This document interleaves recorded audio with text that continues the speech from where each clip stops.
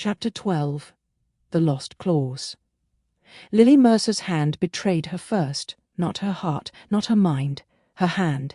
The fingers curled around the charcoal stylus before she remembered reaching for it.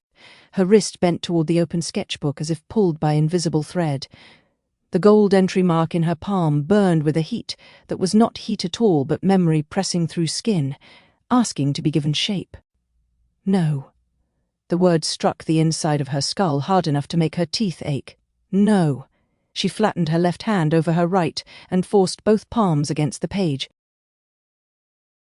The silent throne screamed around her. It did not scream with a mouth, it screamed with architecture. 9 throne basins stood risen from the floor like black glass jaws.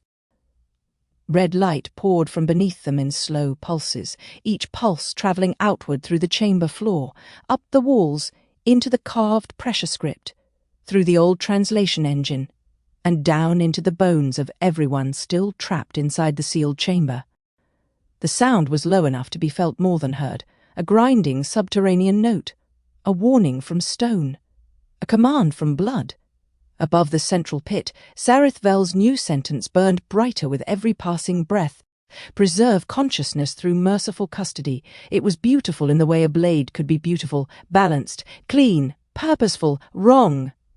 The words twisted in the air, braided from the old, mutilated command and the living authority of the 9th throne. Around them, the unfinished phrase Lily had almost restored trembled like a drowning thing beneath red water. By protecting its freedom, then static, then red. Then Sarith's command again. Merciful custody. The ancestral coil beyond the chamber answered in pain. Not a machine pain, not a malfunction, a species flinching. Lily felt it through the sketchbook, through the floor, through the gold mark in her palm, through every half-translated line she had ever drawn without understanding why. She felt hatchery songs caught in the red pulse. She felt black glass cities folding inward. She felt old priests lowering their eyes. She felt war broods kneeling to doctrine because a clear command was easier to obey than an open door. And beneath it all, beneath Thal-Kor's dead mantle and the silent throne's blood-authenticated lie, she felt something older than the thrones. A mother in the dark. A rival child returned. A claw mark pressed into ash. Ours! The stylus jerked in her hand. A line cut across the page. Lily gasped. Aaron moved instantly. He was beside her before she knew she had made a sound, one hand closing not over the stylus, not over her wrist, but flat against the table beside the sketchbook. Not restraining her, anchoring himself near her. "Lily," he said quietly. His voice reached her through the roar of the chamber because it did not compete with it. It did not try to be stronger. It simply stayed human. "I didn't choose that," she whispered. "I know." Her right hand twitched again. The stylus dragged another mark across the page, a curve bending toward the first line, older than letters, older than the Serpent dynasties, older than the word serpent.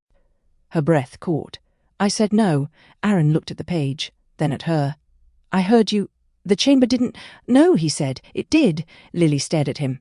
Aaron's face was pale in the red light, lined with exhaustion and the kind of fear he never let become panic. Behind him, Daniel and Eleth knelt beside the accountability matrix, trying to keep its crystal lattice from shattering under the overwrite pressure. The witness burned bright against the chamber wall, too vast for the room and too careful to touch anything.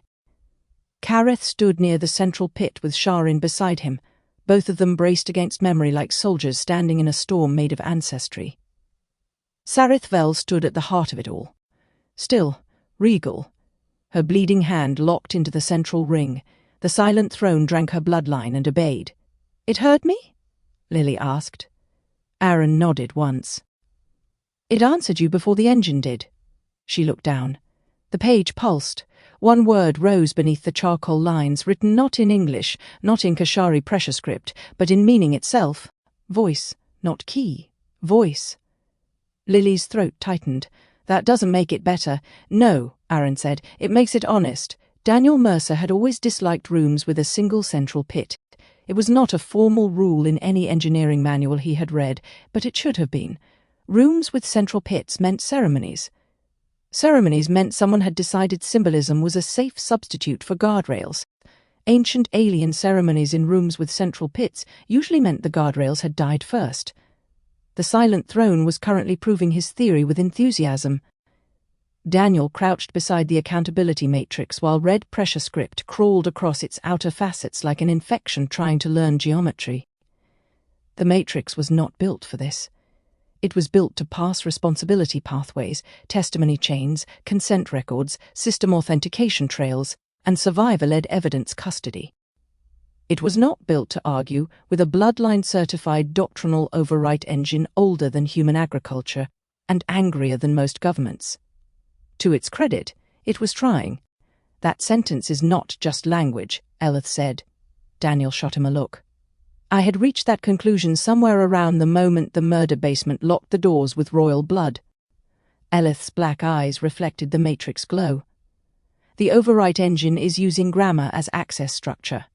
The clause defines what kinds of future action the old Warden systems are authorized to interpret as preservation. Say that in human, the words decide what violence is allowed to call itself mercy. Daniel's fingers stopped moving. Across the chamber, the red sentence brightened. Merciful custody. He hated how clean it sounded. That was the danger. Not the red light, not the shaking floor, not the 9 throne basins rising like nightmare furniture. The danger was how easy the sentence would be to put on a banner. Merciful custody. Protection without the embarrassment of consent. Safety without the inconvenience of choice. A cage written by someone who had learned to weep while building bars. Daniel looked toward Sarith. She stood like a monument to every argument that had ever begun with "for your own good." The matrix gave a sharp crystalline whine. A red diagnostic flared. Vector. Silent Throne Overwrite Engine Authority. 9th Throne Bloodline Target. Ancestral Coil. Bridge-linked Kashari memory lines. Secondary targets. Arc corridors. Warden legacy systems. Hatchery protection protocols. Status propagating. Daniel swallowed. How fast? Eleth scanned the unfolding lattice. Too fast for evacuation. That was not a number. Numbers would create false comfort. I enjoy false comfort. It is one of humanity's major coping strategies. Eleth turned one narrow hand inside the matrix field and pulled a sequence free.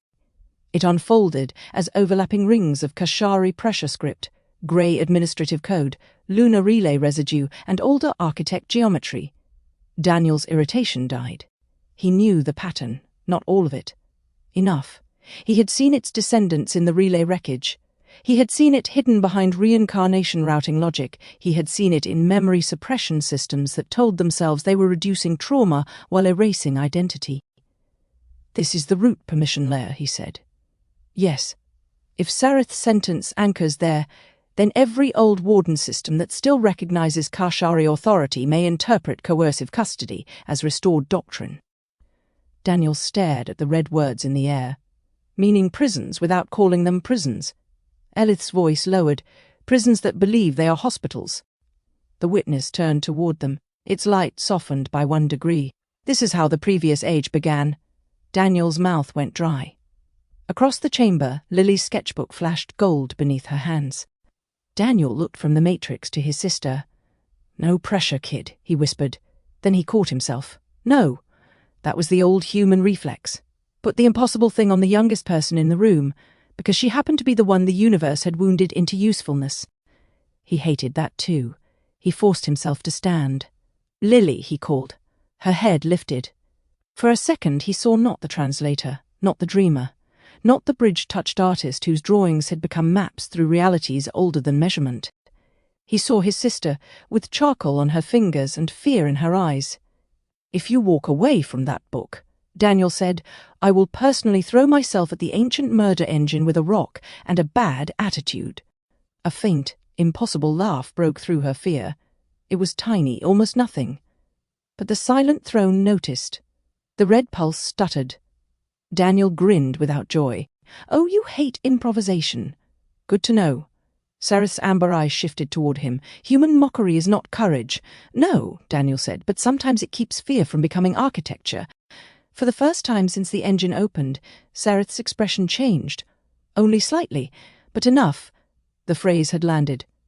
Lily's hand kept trying to move. She could feel the symbols before they appeared. They waited in her tendons, in the tiny bones of her wrist, in the pressure behind her eyes. Not words exactly. More like instincts that had learned to draw. A curve meant shelter, but only when joined to a line that meant returned. A crossed mark meant ours, but only if pressed with consent. A spiral meant memory, but if sharpened on one side it meant ownership. A broken spiral meant confession. A closed spiral meant prison. She knew these things suddenly. Too suddenly. That was what frightened her. Knowledge that arrived without permission always felt like theft, even when it was useful. The Silent Throne wanted her to translate. The Ancestral Coil wanted her to translate. The Bridge wanted her to translate. Sareth wanted to stop her. Daniel wanted to protect her. Kareth needed her to succeed. The witness waited. The chamber waited. A species waited. And Lily felt the old terror rise again, that she was not a person standing before a choice, but a device finally slotted into the machinery that had been built around her before she was born. "My bloodline," she said, barely audible. Aaron leaned closer. "What about it?" "They selected it." His face tightened. "Yes." "The Reptilians selected it, changed it, followed it, watched it." "Yes, they made sure someone like me could read this."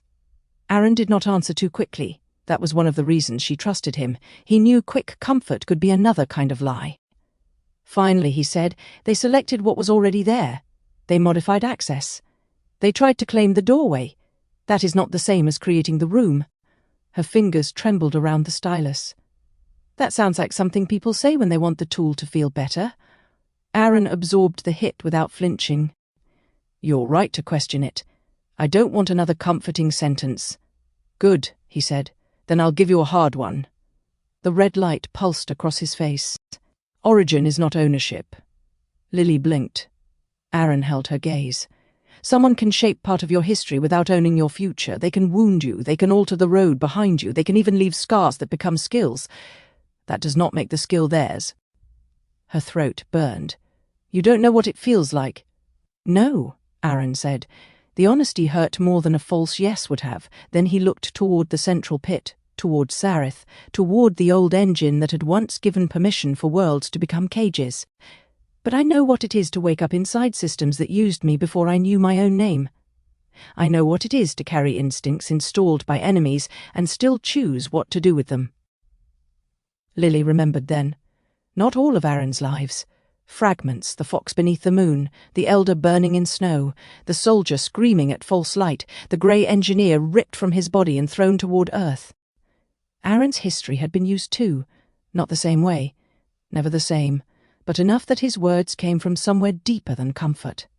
He placed one finger against the edge of the sketchbook, not on her page, not on her hand, beside it.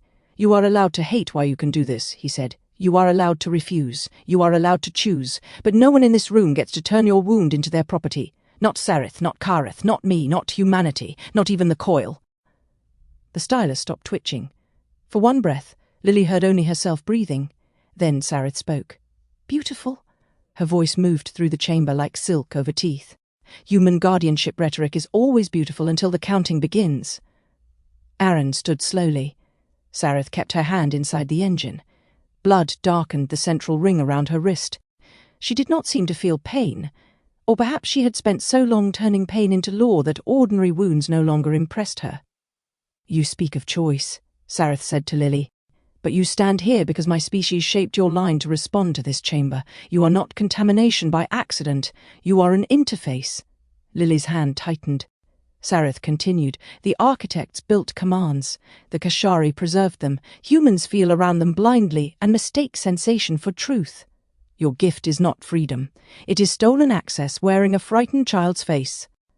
Kareth moved. Sha'Ryn caught his arm before he could step past the pit.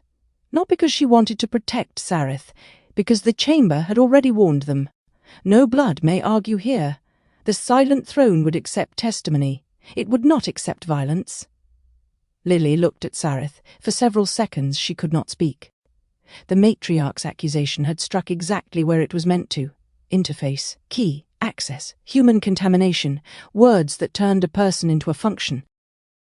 The red command brightened. Merciful custody. Lily felt the chamber's pressure increase, trying to pull her hand into motion again. This time she did not fight it by freezing. She set the stylus down. The pressure recoiled. So did Sareth. Lily opened her hands over the sketchbook, palms empty. "No," she said. The word did not echo. It did not need to. The silent throne listened. "I'm not going to be dragged into this by symbols I'm afraid of," Lily said. The gold mark in her palm flickered. The ancestral coil quieted. Not fully, enough to hear. "I'm not your relic," she said to Sareth. Then she looked at Kareth. "I'm not your absolution." Kareth lowered his head. The motion was small. It cost him more than kneeling. She looked toward the witness. "I'm not your evidence." The witness dimmed, not in offense, but in recognition. She looked at Daniel. "I'm not a crisis response tool." Daniel's jaw tightened. "No," he said softly. "You're not." Finally she looked at Aaron. "And I'm not proof that suffering has a purpose." Aaron's eyes shone. "No," he said. "You are not." Lily picked up the stylus again. This time her hand did not move. It waited. For her. She looked at Sareth Vel across the red-lit chamber. "My gift is not your key," Lily said. The gold mark in her palm flared. "It is my choice." The silent throne changed colour. Not all at once. At first it was only a thread of gold along the edge of one black glass basin. Then another. Then a hairline crack of warm light across the central pit. Then the old pressure script on the walls began to shed its red overlay like scales loosening from a body ready to molt. Sareth's eyes narrowed. "What did you do?"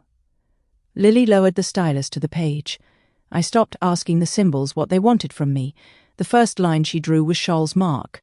Not the throne crest, not the sharpened version used by Warden dynasties. The original, a line, a curve, another line crossing it. Ours." The page warmed beneath her hand. The second symbol came from the last hatchery, a heat cradle open on one side, not sealed, not guarded by rank, not assigned by caste. The third came from the black glass cities before the thrones, a communal vent shared by coils that had once been enemies. The fourth came from architect geometry, but Lily changed the angle by choice, refusing its old dominance and letting it stand beside rather than above the Kashari mark. The chamber trembled. Sareth's overwrite sentence flickered. "Preserve consciousness through merciful." The word custody blurred. Sareth pressed her bleeding hand harder into the ring. The 9 basins flared red. Authority confirmed. The old engine intoned in Kashari pressure sound. Vekael closed his eyes. His voice emerged thin and broken. "The engine recognizes dynastic blood before public memory." Daniel looked at him sharply. "Then change the priority." "I cannot." Ancient priest hiding behind the word cannot. Shocking twist. Vekael's old throat membrane fluttered. "I blessed the first cut," he said. "I do not possess the authority to undo it. Convenient." "No," Vekael said, opening his eyes. "Cowardly." Daniel stopped. The old priest looked toward Lily. "But authority is not the only thing the engine recognizes." Lily did not look up from the page. "What else?" "Original witness." The witness brightened. "I am here." Vekael shook his head slowly. "Not observation alone." The witness stilled. "Then what?" Uncoerced voice. Lily's stylus paused. Vekael continued, each word emerging like something pulled from a wound. The first command was not meant to be preserved by thrones. The architects did not give it to rulers. They gave it into a living covenant between memory, witness, and choice. The thrones changed that later. We made blood louder than consent. Sareth's face hardened. "And now you place a dead species law in a human girl's hand." "No," Vekael said. She placed her hand where we were too afraid to leave an opening. Lily drew the next mark. This one hurt, not physically. It entered through memory. The silent throne opened around her, not as a room but as a layered wound. The present chamber remained. Red basins, black walls, Sareth at the central pit, Aaron beside her, Daniel at the matrix, Kareth and Sha'Ryn braced beneath pressure, Elith precise and afraid, the witness burning quietly, Oren standing near the chamber's edge with grief in his calm eyes. But behind it, through it, beneath it, the old chamber appeared, the first silent throne, not yet silent, full of voices. Kashari leaders stood in rings around the original translation engine. Their scales bore no throne alloy yet. Their armor was ceremonial, not imperial. The architects were gone or dying or beyond reach, the memory blurred around them, refusing simple explanation. Their command remained suspended in the engine, too vast for one species' fear. Preserve consciousness by protecting its freedom to become. Lily saw the debate again. Freedom will destroy young worlds. Choice breeds faction. Faction breeds collapse. Collapse devours hatchlings. We were made because others cannot survive alone. Guardianship without authority is sentiment. Authority without consent is predation. The last line had been spoken by someone whose name the thrones later erased. Lily felt the erasure like a missing tooth in history. A female Kashari stepped forward in the memory. Her scales were not royal. Her crest was broken. One arm ended at the elbow. She wore the marks of a hatchery worker, not a dynast. Lily did not know her name. Then the page supplied it. Raves, deep worker, a caretaker of the 7th shared vent. She had spoken against the cut. The command does not say preserve obedience, Raves said in the memory. It does not say preserve order. It says preserve consciousness by protecting becoming. Becoming requires risk. We may guard against extinction. We may not own the shape of another species' soul. Lily's breath caught. Kareth heard it too. So did Sha'Ryn. So did every Kashari in the chamber.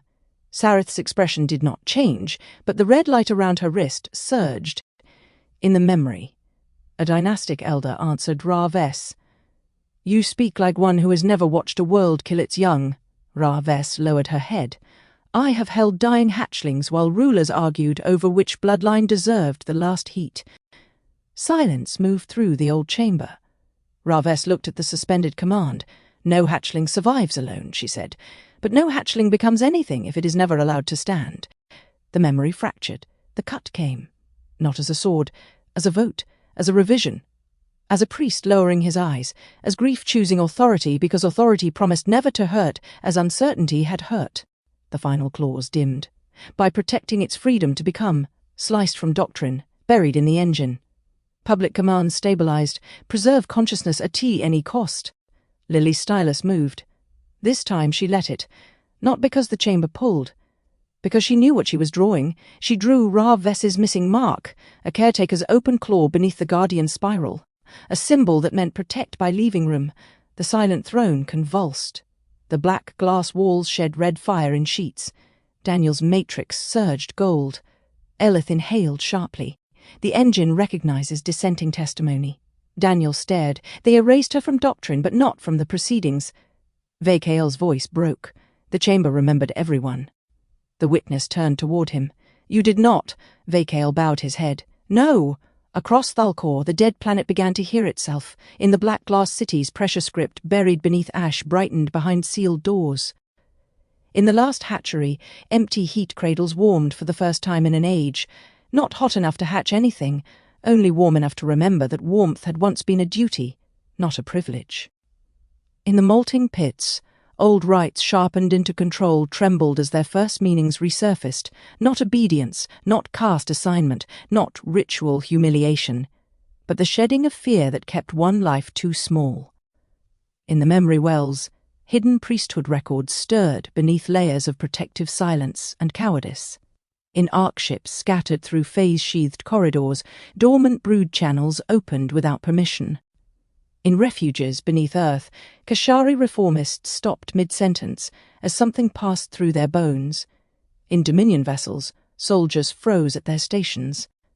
In hidden hatchery shelters, younglings lifted their heads and began humming songs their elders had not taught them. The lost claws had not returned yet. Not fully. But its shadow had. And even a shadow of truth was enough to disturb a lie that had mistaken age for legitimacy. Sareth felt the first fracture in her soldiers before she saw it in the engine. Khor Vash stood near the eastern basin, one massive fist still pressed against his chest in red brood discipline. His iron-black scales reflected red and gold in alternating pulses. The command should have moved through him cleanly. He was built for command, trained for command, hardened by battles where hesitation killed faster than enemy fire. But when Raves's testimony entered the chamber, Khor Vash's throat membrane opened, only slightly. A sign of involuntary distress. Sareth saw it. So did he. His fist tightened. General, she said. Khor Vash lowered his head immediately, but not fast enough. He had heard the erased caretaker. He had understood her. Sareth turned her amber eye toward Lily. The human girl stood over a sketchbook, as if paper could outweigh dynasties. Perhaps that was what made Sareth hate the moment so deeply. Not Lily. The smallness of it. The insult of history pivoting on a hand that trembled. Sareth had lived through collapsing worlds, ark famine, betrayal, civil wars, and the long brutality required to keep broken systems from becoming worse. She had buried children. She had watched free civilizations turn their own grief into industry. She had held order together when philosophers argued over the elegance of choice. And now a human child touched old symbols and believed choice could remain clean after history entered it. No, not believed, chose. That was worse. Belief could be corrected. Choice had to be broken. The chamber was sealed to prevent exactly this, Sareth said. Lily looked up. What? The truth? Contamination? The words struck the walls. The red command strengthened around it. Sareth spoke louder, not shouting, never shouting, but letting the blood authority carry her voice into the engine. The architects are gone. Their command came before the failures. Before Orvith. Before the famine worlds. Before young civilizations learned to turn freedom into weapons and call self-destruction dignity. The clause you restore is not mercy. It is naivety fossilized by a dead species. Oren stepped forward from the chamber's edge. He had been quiet until now. He often was. Loneliness had taught him that not every silence was absence. Sareth, he said gently, you are not defending the dead from naivety. She looked at him with cold disdain. And what am I defending? Isolate. Your grief from having to become grief again. The chamber quieted around the words. Sareth's eye flared. Oren did not retreat. You made law from pain because law can stand upright when mourning cannot. But law does not finish grief. It only gives it uniforms. The central pit roared. Sareth's blood steamed against the ring. Do not speak to me of mourning. I speak because you are still doing it. Her voice dropped. Then understand this, I will not let another world bury hatchlings so the bridge can feel morally clean. Aaron answered before Oren could. No one is asking you to. Sareth's gaze cut to him. You ask me to trust freedom. No, Aaron said. I'm asking you to stop calling ownership protection, easy words from the species that tore itself apart before it ever reached its moon. Yes, Aaron said. The answer stopped her for half a second. Aaron's voice remained quiet. Humanity is dangerous. So are the Karshari, so were the Greys, so were the architects, probably. Freedom does not make anyone harmless. Then you admit my point. No, I admit the cost. He stepped closer to Lily, but did not touch her. The question is not whether freedom can hurt children. It can. It has. The question is whether fear gets to use children as an argument for owning every future they might have chosen. Kareth lowered his head as if the words had struck him in the chest. Sha'Ryn's eyes shone. Sareth's expression became almost tender. That tenderness was more frightening than anger. You speak as though ownership and abandonment are the only alternatives, she said. That is how children speak before history teaches them what happens between. Lily looked down at the page. The symbols waited. A stolen symbol becomes free when chosen. She did not know whether the thought came from her, the coil, or the chamber. Then she decided it did not matter. A thought could come from many places. A choice still had to pass through her. She drew again. The next mark was human. Not English. Not any alphabet. A fingerprint. Lily pressed her thumb into the dust gathered on the silent throne floor and placed it beneath Sha'Ryn's old symbol. Sareth recoiled as if Lily had spat on an altar. What are you doing? Refusing both lies, Lily said. The pressure script on the walls rippled. Daniel stood slowly, understanding before anyone else. Lily pressed the thumbprint again, then drew a Kashari curve around it without enclosing it. The reptilian lie says my gift belongs to the species that modified my line. She drew a second mark, bridge resonance, open at both ends. The human fear says anything touched by reptilian hands is cursed forever. She drew a third, the witness's testimony spiral, incomplete by design. I reject both.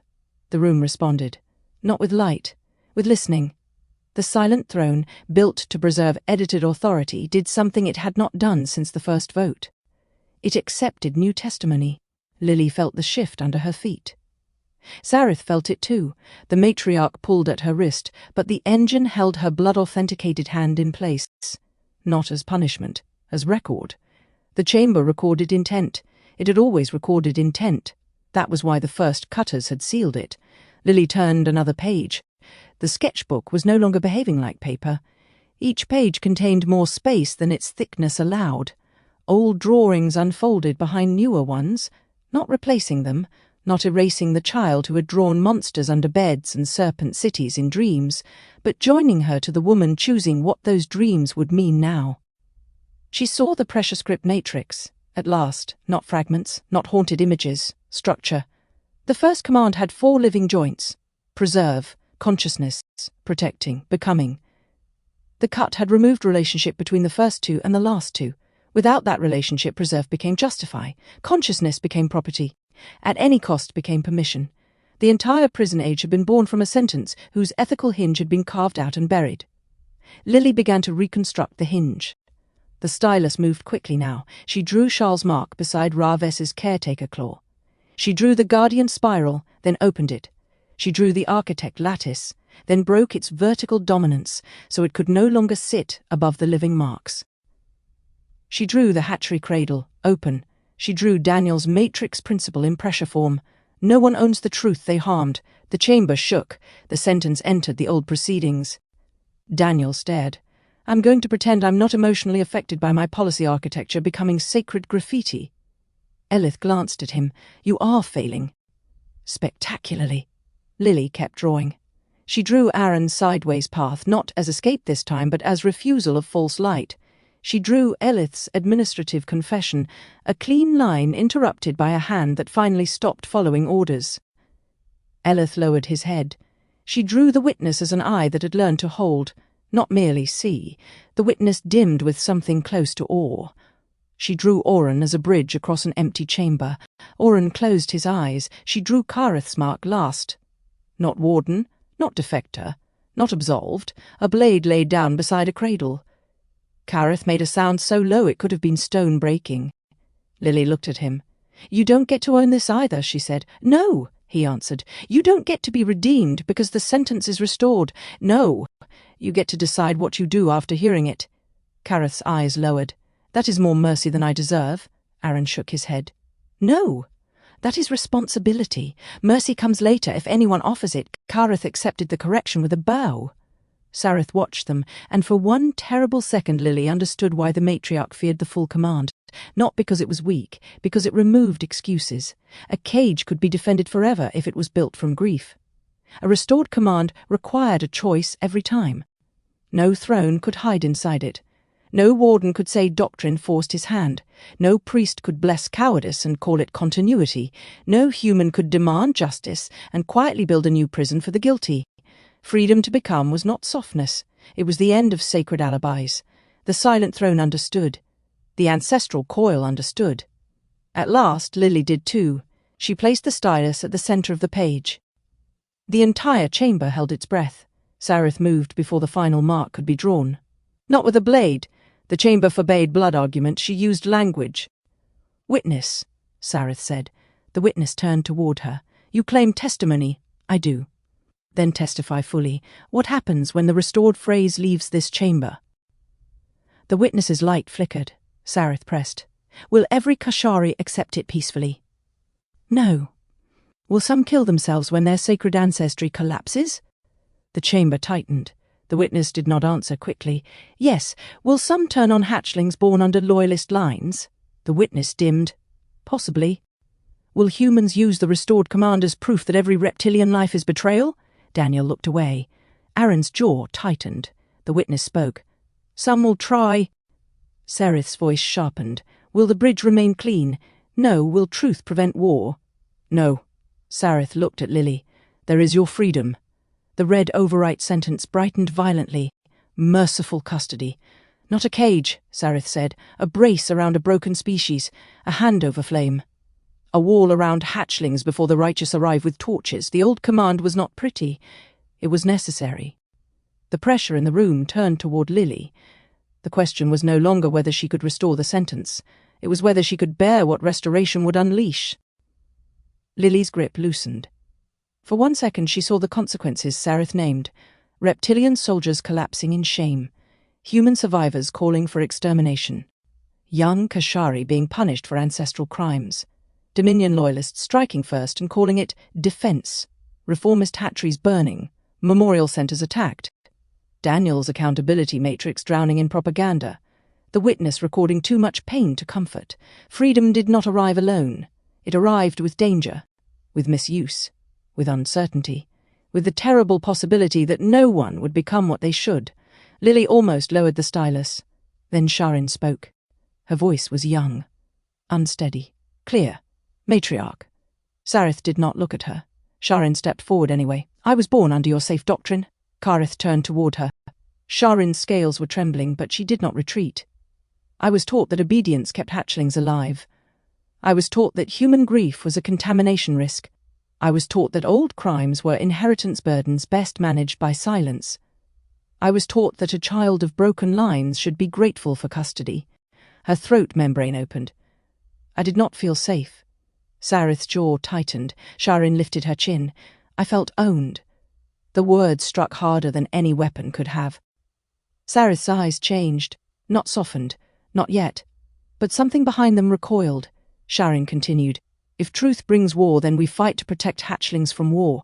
We do not bury truth so they can inherit cages polished smooth enough to sleep in. The gold light along the wall strengthened. One of the 9 throne basins cracked. A thin sound filled the chamber. Not destruction, molting. Old surface splitting because something underneath had grown too large for it. Lily looked at Sha'Ryn. The young reformist nodded once, not asking, offering witness. Lily turned back to the page. The final symbol waited. It was not serpent, not human, not architect. It was the relationship between them, a mark that could not be drawn as possession because its meaning changed if enclosed. Lily inhaled. Then she completed the lost clause. The first command did not appear like text. Text came later. First came heat, the warmth of the first vent before it died. Then breath. Hatchlings pressed together in the shared dark. Then pressure, claws against ash. Then grief. Mothers counting children not all their own. Then wonder. The architects descending through the sky scar and finding a species that had learned protection before empire. Then error. Thrones rising, priests lowering their eyes, a sentence cut. Then consequence, arc ships, harvest worlds, grey administrative corridors, the moon relay, false light, memory erased until obedience sounded like peace. Then return. A human hand choosing a symbol no one could own. The chamber's red light shattered, gold pressure script ignited across every wall. The translation engine unfolded to its original geometry, each plate turning not toward Sereth's bloodline, not toward Vakail's priesthood, not toward Kareth's guilt, not toward human anger, but toward the open center Lily had drawn into the command. The air filled with the sentence, not spoken by one voice, by many. Shal's pulse song, Ra-Ves's testimony, architect resonance, witness light, bridge harmonics, human breath, Kashari grief, and Lily's choice, preserve consciousness by protecting its freedom to become. The words crossed the chamber once, then again. Then deeper. They entered the ancestral coil. They entered the silent throne proceedings. They entered every hidden record the sunless priesthood had kept sealed under shame. They entered the dormant arc lines. They entered the genetic memory channels still open enough to hear Thal-Kor. They entered every living Kashari connected to the coil. And the serpent race remembered what had been removed from its soul. On the Dominion flagship Karan Vale, soldiers fell to their knees without understanding why. Not all. Some gripped consoles hard enough to split claw sheaths. Some hissed and called for countermeasures. Some tore off their helmets as if the restored sentence were a parasite crawling beneath their scales. General Corvash heard it through the silent throne before the fleet channels carried the signal. Preserve consciousness by protecting its freedom to become. He saw, for one impossible second, every prisoner he had ever processed, not as a containment unit, not as strategic liability, not as emotional resource, but as becoming interrupted. His hand struck the wall, not in rage, to stay standing. Behind him, a younger Red Brood officer began to weep in the harsh, silent way of soldiers trained never to let grief become sound. Corvash did not comfort him. He could not. His own memories had opened too. In the verdant refuges near Earth, elders who had spent lifetimes whispering that the old doctrine was incomplete collapsed together under the weight of being proven right too late. Some rejoiced, some screamed. Some pressed their faces to nursery floors and begged forgiveness from hatchlings too young to understand why their caretakers had suddenly begun shaking. In one shelter, a child asked whether the new words meant they would be punished for being born Dominion blood. A reformist teacher, weeping openly, gathered the child close. "No," she said, "it means no one gets to own what you become." The child did not understand, but they understood the embrace. For that moment it was enough. In hidden loyalist enclaves beneath the crust of forgotten moons, dynastic priests sealed their doors and declared the signal counterfeit. In war-brood barracks, commanders ordered soldiers to shut down memory channels. Some obeyed, some did not. In old Warden archives, dormant systems woke and began comparing the restored command against their foundational permissions. Error cascades bloomed across relay fragments. At least 3 prison restoration protocols shut themselves down. 7 more reclassified themselves as unauthorized coercion engines and requested judgment. 2 activated self-defense and killed their operators. Truth did not move cleanly. It never had. Beneath Thal-Kor, in the silent throne, Sarith Vel screamed. It was the first time Lily had heard her make an uncontrolled sound. Not pain, not fear, refusal. The central ring released Sarith's hand as the old engine rejected the overwrite sentence. She staggered back, blood smoking from her palm, the red authority seal cracked across her wrist armor. Preserve consciousness through merciful custody unraveled in the air. For one breath, only the restored command remained. Preserve consciousness by protecting its freedom to become. Sarith stared at it. The gold light showed every age line along her face. Every scar, every careful imperial angle grief had carved into composure. She looked suddenly less like a throne and more like a mother standing before the thing she had built after the graves. Lily thought of the question that had appeared in Sarith's mourning chamber. "What did you build after we died?" Sarith's expression folded around the memory. Only for a second. Then it hardened into something worse than certainty, survival stripped of tenderness. "No," she said. Thal-Kor whispered. "Sarith." The matriarch did not hear him, or chose not to. "No," she repeated. "This is contamination." The chamber answered with pressure script, recorded before humanity. Sarith's eyes burned. Memory can be forged. The walls answered, recorded before thrones. Witness can be deceived, recorded before priesthood. Truth can be weaponized. This time the chamber did not answer. Because that was true. Sarith seized the silence like a blade. "There," she said. She turned toward Lily, then toward Aaron, Daniel, Kareth, Sha'Ryn, the witness, Oren, Elith, Thal-Kor, all of them standing beneath a restored command too dangerous now to bury quietly. "You have opened a wound and mistaken bleeding for healing." Aaron stepped forward. "No! We opened the wound because it was already infected." Sarith's amber eye fixed on him. "And now every predator will smell blood. Then we defend the vulnerable. With what authority?" Aaron did not answer immediately. Lily saw the trap. So did Daniel. Sarith's voice softened. "With what authority will you stop humans who want revenge? With what authority will you stop Kashari who want purge? With what authority will you prevent the bridge from becoming a weapon against my people?" Daniel answered. "Consent-based emergency accords, multi-species evidence custody, restricted force authorization, child protection priority, transparent chain of command, and a lot of paperwork you are absolutely going to hate." Sarith looked at him as if he were an insect speaking law. Daniel smiled thinly. "I'm not joking. I weaponize procedure when frightened." Sarith ignored him and looked at Kareth. "And you? Former Warden, will you protect hatchlings from the humans you now stand beside?" Kareth's voice emerged low. "Yes." "Will you protect them from me?" Kareth's silence deepened. Then he said, "Yes." Sarith's face became still. "Then you have chosen civil war." Sha'Ryn stepped beside Kareth. "No," she said. "We chose the clause. You are choosing war." Sarith turned toward her. For an instant something like sorrow passed through her. "Young one," she said softly, "you think truth will make them spare you?" Sha'Ryn's throat membrane trembled. "No, I think truth tells me what I must protect, even if they do not." The gold command flared. Sarith looked up at it. "Preserve consciousness by protecting its freedom to become." Then she spoke into the fractured seal on her wrist. Dominion Scale Command Authority, 9th Throne Emergency Succession Protocol. VKL went cold. "Sereth, no!" Daniel's matrix shrieked. "Oh, come on!" Elith looked at the data and lost what little colour his grey features possessed. "What is it?" Aaron asked. Daniel read the matrix output. His voice flattened. "Fleet activation, arc corridor breach, loyalist channels. Red Brood purge protocols." Sareth's voice carried through the chamber, through the silent throne, into every Dominion channel still loyal enough to obey fear faster than memory. The silent throne has been contaminated by hostile interpretive forces.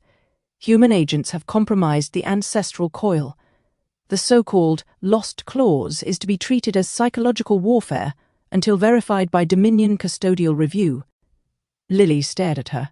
"You know that's a lie." Sareth looked back at her. "I know it is war." The chamber trembled.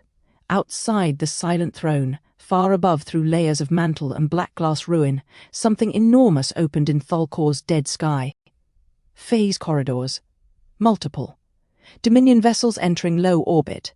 Red Brood assault craft descending through the sky scar. Arc-line weapons waking under names older than Empire. Daniel's matrix populated threat markers so quickly the display became almost solid red. Sha'Ryn inhaled sharply. "The hatchery shelters." Curith turned toward her. Sareth heard. Her expression did not shift. "Secure all hatcheries," she ordered into the channel. "Prevent reformist seizure. Prevent human access. Prevent unauthorized memory transmission. Use containment force as required." "Containment," Aaron said. The word tasted like ash. Sareth met his eyes. "Yes." The witness brightened until the chamber shadows vanished. "Sareth Vel, you are declaring war on memory." Sareth lifted her wounded hand. Blood ran down her wrist and fell onto the silent throne floor. "No," she said. Her voice became the old doctrine wearing a new wound. "I am declaring war on erasure disguised as liberation." Lily closed the sketchbook. The restored command did not disappear. It remained in the air, in the walls, in the coil, in every Kashari memory line that had not already slammed itself shut. Sareth looked at the book. "You think choosing a symbol frees it?" Lily held the sketchbook against her chest. "No," she said. "Choosing what we do after it appears frees us." Sareth's eyes narrowed. Lily took one step forward. The silent throne did not stop her. "You don't get to use my hand," she said. "You don't get to use your dead. You don't get to use hatchlings. You don't get to use truth." "Not anymore." Sareth's face hardened back into the matriarch of the 9th throne. "Then defend them." A final red signal left her wrist seal. Not an overwrite, a mobilization. Across the Dominion scale, command banners ignited. Across arc corridors, old war engines woke. Across Thal-Kor, loyalist vessels dropped from hidden phase. Across bridge-linked channels, propaganda began forming before the restored command could stabilize in public memory. The phrase appeared on Daniel's matrix, translated from old Dominion military code. "Erasure War Protocol active." Daniel stared at it. For once, he had no joke ready. Lily looked up at the restored command blazing over the silent throne. The full sentence had returned. The lie had been broken. But truth had not ended the war. It had only made the war honest. Outside, somewhere beneath Thal-Kor's dead sky, the first Dominion weapons fired. Chapter 13. The Erasure War. The first casualty of the Erasure War was not a body. It was a sentence. Daniel Mercer watched the full first command spread across the bridge channels in 12,000 languages, 17,000 symbolic systems, 300 harmonic architectures, and one ancient pressure script that made the walls of the silent throne tremble as if stone itself had begun to remember how to breathe.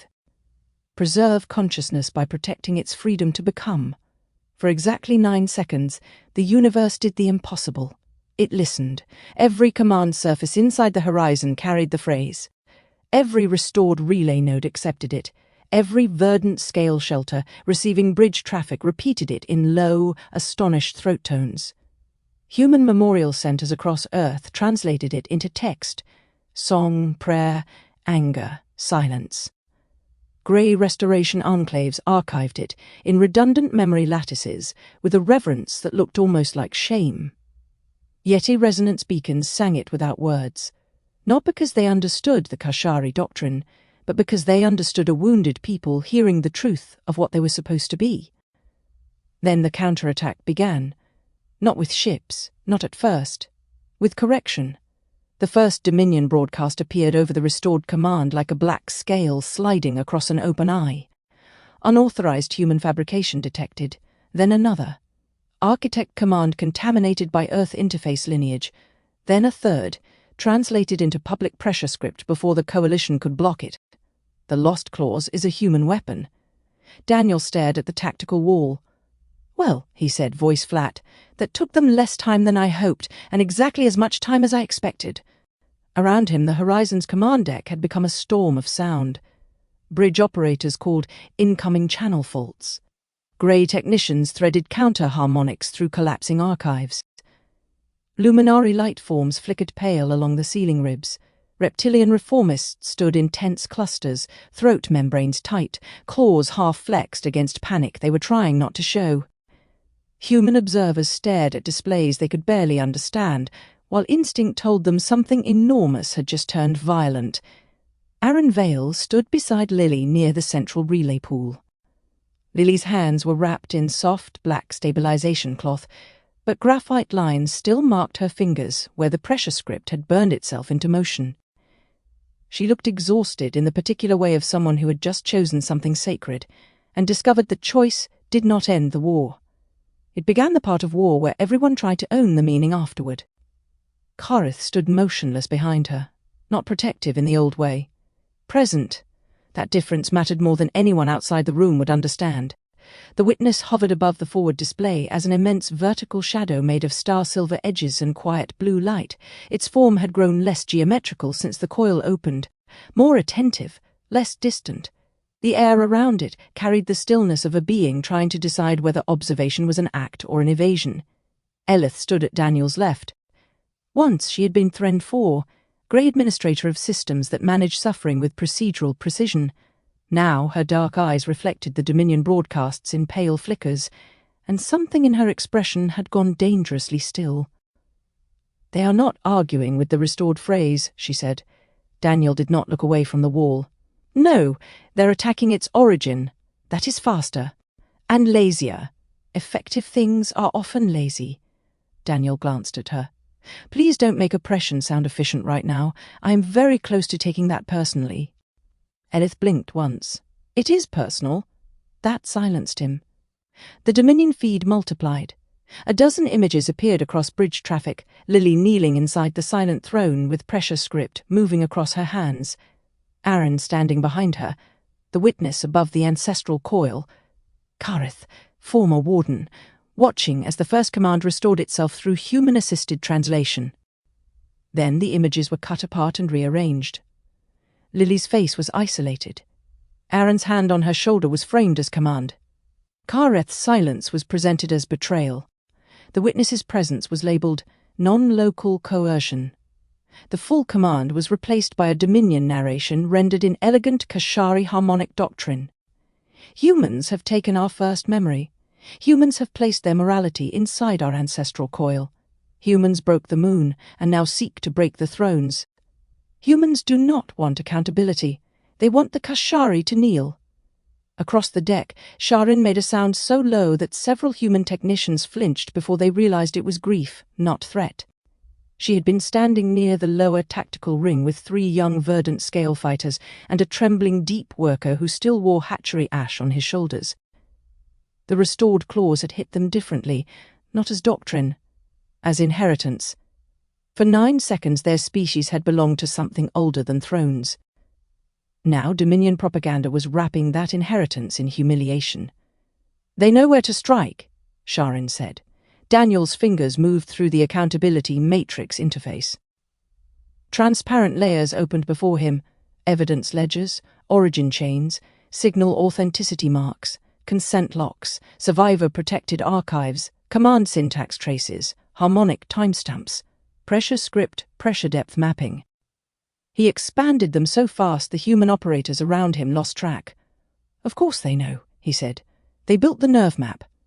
Aaron stepped closer. "Can we keep the phrase alive? Alive, yes. Trusted, that's the problem. Daniel dragged 3 Dominion packet clusters into an isolated analysis field. Truth does not just need to be transmitted. It needs provenance, continuity, witness custody, public comprehension, and enough redundancy that propagandists can't turn it into a mirror maze before breakfast. Lily's voice was quiet. They are making me the weapon. No one answered quickly enough. Daniel hated that. Aaron turned toward her. They are trying to. That is not the same thing, Kareth said. Lily looked at him. Kareth lowered his head slightly. The Warden age survived by confusing use with essence. You were used. That does not define what you are. Something in Lily's face steadied, but not completely. On the wall, Dominion broadcasts became military alerts. Loyalist fleets activated. Arc corridor seals broken. Red Brood purge protocols live. Daniel's stomach tightened. There it was. Ships. The first Loyalist fleet emerged not above Thal-Kor, but inside the old Arc corridors where the dead world had hidden its bones. They came out of dimensional sheathing like knives pushed through black water. Red Brood assault craft were not elegant. Dominion vessels had sweep, ceremony, and the cruel beauty of civilizations that wanted violence to look ordained. Red Brood ships looked grown from sharpened grief. Their hulls were dark iron scale, their engines pulsed in short, angry bursts, and their phase edges carried ancient scorch marks from wars no human history had ever recorded. They did not fire on the horizon. That would have been too simple.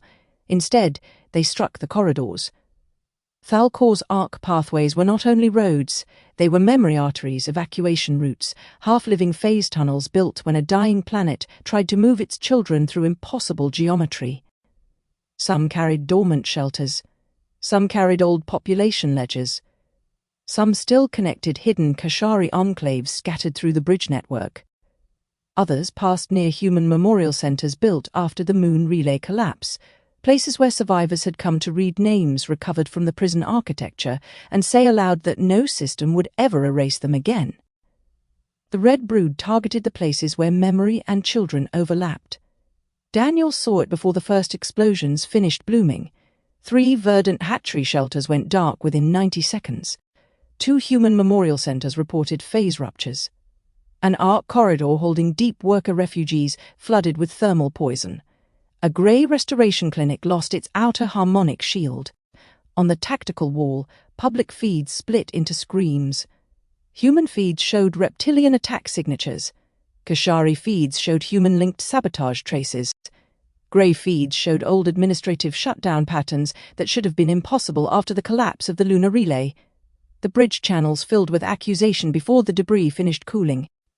Daniel's hands froze above the matrix, not from confusion, from recognition. "Oh," he said softly. "You absolute cowards." Aaron turned. "Daniel? False flags, multiple theaters, paired grief targets. They hit reptilian hatchling shelters and human memorial sites in the same operational window. Then they left the evidence each side is already afraid of finding." Elith moved closer, eyes widening with cold horror. "Show me the memorial center signatures." Daniel expanded one. A human memorial on Earth, hidden beneath what had once been a relay-adjacent observatory complex, flickered in security fragments. Names burned across stone. Families ran beneath collapsing light. A phase charge detonated near the central ledger column, but the blast shaped itself wrong. It was meant to destroy the exterior and leave the archive core intact enough to be found. Daniel layered the harmonic trace. Kashari pressure code. Dominion command residue. A fabricated verdant scale routing mark. Human emergency feeds were already naming it a reptilian reformist attack. Sha'Ryn made a sharp sound. "They used our shelter code." "Yes." Daniel's voice went hard. "And they used it badly." "Badly?" "Not morally badly. Obviously morally badly. Technically badly. Which is the first good news I have had since the apocalypse started doing paperwork." He pulled the shelter attack into the same analytical plane. "Look, human memorial attack leaves reptilian marks. Reptilian shelter attack leaves human-linked bridge routing fragments. But both contain the same latency gap before detonation. Same phase lag, same correction packet, same command discipline." Elith leaned in. "That is not Red Brood." No. Red Brood weapons are brutal, direct. Their doctrine prioritizes intimidation through certainty. This is administrative. It makes victims doubt the evidence of their own harm. Daniel stopped moving. He heard something beneath her words. Not analysis. Memory. Elith lifted one thin grey hand toward the display and isolated a sub-pattern buried under the false routing marks. The geometry unfolded like a cold flower, clean, modular, elegant, pitiless. Her voice changed. This architecture was used in grey administration systems. The deck quieted in waves. Aaron looked at her. You're sure? Yes.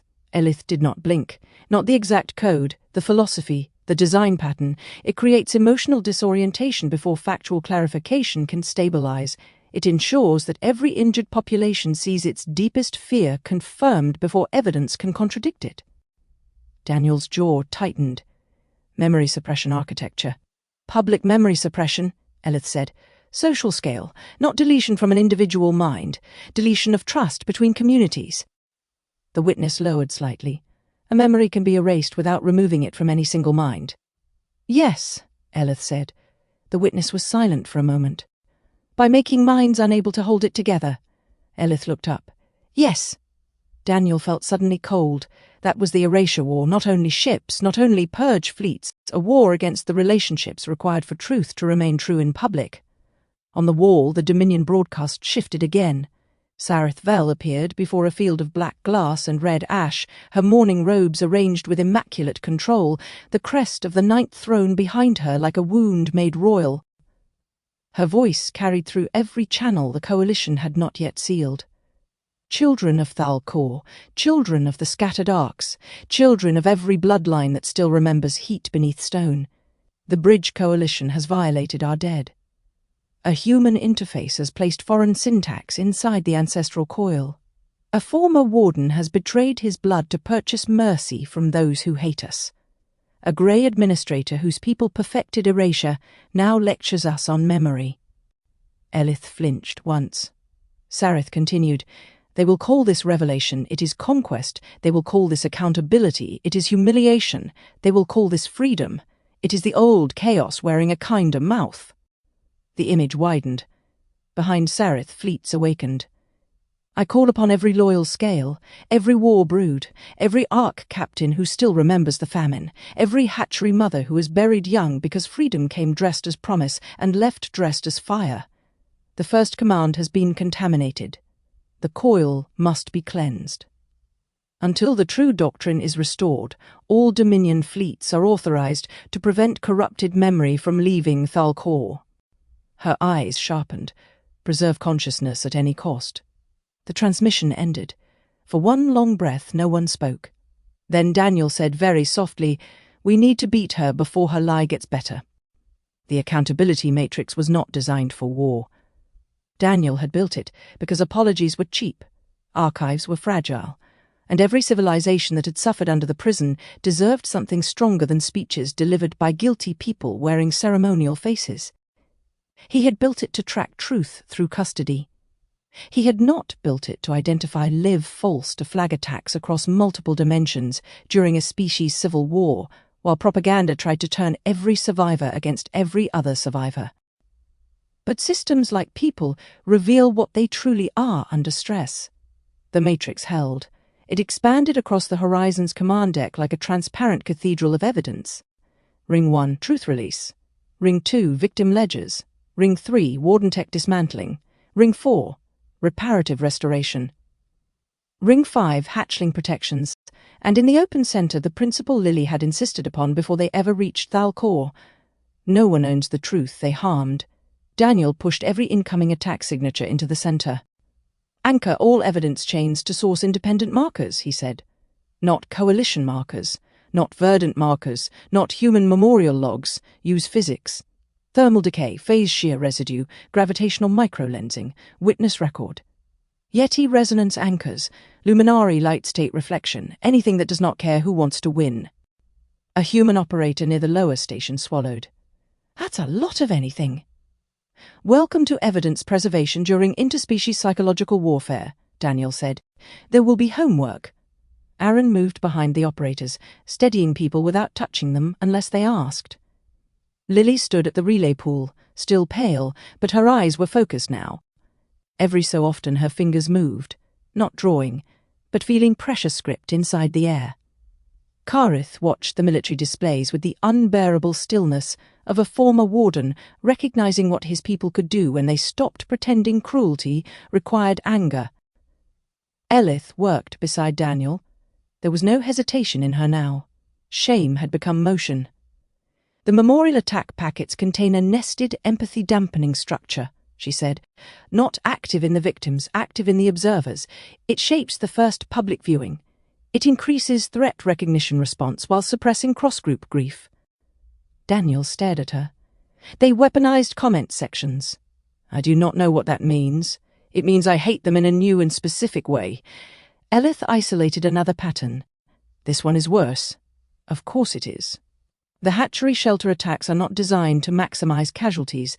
They are designed to maximize visible vulnerability. The blast leaves sleeping basins intact. It damages heat cradles. It triggers hatchling distress calls across open channels. Sha'Ryn went rigid. They are broadcasting the cries. Elith looked at her. Yes. Sha'Ryn's throat membrane flared. Her young fighters shifted around her, anger rising like heat. A red brood would have attacked the source. An old warden would have calculated reprisal. Sha'Ryn closed her eyes.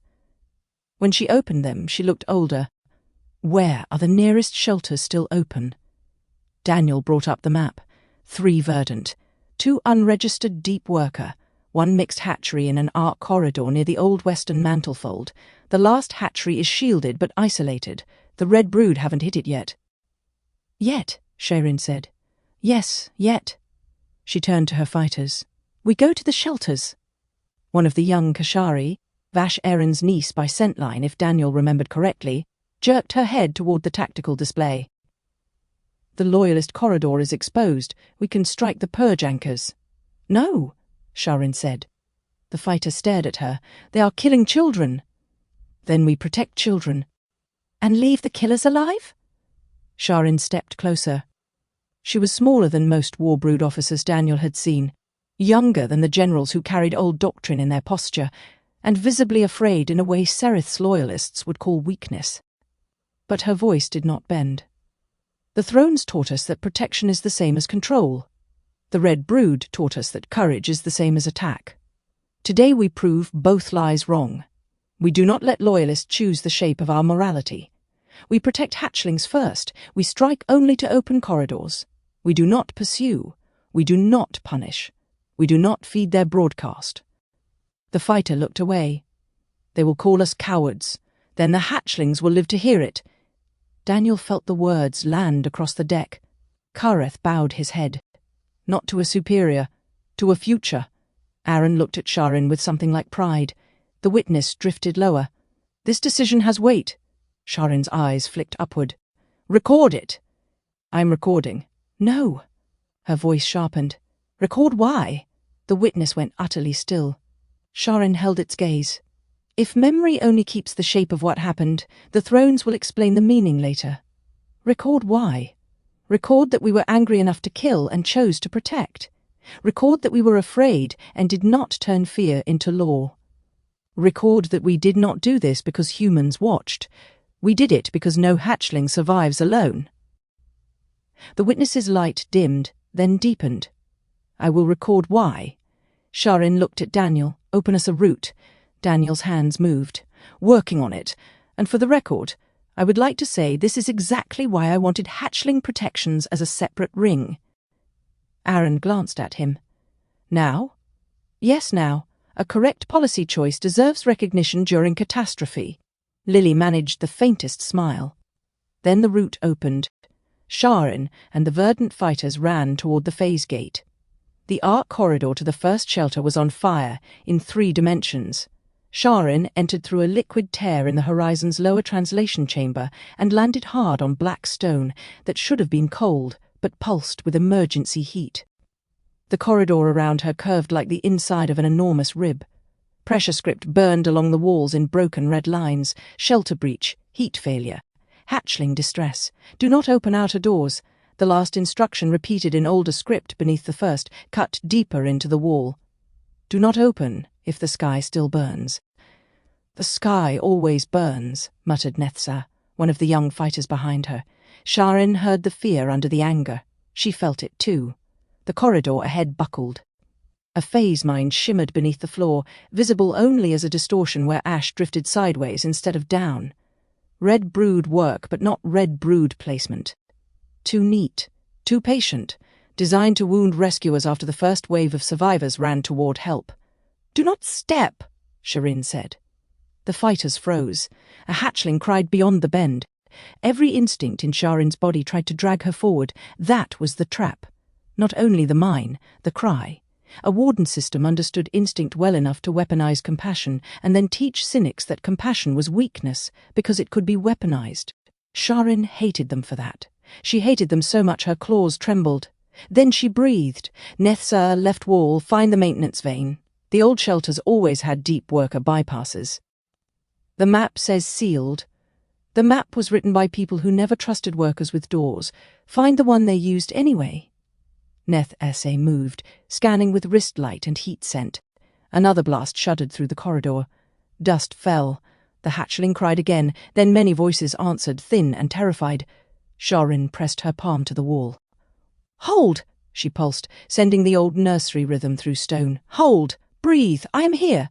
For a moment the cries did not quiet, then one did, then another. A small answering pulse came through the wall, not words, trust before language. Nethsa found the bypass behind a panel marked with the cast denial sign. Deep worker access prohibited during throne emergency. He looked at Sha'Ryn. "Permission?" Sha'Ryn drove her claw through the seal. "Denied!" They crawled through a maintenance vein too narrow for war brood armor and too old for Dominion maps. The walls were covered in scratches, work accounts, heat flow notes, hatchling names, jokes in crude pressure script, warnings about unstable seams. A tiny drawing of a lopsided serpent carrying 3 eggs and looking very annoyed. Even in Apocalypse someone had been funny. Sha'Ryn almost broke at that. Instead she kept moving. The bypass opened into the shelter from beneath the sleeping floor. Heat cradles flickered. 3 adult caretakers lay unconscious near the inner seal. Dozens of hatchlings huddled inside cracked warming basins, soft scales dull with cold. A few older juveniles had formed a ring around the smallest, holding emergency heat stones in shaking hands. When Sha'Ryn emerged, every eye turned toward her. One juvenile lifted a shard of black glass like a weapon. "Stay back," he hissed. Sha'Ryn raised both empty hands. "I am verdant scale. I am not here to take you." "Everyone says that first." The word struck harder than accusation. Behind her, Nethsa lowered his weapon. Sha'Ryn crouched, making herself smaller. "Then do not believe my words. Watch what I do." She removed her shoulder heater, the portable thermal unit tied directly into her own suit reserves, and slid it across the floor toward the smallest cluster. The juvenile stared. "That will drain your heat." "Yes." "Why?" Sha'Ryn swallowed. "Because the old command returned. Because Sareth lied. Because the thrones cut the sentence. Because someone should have come for every child before this one. She chose the simplest truth. Because you are cold." The juvenile lowered the glass shard. Nethsa turned away quickly, pretending to check the door so no one would see his eyes. Sha'Ryn's comm opened with Daniel's voice. "Shelter 1, status?" "Alive," Sha'Ryn said. "Cold, angry, sensible. We are extracting." "Define sensible." "One threatened me with glass." "Good survival instincts. I approve." The juvenile blinked toward the comm. "Who is that?" Sha'Ryn looked at the child, a human who complains professionally. Daniel's voice sharpened. "I provide structural critique." For the first time since the corridor burned, one of the hatchlings made a sound that might have become laughter if fear had not interrupted it. Sha'Ryn carried the first child into the bypass.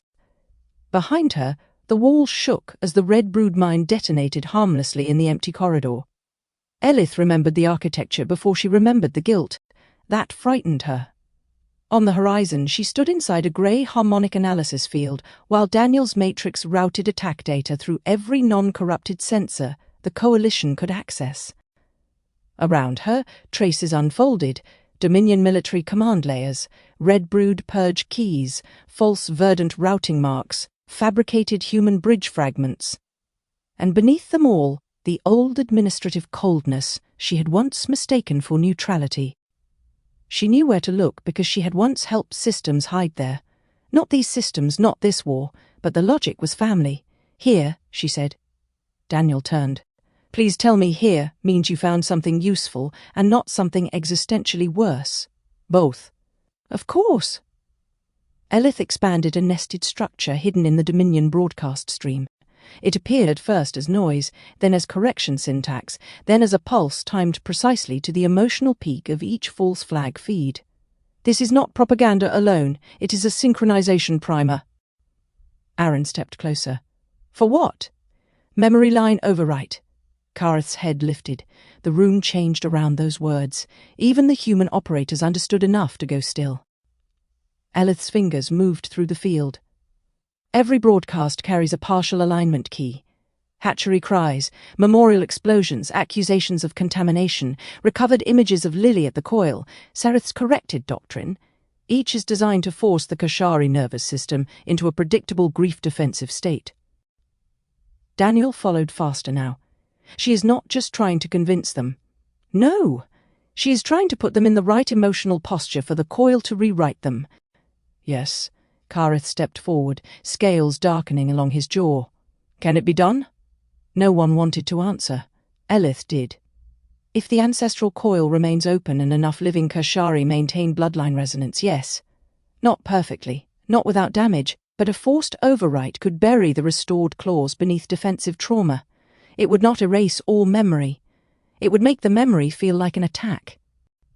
Lily closed her eyes. So whenever they hear the truth, it hurts. Yes, Elith said, and the mind learns to reject pain. Daniel's face had gone pale with anger. That is not memory correction. That is a species-wide trauma induction attack. Yes. The witness descended until its lower light nearly touched the matrix. Sarith Vel plans to overwrite every living Kashari memory line through the ancestral coil. The sentence echoed across the command deck. For once, no one needed translation. Kareth looked toward the displays showing loyalist fleets moving through arc corridors, shelters burning, memorial centers bleeding accusation into public networks.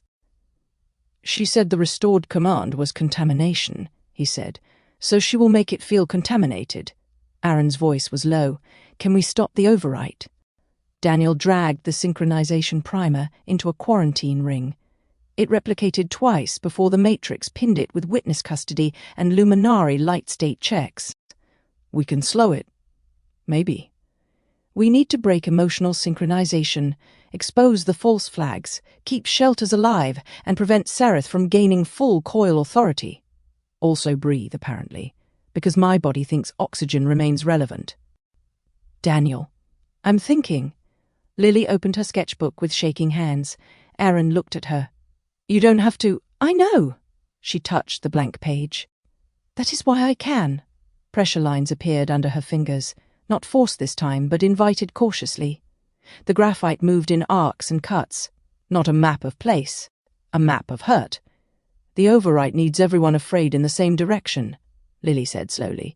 That is how Warden systems work. One corridor, one light, one interpretation. Aaron's eyes sharpened. Sideways exit. Not for death, Lily said, for memory. Daniel turned toward her.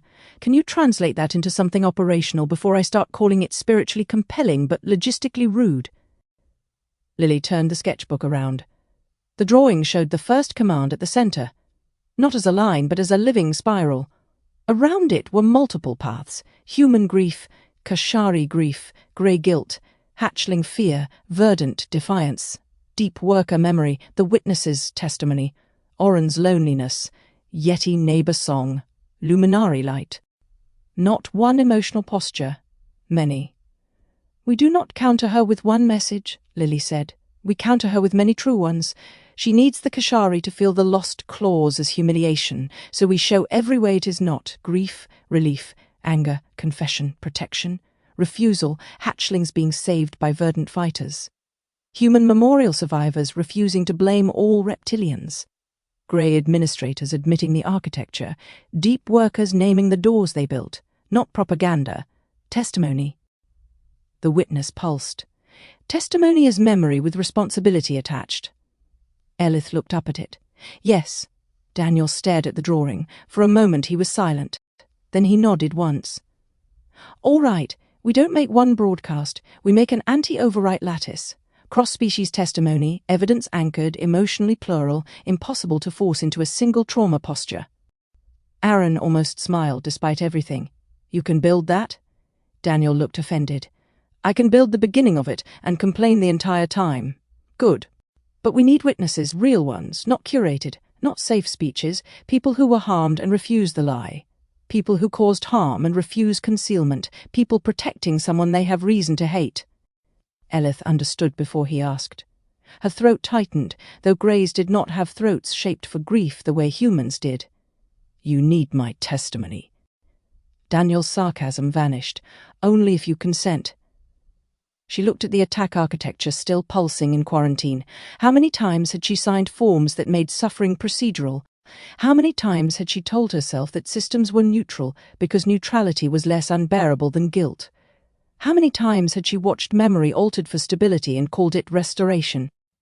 I consent, she said. The witness turned toward her. I will record.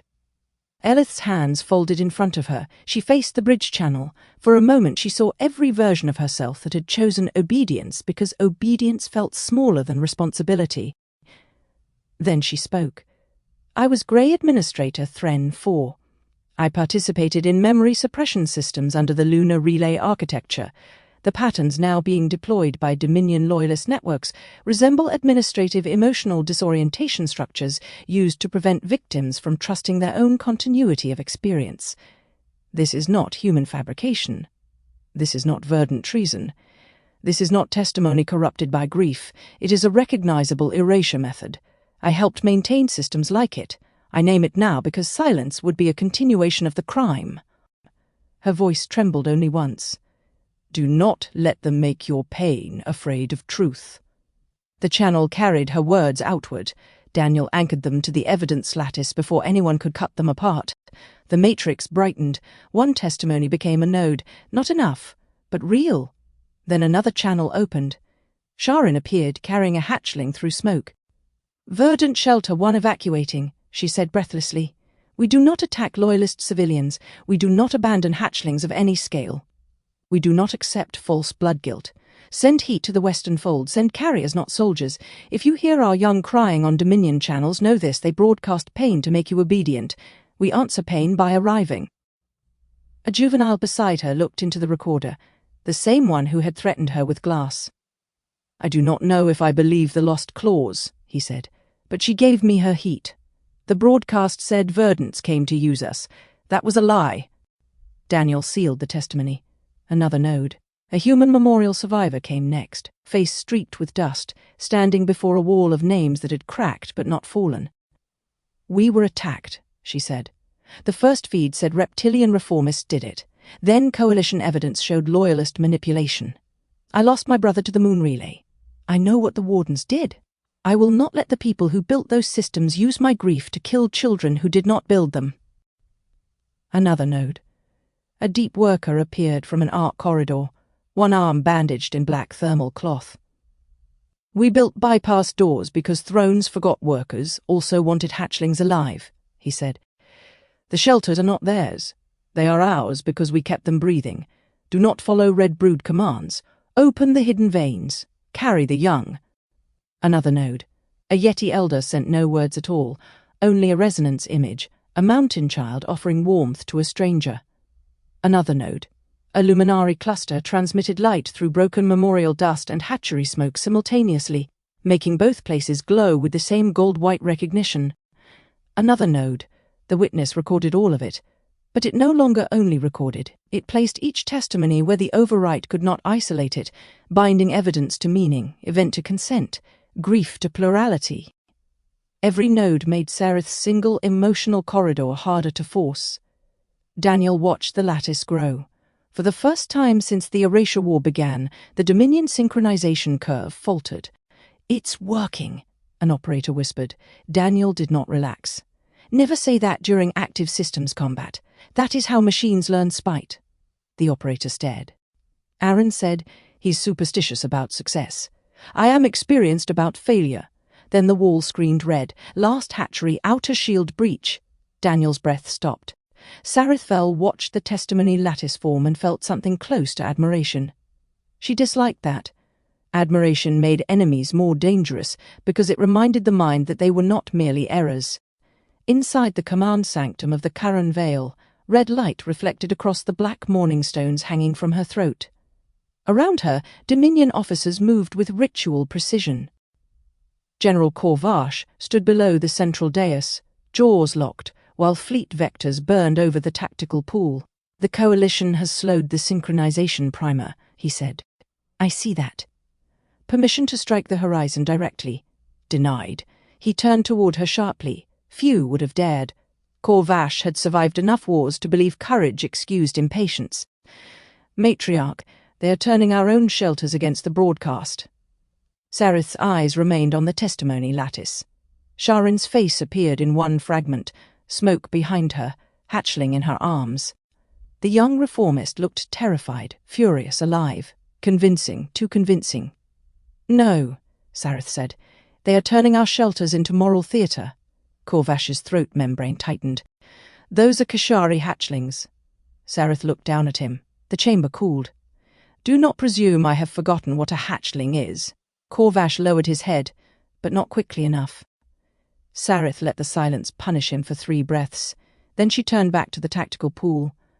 The restored clause remained dangerous not because humans believed it.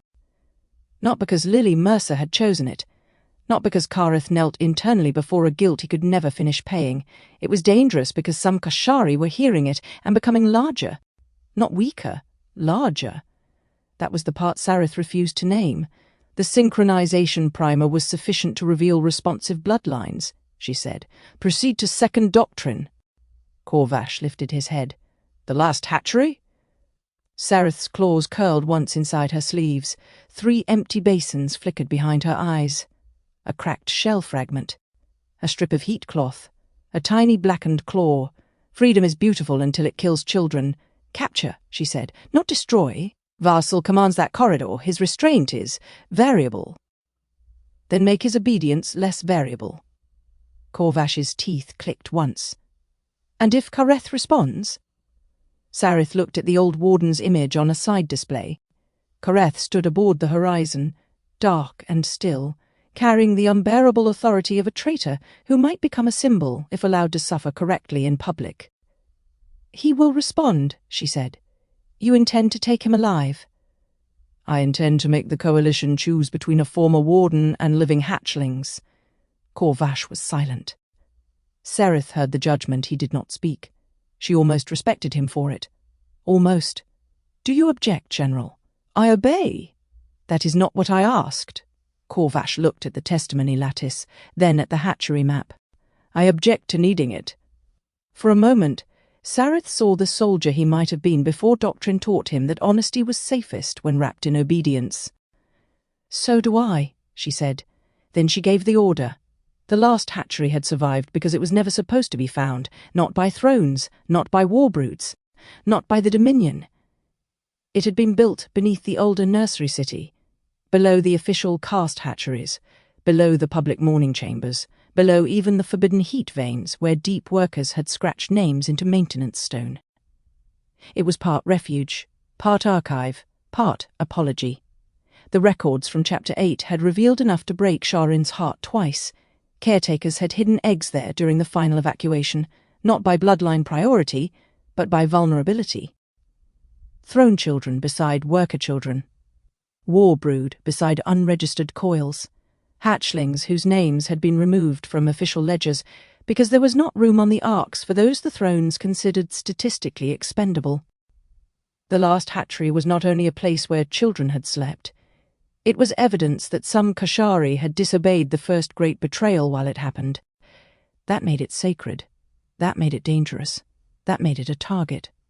Commander Varsul of the Red Brood entered through the lower assault corridor with 32 soldiers, 3 purge priests, and a portable phase anchor carrying the 9th throne seal. He was younger than Corvash, old enough to have killed for doctrine, young enough to still enjoy the clarity of violence. His scales were rust red with black scoring along the jaw.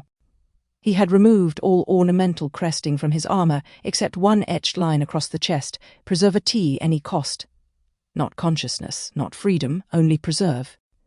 The shortened version told the truth of him better than the full lie ever had. The hatchery doors did not open for his bloodline. That amused him. Cut them. The purge priests placed memory burners against the pressure script seam. The wall responded before the tools activated. No hatchling survives alone. Varsul stared at the phrase. Then he struck it with the back of his claw. Sentiment is not a lock, the burners flared. The old door screamed. Not metal, memory. Across Thal-Kor the ancestral coil shuddered. On the horizon, Lily cried out and grabbed the edge of the relay pool. Kareth was beside her in 2 steps. "The hatchery," she gasped. Daniel's wall confirmed it a second later. Last hatchery, interior breach. Sha'Ryn's comm opened from the second shelter corridor, her voice ragged. "Say that again." Daniel did not want to. He did anyway. "The last hatchery has been breached. Red Brood assault group, Commander Varsul, 30+ hostiles, purge priests on site." Sha'Ryn's face appeared in a side window, ash across one eye, a hatchling asleep against her shoulder despite the alarms. For a moment, she looked like she might split between every direction grief could pull her.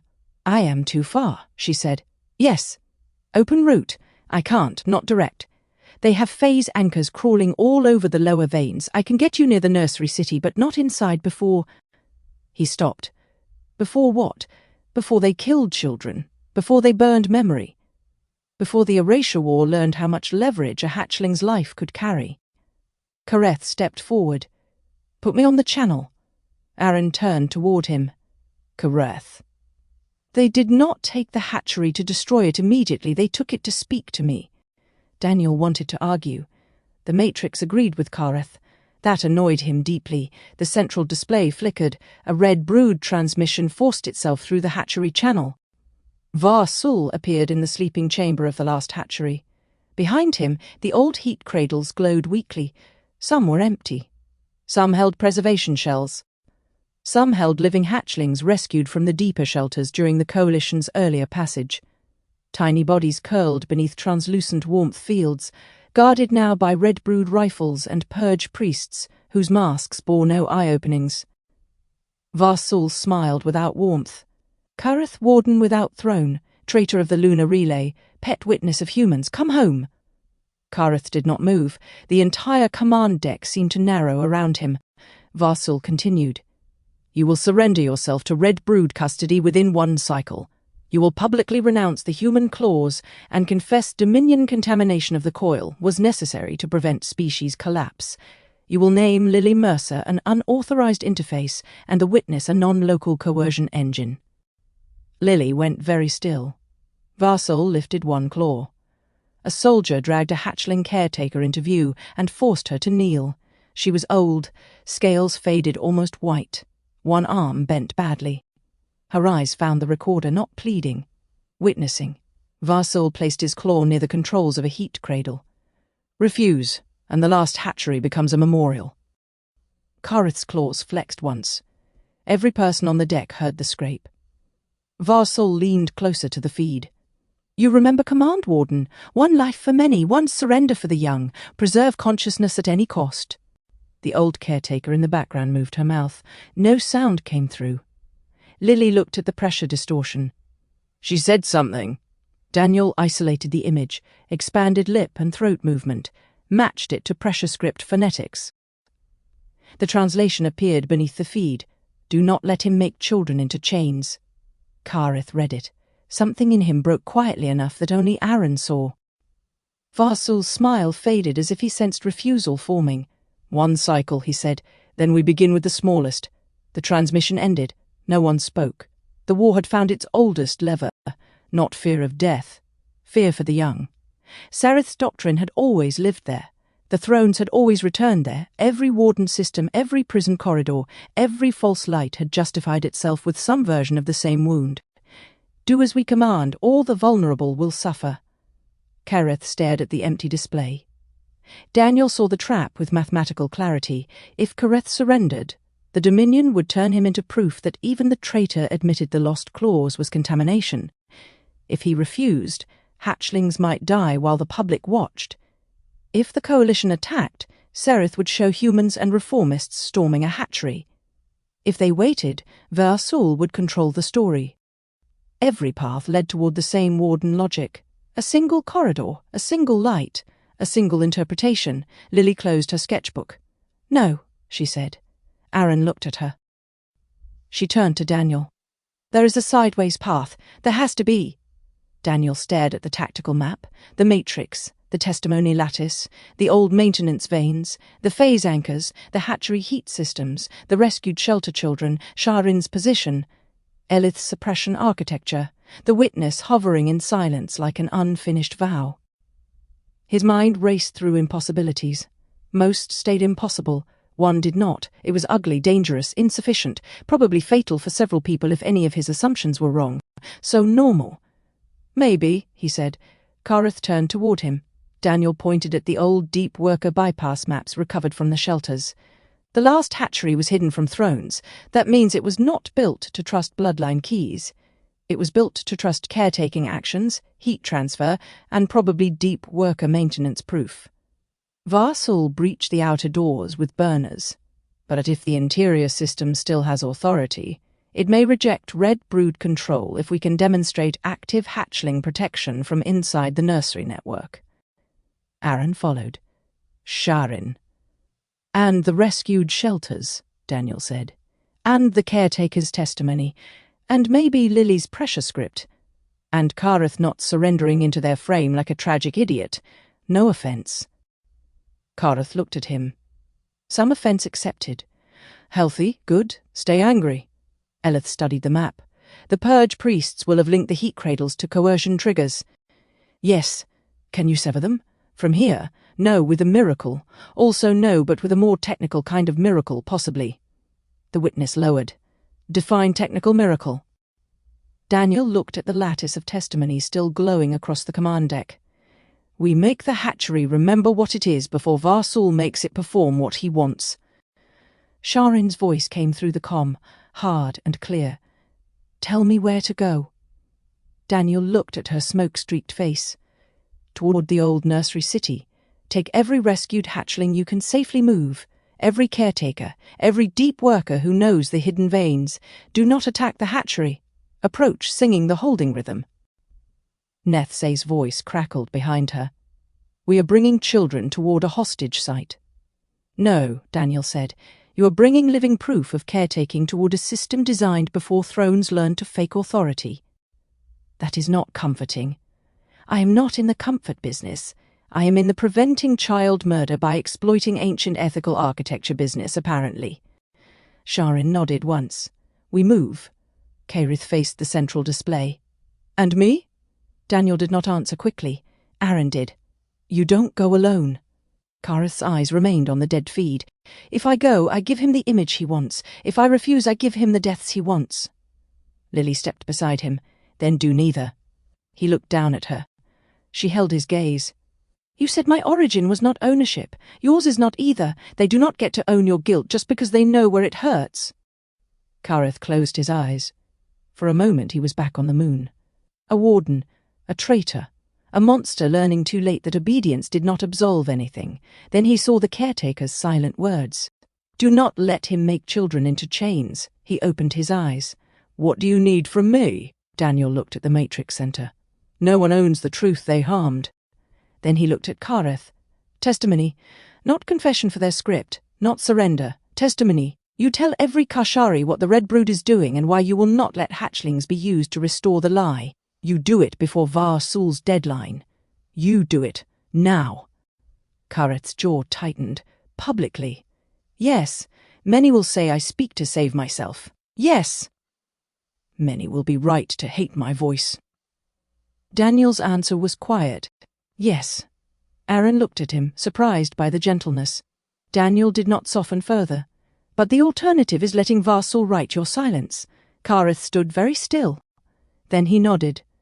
The witness turned toward him. "I will record why." Kareth looked up. Then record this. The bridge channel opened.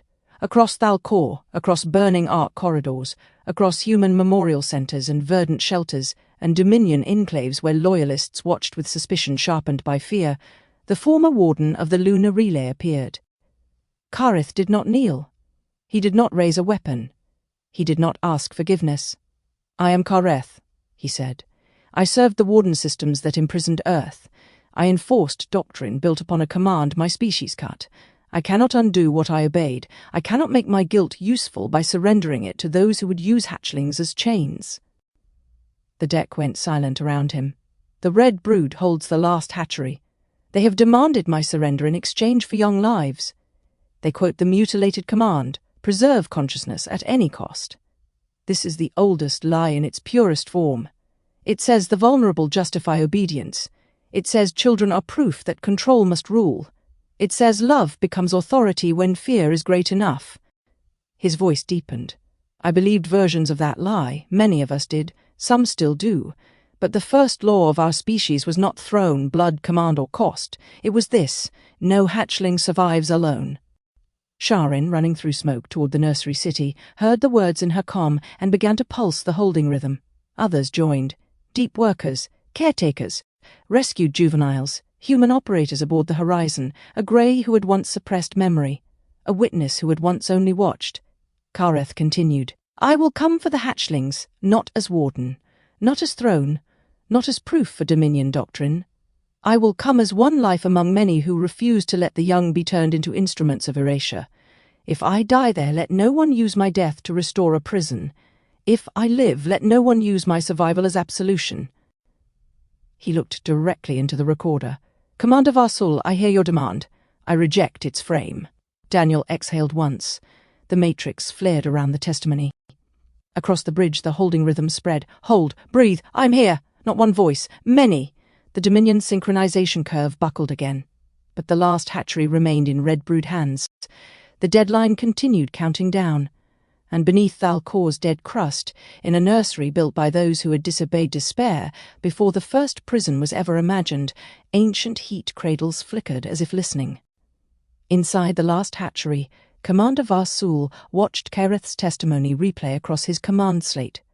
His claws tightened until the slate cracked. Around him, the old nursery hummed with rising pressure. The walls had begun to answer the holding rhythm coming from outside, quietly at first, then with increasing strength. "Hold, breathe, I'm here." One of the purge priests turned. "The interior system is responding." Varsul struck him across the mask hard enough to shatter one side. "Then silence it. We are trying." A hatchling whimpered in the nearest cradle. Varsul looked toward it. For a fraction of a second, something like uncertainty crossed his face. Then doctrine closed over it. "Prepare the first demonstration," he said.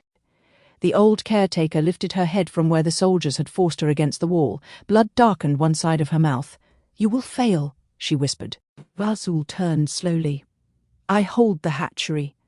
The caretaker's eyes were bright with pain and something older than defiance. "No," she said, "you stand inside it." The walls pulsed. No hatchling survives alone. Above them, through corridors filled with ash, Sha'Ryn ran toward the nursery city with rescued young wrapped in borrowed heat. Aboard the horizon, Daniel built a technical miracle out of testimony, evidence, old worker maps, and rage disciplined into architecture. Elith unraveled the suppression code she had once recognized too easily. Lily drew the sideways path. Aaron stood beside Kareth, not forgiving him, not condemning him, refusing to let him be alone at the edge of the trap, and the witness recorded why. The erasure war had begun as Sareth intended, with confusion, accusation, fear, and children placed beneath the blade of doctrine. But truth had survived its first counterattack. Not untouched, not safe, not victorious, alive, for now alive was enough to fight for. Far below the sky scar, the last hatchery lights dimmed once, then flared, and Commander Varsul gave the order to begin. Chapter 14. The Hatchlings of Thal-Kor. The last hatchery had not been built to withstand a siege. That was the first thing Aaron Vale noticed when the tactical map unfolded above the horizon's forward table, not the red loyalist markers tightening around the nursery city. Not the red brood thermal signatures stationed at every bridge and pressure gate. Not the human revenge craft burning too bright along the outer breach. Not even the countdown Varsul had placed over the hatchlings like a blade. The walls were wrong for war, too open, too gentle, too full of curved passages designed for small feet, wounded caretakers, and frightened young who might need to find warmth without knowing where they were. The last hatchery had been designed to guide children toward safety. That made it almost impossible to defend against adults determined to use children as leverage. Daniel stood beside Aaron with both hands on the edge of the table, eyes reflecting 3 layers of projection. Old, deep worker maps floated beneath the modern tactical feed. Over both, Lily's pressure script drawings shimmered in amber, each line translating a door, cradle, heat channel or memory vent that the official systems no longer knew how to name. "You're seeing this, right?" Daniel asked. Aaron did not look away from the map. "I'm seeing too much. That's usually my line." "No," Aaron said softly. "You use humor when you see too much." Daniel glanced at him, then back at the map. "Fair." The last hatchery spiraled downward beneath the eastern rib of the sky scar, not like a fortress, not like a bunker, not even like the subterranean cities above it. It descended as a series of nested chambers around a thermal heart, cradles at the center, caretaker halls around them, food galleries, warming tunnels, water condensation chambers, memory alcoves and escape passages so narrow most adults could only enter by crawling. It had been built for the young, which meant every attack path was also an evacuation path. Every shelter could become a trap. Every door could be forced into a moral question. Kareth stood opposite Daniel, rigid as black stone. The former warden had not moved since the last hatchery feed appeared. His eyes tracked every red brood marker, every collapse warning, every cradle chamber where thermal life signs clustered in trembling groups. Not soldiers, not assets, not leverage, hatchlings. Some were Kashari by blood. Some were hybrid lineages rescued from Ark experiments. Some were reformist young whose clans had disowned them after the lost claws returned. Some were too small to understand why the adults had begun shouting the old words again. All of them were now beneath Varsul's guns. Daniel enlarged the center chamber. "There are 312 life signs inside the primary thermal basin," he said. 96 confirmed hatchlings, 41 juveniles, 11 adult caretakers still alive. The rest are mixed rescue signatures from the shelters Sha'Ryn was moving before Varsul took the city. "Human?" Aaron asked. Daniel hesitated. 7. Kareth looked up. Aaron turned toward him. 7 humans? "From the memorial evacuation," Daniel said. When the false flag hit the human center outside the sky scar, some of the shelters routed through old hatchery corridors because they were the only paths still warm enough to stabilize injured bodies. A few humans were inside the nursery when the red brood closed the gates. Daniel touched the projection. The map tilted. 7 small blue lights appeared near the outer warming hall. Aaron felt his breath catch. How old? 5 adults. 2 children. Kareth closed his eyes for 1 second. Only 1. When he opened them again, something old and terrible had moved behind his face. "Varsul knows." "Probably," Daniel said. "He's using broad thermal categories. He may not care. He will care if it becomes useful." No one argued.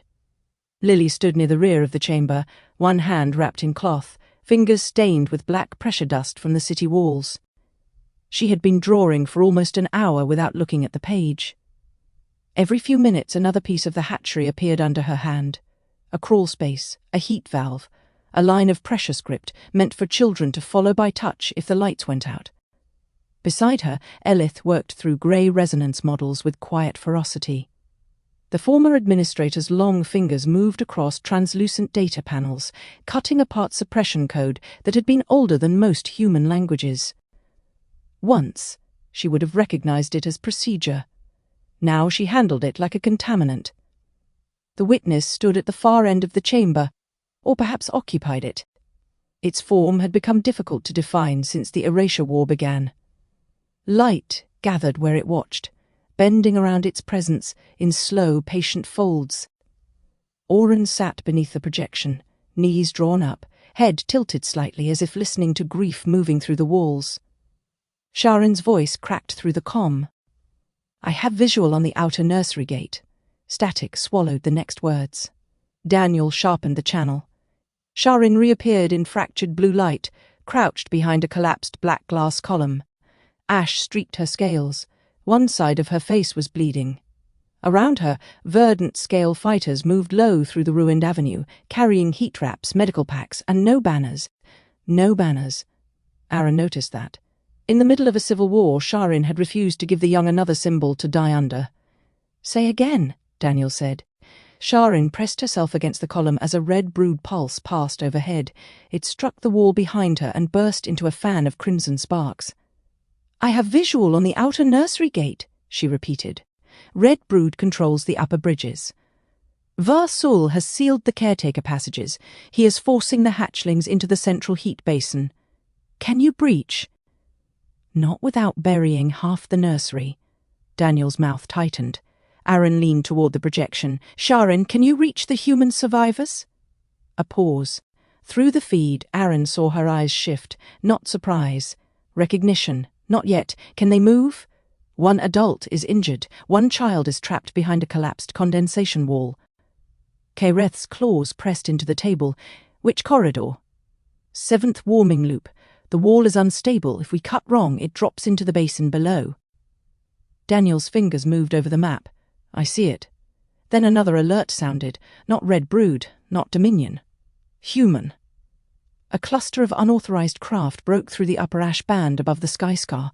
They came in too fast, skimming the dead wind currents with engines tuned for atmosphere, not interphase. Their signatures flickered with borrowed stealth membranes and half-burned coalition identification ghosts. Daniel stared. Oh no. Aaron knew before the labels resolved. Human craft. Not coalition, not authorized, not rescue. The lead vessel opened a broadband channel.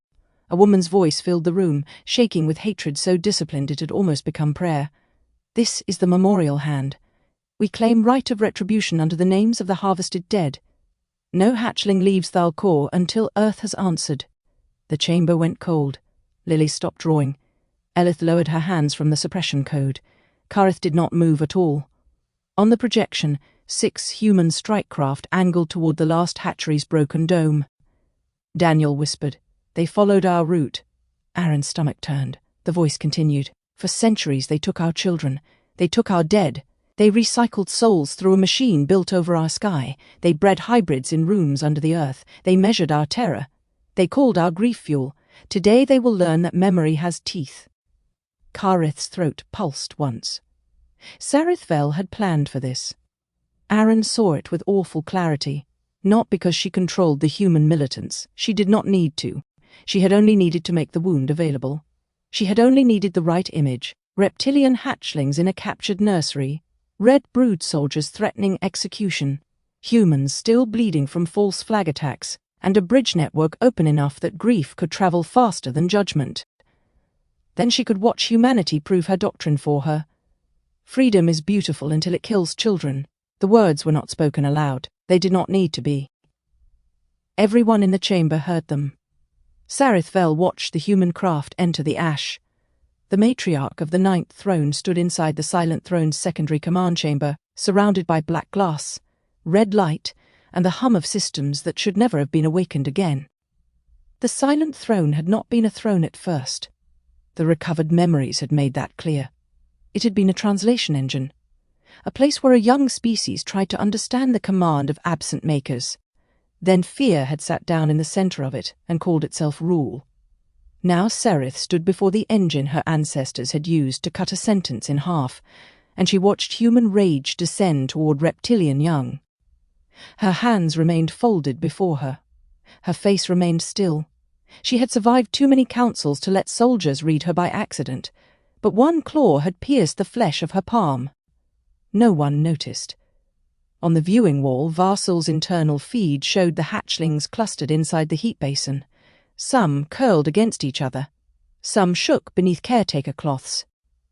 Some stared at the red brood soldiers with the frozen stillness of the very young trying to become invisible.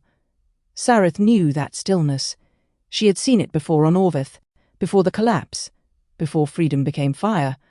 Before the 3 cradles in her mourning chamber went cold, a lesser leader would have looked away. Sareth did not. She watched because watching was the discipline of those who made necessary decisions. At least that was what she had told herself for longer than most civilizations had possessed calendars. A red brood officer appeared in the lower feed, the human craft targeting the upper dome. "Let them," Sareth said. The officer hesitated. "Matriarch, if they fire first, every loyalist channel must receive the image. No editing, no delay." The officer's throat membrane flickered. "And if they strike the hatchery?" Sareth's palm bled around her claw.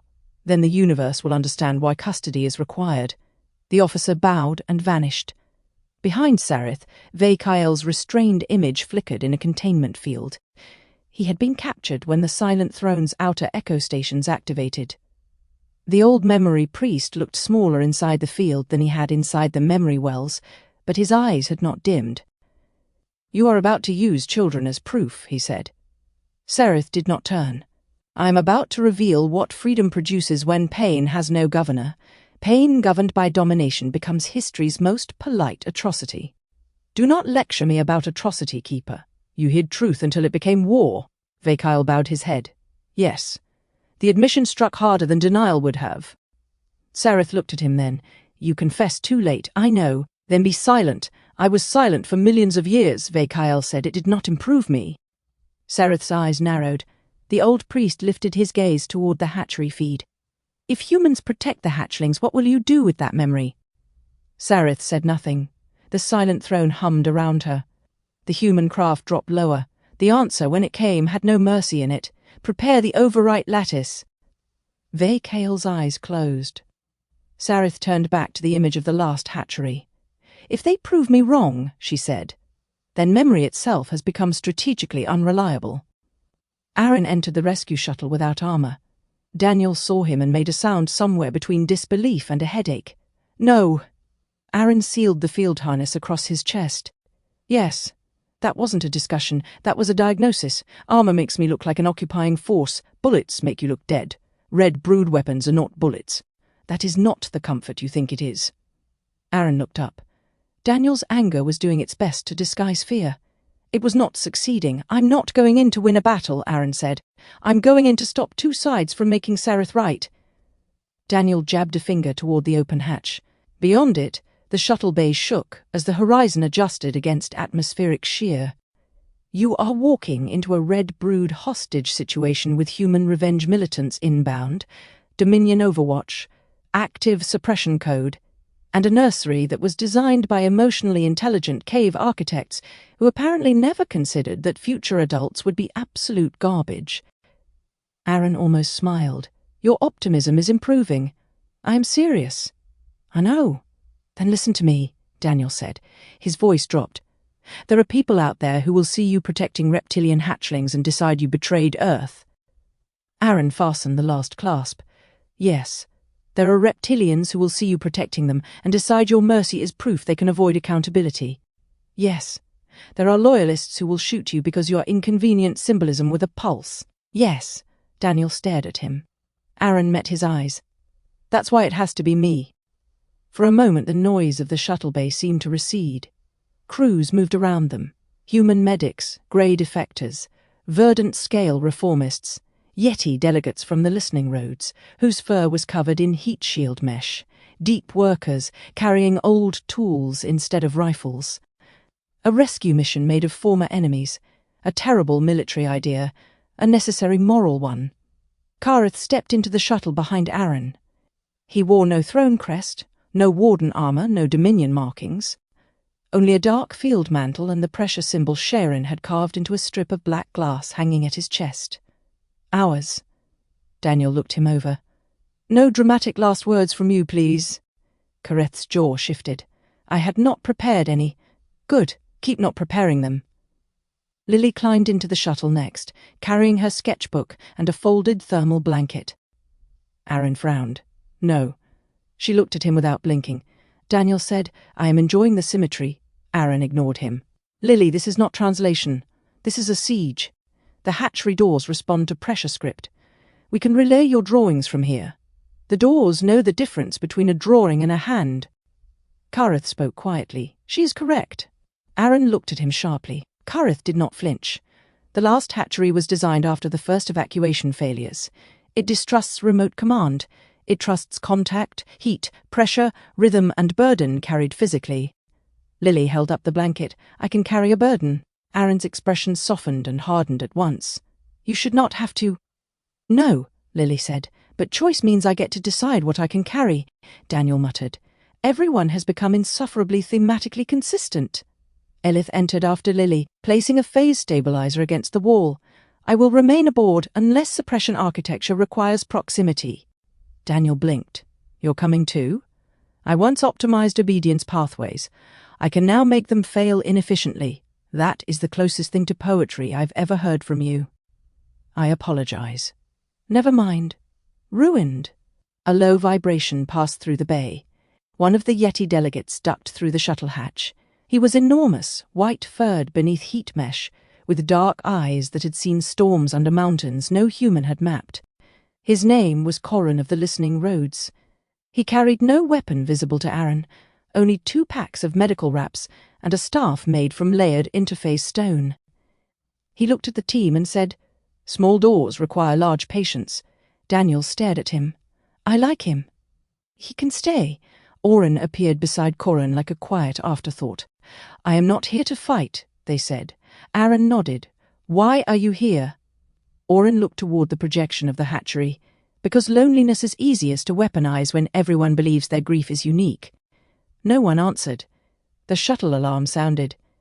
Sha'Ryn's feed returned on the forward screen. The human militants are broadcasting targeting locks. Red Brood is letting them approach. "Of course they are," Daniel said, "because everyone in this room is trapped in a philosophy exam written by war criminals." Aaron stepped into the center of the shuttle. "Open a channel to the memorial hand." Daniel looked at him. "You have 12 seconds before launch. Then make them good seconds."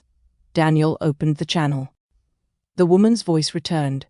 "Coalition vessel, do not interfere." Aaron stood where the camera would catch his face. "This is Aaron Vale. I know what was done to Earth." A pause. When the woman spoke again, hatred sharpened around recognition. "You do not get to use that name as a shield." "I'm not. You helped break the moon. Then you sat with the things that built it." "I sat with them because destroying a prison is easier than ensuring we do not become one." The channel crackled. "You think protecting their young makes you righteous?" "No," Aaron said. "I think killing them makes us Wardens." Silence. Not surrender, not understanding, but impact. The shuttle detached from the horizon and dropped into Thal-Kor's red ash. Kareth remembered the control frequency before anyone asked him to use it. That was the worst part, not the temptation, the familiarity.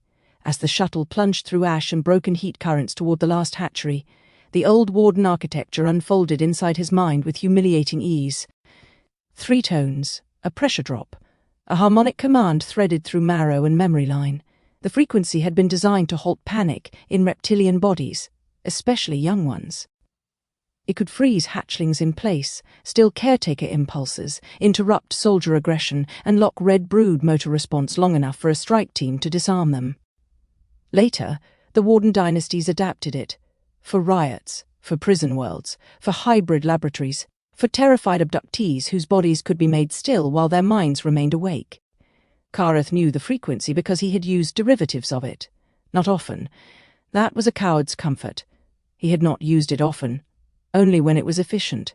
Only when resistance threatened mission stability. Only when the hierarchy defined fear as disorder and obedience as peace. Now the last hatchery map glowed before him, and the simplest route to saving the hatchlings lay in the oldest violation his body still remembered. Daniel's voice came over the tactical channel. "There is a non-lethal Warden band buried in the hatchery's emergency systems." Kareth closed his eyes. Aaron looked at him. "You know it." Kareth did not answer. Lily did. "He does." The shuttle rocked as Red Brood fire scraped the outer field. Daniel continued from the horizon. "I am not recommending it. I am stating its existence before someone else discovers it and asks why we ignored an option that could stop the countdown." Kareth opened his eyes. Corran, the Yeti delegate, sat across from him with his massive hands folded over the interface staff. "Old snare?" Corran asked. "Yes," Kareth said. "Can snare enemies?" "Yes." "Can snare children?" Kareth's throat tightened. "Yes. Then it is still a snare." The shuttle shook again. Sha'Ryn's voice cut in. "We are at the outer gate. Red Brood has wired the bridge columns. If the human militants fire on the dome, Varsal will collapse the lower nursery and blame them." Daniel swore. Aaron's eyes did not leave Kareth. "If we do not use it," Kareth said, "hatchlings may die. If we do use it," Aaron said, "what do they learn?" Kareth looked toward the forward window. Through the ash, the last hatchery emerged. It was beautiful. That was almost unbearable. Black glass terraces curved around the wound in the earth, each ring lined with amber heat channels. Ancient sculptures of adult hands guided small hands toward shelter. Broken mural panels flashed beneath drifting ash, caretakers carrying young through fire, rivals lowering food baskets into communal wells, 1,000 carved palms surrounding the first pressure symbol. Ours. Now Red Brood banners hung across the warm gates. Human targeting lasers crawled across the upper dome. Kareth's claws closed. His mind supplied the tone. 3 frequencies. 1 command. Be still. The phrase moved through him like poison wearing the face of mercy. He could end the standoff. He could make everybody obey. He could save the young by teaching them once again that safety came from an adult, taking their choice away. "No," he said. Aaron nodded once. Kareth looked at him. "I may be wrong, maybe. You will not command me to use it?" "No. You would risk them?" Aaron's voice was very quiet. "I will risk myself before I make children safe by proving their fear correct." Kareth stared at him. The shuttle descended beneath Red Brood fire. For the first time since the lost claws returned, Kareth understood that restraint was not passivity. Restraint was sometimes the first true violence against the old self. He reached up and disabled the Warden frequency access with his own hand. The system asked for confirmation. He gave it. The channel went dark. Daniel's voice came through after a long beat. "I'm marking that decision in the matrix." Kareth lowered his hand. "As failure." "As evidence?" The memorial hand fired first. "Not at the hatchlings." "Not directly. That would come later if they ceased seeing themselves as people." Their first shot struck the Red Brood shield tower above the last hatchery dome, and for 3 seconds it was possible to pretend they had done something righteous. The tower split open in a bloom of white heat. Red Brood soldiers scattered across the upper bridge. 2 loyalist guns fell silent. Then the shield tower collapsed into the dome supports. The ancient nursery screamed, not metaphorically. The hatchery walls were built to carry vibration. Their warning systems translated structural injury into pressure sound any child could feel through the floor. The scream rolled through the entire valley. Inside the rescue shuttle, Lily clapped both hands over her ears. Kareth hissed and staggered. Corran gripped the wall. Aaron felt the sound in his teeth. Daniel shouted over the comm. The tower was load-bearing. Of course it was load-bearing. Everything here is old enough to be sacred and inconvenient. The upper dome cracked. Below it, the central basin flickered on the thermal feed. Hatchlings moved as one frightened cluster. Varsal's broadcast cut across every channel. "Hear the humans. See them. This is what freedom does without custody." Aaron's jaw clenched. "Land us between them." The pilot, a grey defector with one black eye clouded by old relay damage, turned slightly. "Between the Red Brood and the human strike craft." "Yes. That vector is tactically irrational. It's morally precise." Daniel said, "I hate that this is becoming a category." The shuttle dropped through ash and slammed onto the cracked terrace between the upper dome and the outer loyalist bridge. Aaron hit the release before the landing struts fully locked. The hatch opened into heat, dust, red light, and screaming stone. He stepped out with both hands visible, not raised in surrender. Open. Behind him came Kareth, Sha'Ryn's pressure symbol at his chest. Lily followed under Corun's enormous shadow.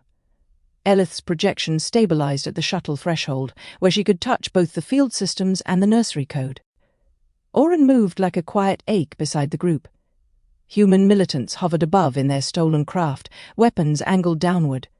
Red Brood soldiers lined the bridge ahead, rifles trained on the team.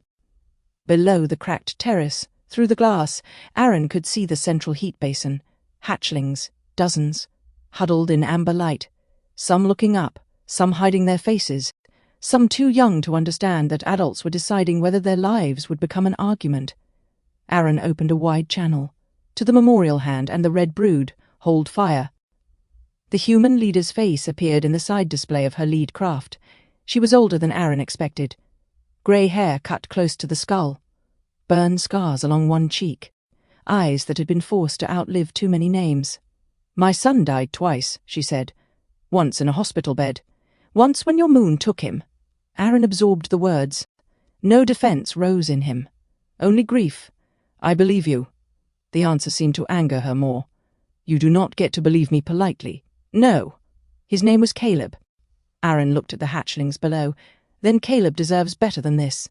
Her face changed. "You dare?" "Yes," Aaron said. "Because someone has to—" A Red Brood officer shouted from the bridge.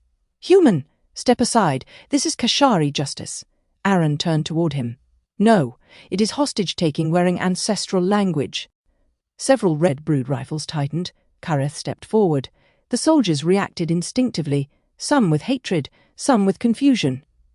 Some with old obedience pathways that had not yet learned he had abandoned the shape they recognized. "Where is Varsul?"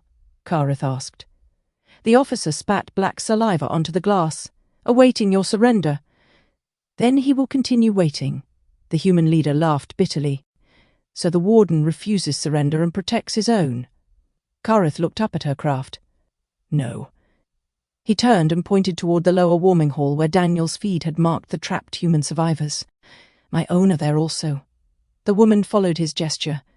For the first time, uncertainty broke through her expression. Aaron seized it. "There are human children inside." A second craft shifted formation. The human leader's voice hardened, but not as much. "Proof." Daniel threw the feed onto every channel before she finished the word. "Thermal scans, life sign markers, blue tags, injury notations, the image of a small human body behind a cracked condensation wall, heat dropping. The memorial hand channel went silent. Then another human voice spoke from one of the rear craft. "Leona." The leader did not answer. Aaron looked up into the ash. "Leona, you came here because human children were taken." Her mouth trembled once, then stopped. "You do not get to use them. I'm asking you not to." The cracked dome groaned. Below them, the nursery screamed again. The Red Brood officer smiled. Aaron saw the trap 1 second before it closed. The officer lifted a detonator. Kareth moved, not with Warden frequency, not with command, with his body. He crossed the terrace in a blur of black and amber, struck the officer's wrist, and drove the detonator into the glass before the soldier could activate it. Red Brood rifles rose. Human craft locked. Sha'Ryn's voice burst through the comm. "Collapse charges are live below you," Daniel shouted. "Everyone stop moving." No one did. The terrace exploded. Sareth watched the first collapse with her hands folded. Black glass dropped from beneath the outer bridge in slow, awful sheets. The last hatchery had been carved from volcanic memory, but old stone did not care about doctrine. It broke when struck hard enough. Red Brood soldiers fell. So did 2 verdant fighters. So did a human strike craft clipped by the upward burst of pressure shards. The human craft spun into the side of the nursery dome, ruptured its engine field, and cracked open like an egg. The silent throne command chamber filled with overlapping feeds. Varsul requesting permission to demonstrate lethal resolve. Human militants accusing Red Brood sabotage. Coalition channels demanding evacuation corridors. Daniel Mercer flooding the network with structural truth before propaganda could harden. Sareth watched all of it, and then she saw the thing she had not planned for. A human child fell from the damaged craft. Small, too small to be in a war zone. The child had been hidden aboard Leona's vessel. A boy perhaps 8 or 9 years old, thrown from an emergency compartment when the craft split. He tumbled through ash toward the broken glass edge above the lower heat shaft. The human militants screamed. Red Brood soldiers did not move. Coalition teams were too far. Sareth knew the physics of the fall before anyone reached for him. He would strike the angled glass, slide, disappear into the vertical shaft, and die before the nursery floor registered his heat. Then a green-scaled shape leapt from the outer bridge. Sha'Ryn. The young verdant reformist launched herself across a gap no adult Kashari should have attempted without stabilizers. She caught the boy mid-fall, turned her body around him, and struck the sloped glass back first.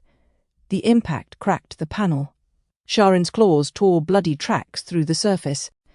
The human child clung to her neck, screaming. She did not let go. The glass gave way beneath them. For one instant both hung above the shaft, suspended by one torn handhold and impossible will. Then a Yeti delegate reached down from the terrace and caught Sha'Ryn by the wrist. Kurun. His massive body anchored against the edge as glass shards cut through his heat mesh. Aaron grabbed Kurun's harness. Kareth grabbed Aaron. Lily threw herself flat and pressed both hands against a pressure-script seam. The hatchery wall flared amber. Not a command. A brace. Old child rescue architecture answered Lily's touch. A support rib unfolded beneath Sha'Ryn and the boy, catching them before the glass fully failed. Together, human, Kashari, Yeti, and something older than any of them hauled the child onto the terrace. The boy sobbed against Sha'Ryn's chest. Sha'Ryn held him like he was a hatchling. Sereth did not move. The command chamber around her had gone silent. Vekael's voice came softly from the containment field. "Record it." Sareth turned her head. "What?" The old keeper looked toward the feed. "You said no editing, no delay." Sareth's blood ran down her palm. On the main viewing wall, Leona of the Memorial Hand stared from her damaged cockpit as a young reptilian reformist shielded a human child with her own body, while red brood rifles remained aimed at hatchlings below. Sareth felt the old doctrine shift beneath her feet. Not break, never break so easily, but shift. Freedom is beautiful until it kills children. That was the sentence she had survived by. That was the sentence she had ruled by.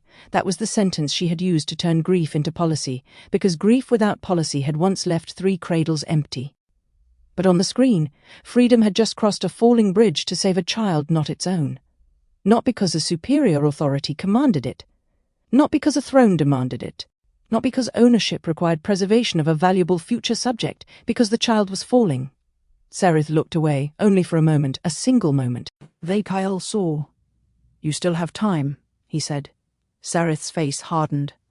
"No," she replied. "That is what everyone says before collapse becomes irreversible." Aaron's shoulder screamed. He had no memory of hitting the glass, only of holding Corran's harness with both hands, while Kareth anchored him from behind.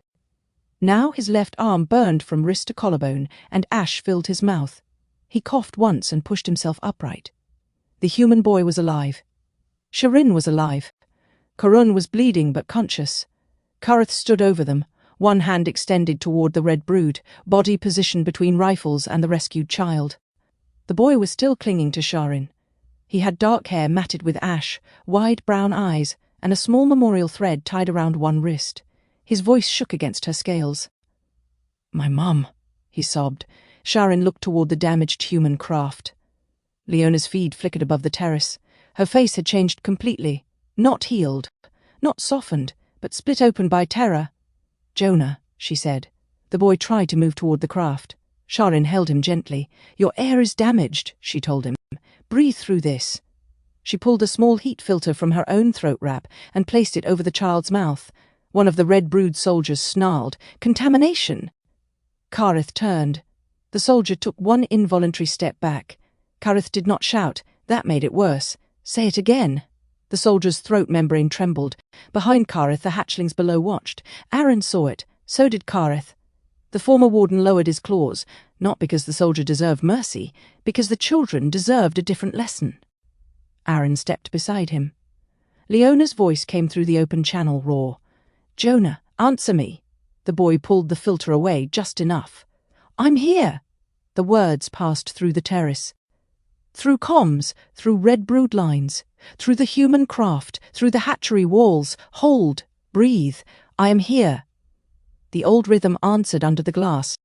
Below, one of the Kashari hatchlings lifted its head, then another, then another. Aaron looked at Leona's flickering image. "You brought him here." Her expression collapsed inward. I didn't. He stowed away. She stopped. The excuse died before it became useful. Aaron did not press. He could have. Daniel would have logged it. The Matrix would have marked hypocrisy.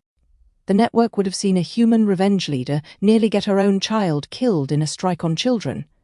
It would have been true. It would also have been a weapon.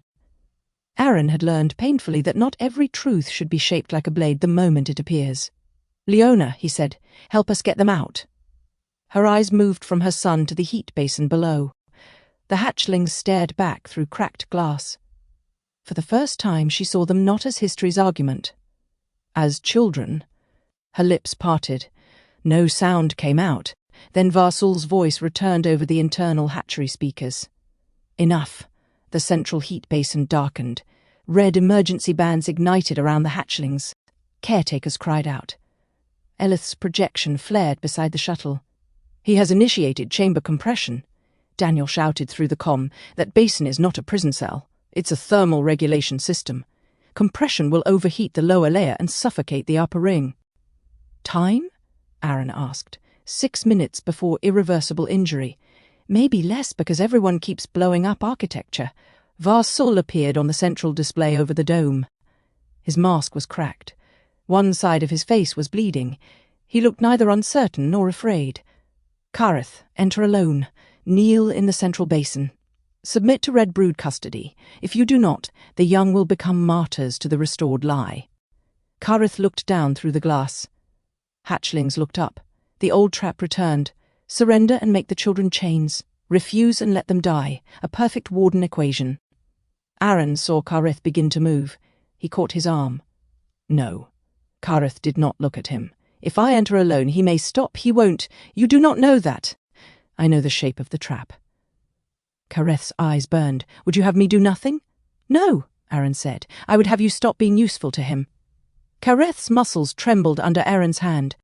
The human craft above shifted. Leona spoke, voice hollow. "My team can breach the dome," Daniel answered immediately. "Your team breaches anything and the compression surge cooks the basin. We have shaped charges. I'm beginning to understand why everyone finds humans stressful." Leona looked at her son, still held by Sha'Ryn, then at the hatchlings below. "What do you need?" Aaron exhaled. The shift had happened so quietly it almost felt impossible. Not forgiveness, not reconciliation, not absolution, only a woman with murder in her heart asking what would save children she had come to kill. Daniel did not waste the moment. "I need your craft to block Red Brood sightlines and provide engine heat to stabilize the outer vents. No weapons. Heat only." Leona's jaw tightened. "Heat only," she repeated, "and I need you to hand control of your targeting systems to my matrix." Her eyes flashed. "No." Aaron looked at her. "Leona?" She stared back at him. The boy whispered, "Mum." That was the word that broke her. She closed her eyes, then reached toward her console, targeting systems unlocked. Daniel's voice went very soft, receiving. Above the last hatchery, 6 human revenge craft lowered their weapons and turned their engines toward the broken vents, becoming shields instead of spears. Red Brood lines faltered. Sareth's doctrine cracked another hairline. Kareth watched the engines flare warm against the nursery glass. "What are they doing?" he asked. Aaron's answer was quiet. "Choosing." The hatchery did not open for heroes. It opened for burden. Lily understood that when her hands touched the pressure seam beneath the cracked dome. The script was not written in words exactly. It was written in expectation. Palms full, arms shaking, breath irregular, heat shared between bodies that did not match by blood. A door made by people who had learned survival before command. A door meant to ask, "What are you carrying?" Lily pressed harder. Images moved up her arms. Not memory this time. Instruction. Carry the cold one first. Do not separate panic from warmth. Do not step over the silent young. Do not let the strong choose the order alone. She gasped. Aaron crouched beside her. "What is it? The door has triage ethics." Daniel's voice came through. "Of course it does. The architecture has a better moral framework than most governments." Lily looked through the glass at the hatchlings. "They won't open if we only send fighters." Kareth knelt beside her. "What will they accept?" She swallowed. "Caretakers, injured, children. those carrying someone else. Sha'Ryn stood, still holding Jonah Reyes. I can carry him. Leona's face appeared on the channel. No. Jonah clutched Sha'Ryn's wrap. Mom, she saved me. Leona looked as if the words physically struck her. Sha'Ryn spoke with surprising gentleness. I will return him to you. Leona's mouth tightened. You swear?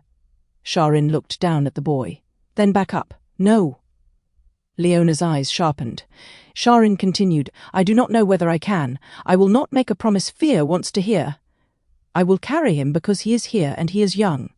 That is what I can truthfully say. Leona stared at the reptilian girl holding her son, then nodded once. Not trust, something before trust, permission under fire. Lily placed one hand on the pressure seam and one on Sha'Ryn's wrist. Kareth put his palm beside Lily's. Aaron put his hand beside Kareth's. Karun lowered one enormous hand over all of them, careful not to crush. Orin touched the glass with 2 fingers. Elith projected a grey harmonic line across the seam, not commanding it, only listening. The pressure script warmed. Identify burden. Lily spoke first. Children. Kareth said, guilt. Aaron said, restraint. Sha'Ryn looked at Jonah. Someone not mine. Leona's voice came through the open channel. My son. A pause. Then rougher. They're young. The seam flared amber. The last hatchery opened, not the main gate. That remained under Red Brood control. A child passage unfolded beneath the cracked terrace. A narrow ramp descending along the interior of the dome, lined with heat strips and palm-sized pressure marks. Sha'Ryn moved first with Jonah in her arms. Aaron followed. Kareth had to turn sideways and lower his head to fit through the passage. The symbolism was not lost on anyone. Daniel said through the comm, I'm recording the former warden crawling into a child-sized rescue tunnel. No comment at this time, Kareth grunted. Aaron almost smiled. Then the Red Brood opened fire. The child passage sealed behind them just before the first pulse struck. Inside, the sound became muffled, warm. Close, the walls hummed with a rhythm older than speech. Hold, breathe. I am here. Jonah breathed through Sha'Ryn's filter. Lily moved ahead with one hand trailing along the script. Every few meters, the passage asked another question. Not blood, Lily answered. Not throne, Kareth said. Not claim? Aaron touched the wall. Not claim, burden shared. Corran, squeezed impossibly behind them, rumbled shared. The passage widened. Below, the central basin came into view. Varsal stood at its far edge, surrounded by Red Brood soldiers and purge priests. Hatchlings clustered in rings around the dimming heat fence. Caretakers had placed their own bodies between rifles and the smallest young. One elderly caretaker looked up and saw Kareth descending through the child passage. Her expression changed. Not hope. Recognition edged with accusation. Warden, she said. The hatchlings stirred. Kareth stopped. Aaron saw the word pass through him like a blade. Warden, not former, not defector, not ally, warden, a title that had hurt too many people to be removed by personal transformation. Kareth lowered his head. Yes, Aaron did not correct him. That mattered too. Varsal turned slowly. His eyes narrowed. You did not enter alone. No, Kareth said. You bring humans into the last hatchery. Yes, you contaminate the young. Sha'Ryn stepped forward with Jonah in her arms. This human young is alive because you chose not to move. Varsal's gaze snapped to her. Broken hatchery filth. Sha'Ryn's jaw tightened. Jonah looked from her to Varsal. The boy's voice trembled through the filter. She saved me. The basin went silent. A human child's testimony moved through a reptilian nursery like a pressure wave. Varsal recovered quickly. Then she has learned sentiment from unstable species. Aaron stepped down into the basin. No. She learned it from yours before the thrones edited it. Varsal raised his rifle. Kareth moved between them. The commander smiled beneath the cracked mask. There he is. Kareth said nothing. You stand where you belong, old warden, between order and chaos, between the superior and the weak, between the child and the animal. Kareth's eyes darkened. Varsal's hand moved slightly. Use the frequency, he said softly. Aaron looked at Kareth. So did the hatchlings. Varsal continued. You know it, I know you know it. Freeze the humans, freeze the traitors, freeze me if you must. End this, save them, become useful again. Kareth's breathing slowed. The hatchery walls seemed to lean inward. Varsul's voice dropped into something almost intimate. Do you think children care whether their rescuer violates philosophy? They care about living. Kareth looked down at the nearest hatchling. Small, soft-scaled, wide-eyed. The child's tiny hands were pressed against the floor, feeling every vibration. It would feel the control frequency before it understood the reason. It would learn safety as paralysis. Kareth knelt, not to Varsul, to the hatchling. I know a sound, he said, that would make your body obey me. The hatchling stared. Kareth's voice shook. I will not use it. The child did not understand the politics. Perhaps that made the answer pure.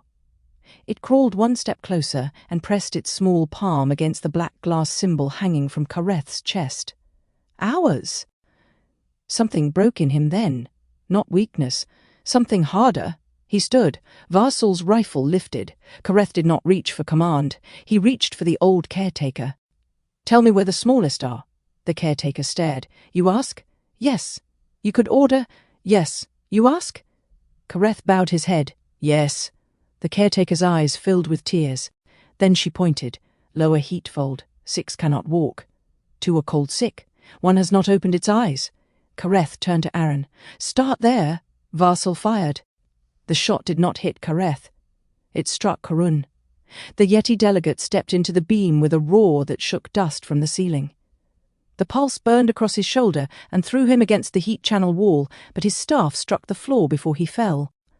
The interphase stone lit. A soft phase barrier unfolded through the basin, not a wall, not a shield exactly, more like thick water given temporary loyalty. Red brood fire slowed inside it, not stopped, slowed. Elith's projection flared over the comm.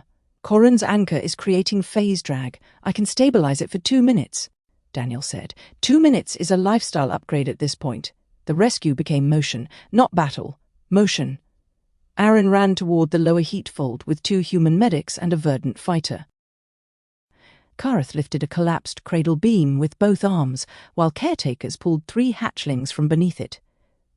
Sha'Ryn passed Jonah to Lily, then dove into the cold sick chamber and emerged carrying 2 small kashari wrapped against her chest.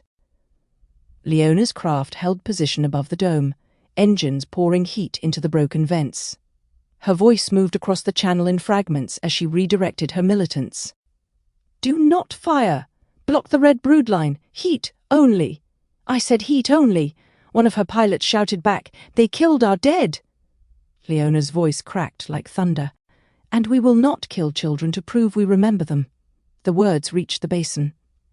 Sha'Ryn heard them while lifting a hatchling whose body was dangerously cold. The child's skin was soft and dry beneath the heat wrap. Its eyes had not opened. He thought of Caleb, Leona's son. He thought of the human children taken by Greys under Reptilian supervision. He thought of hybrid rooms. He thought of Earth's dead pulled through false corridors. Then he looked at the hatchling in his arms. It weighed almost nothing. History weighed everything. He carried both. At the basin edge, a red brood soldier hesitated with rifle raised toward Sha'Ryn.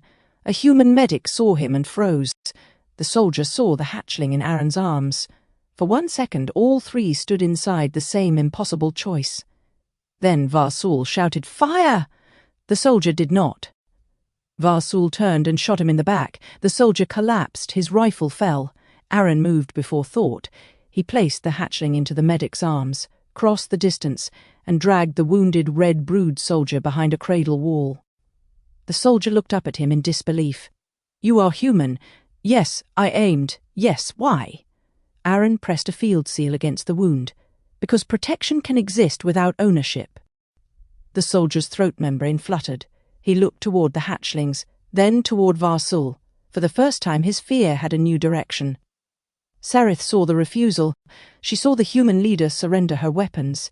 She saw Sha'Ryn carry Jonah Reyes. She saw Sha'Ryn Vale save a red brood soldier who had almost shot him. She saw Kareth refuse the control frequency. She saw the hatchlings begin to move not away from the rescuers, but toward them. Every feed became inconvenient. Every angle contradicted the doctrine she had prepared to broadcast. Her officers watched her carefully now. That was dangerous.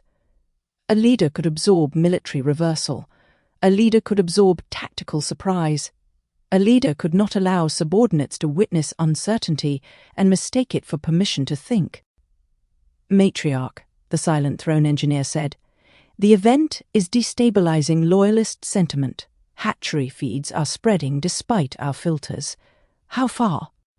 17 arc corridors, 43 enclaves, multiple deep worker channels, verdant networks fully saturated. Some red brood auxiliaries are refusing fire orders. Sareth's face remained calm. Inside her, Orvith burned again. The free world collapse. The councils that waited too long because choice was sacred. The local leaders who insisted their young could decide evacuation later. The families who refused superior intervention until the evacuation corridors closed. The 3 cradles that never warmed again. Freedom had killed children. She had seen it. No memory could erase that.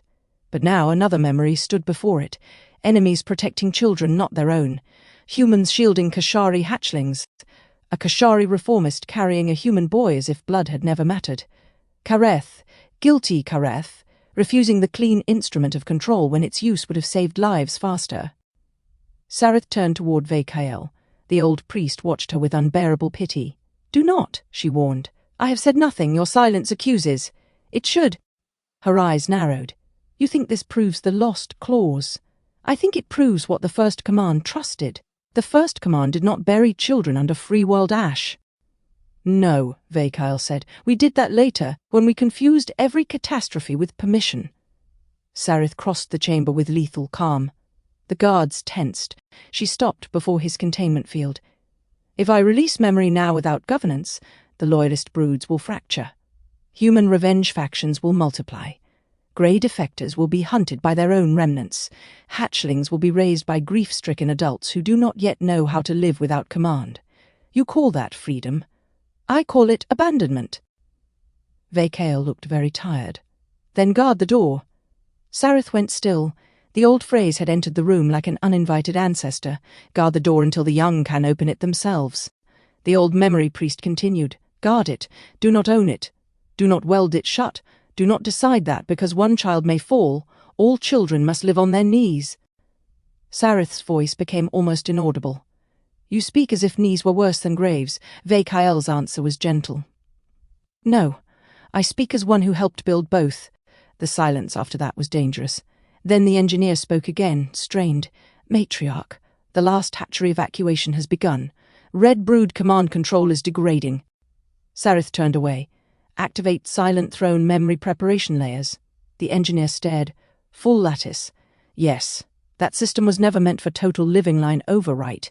It may ignite the coil. Prepare it. Matriarch, if we burn the Ancestral Coil, then no one will weaponize it against our survival. Vekael closed his eyes.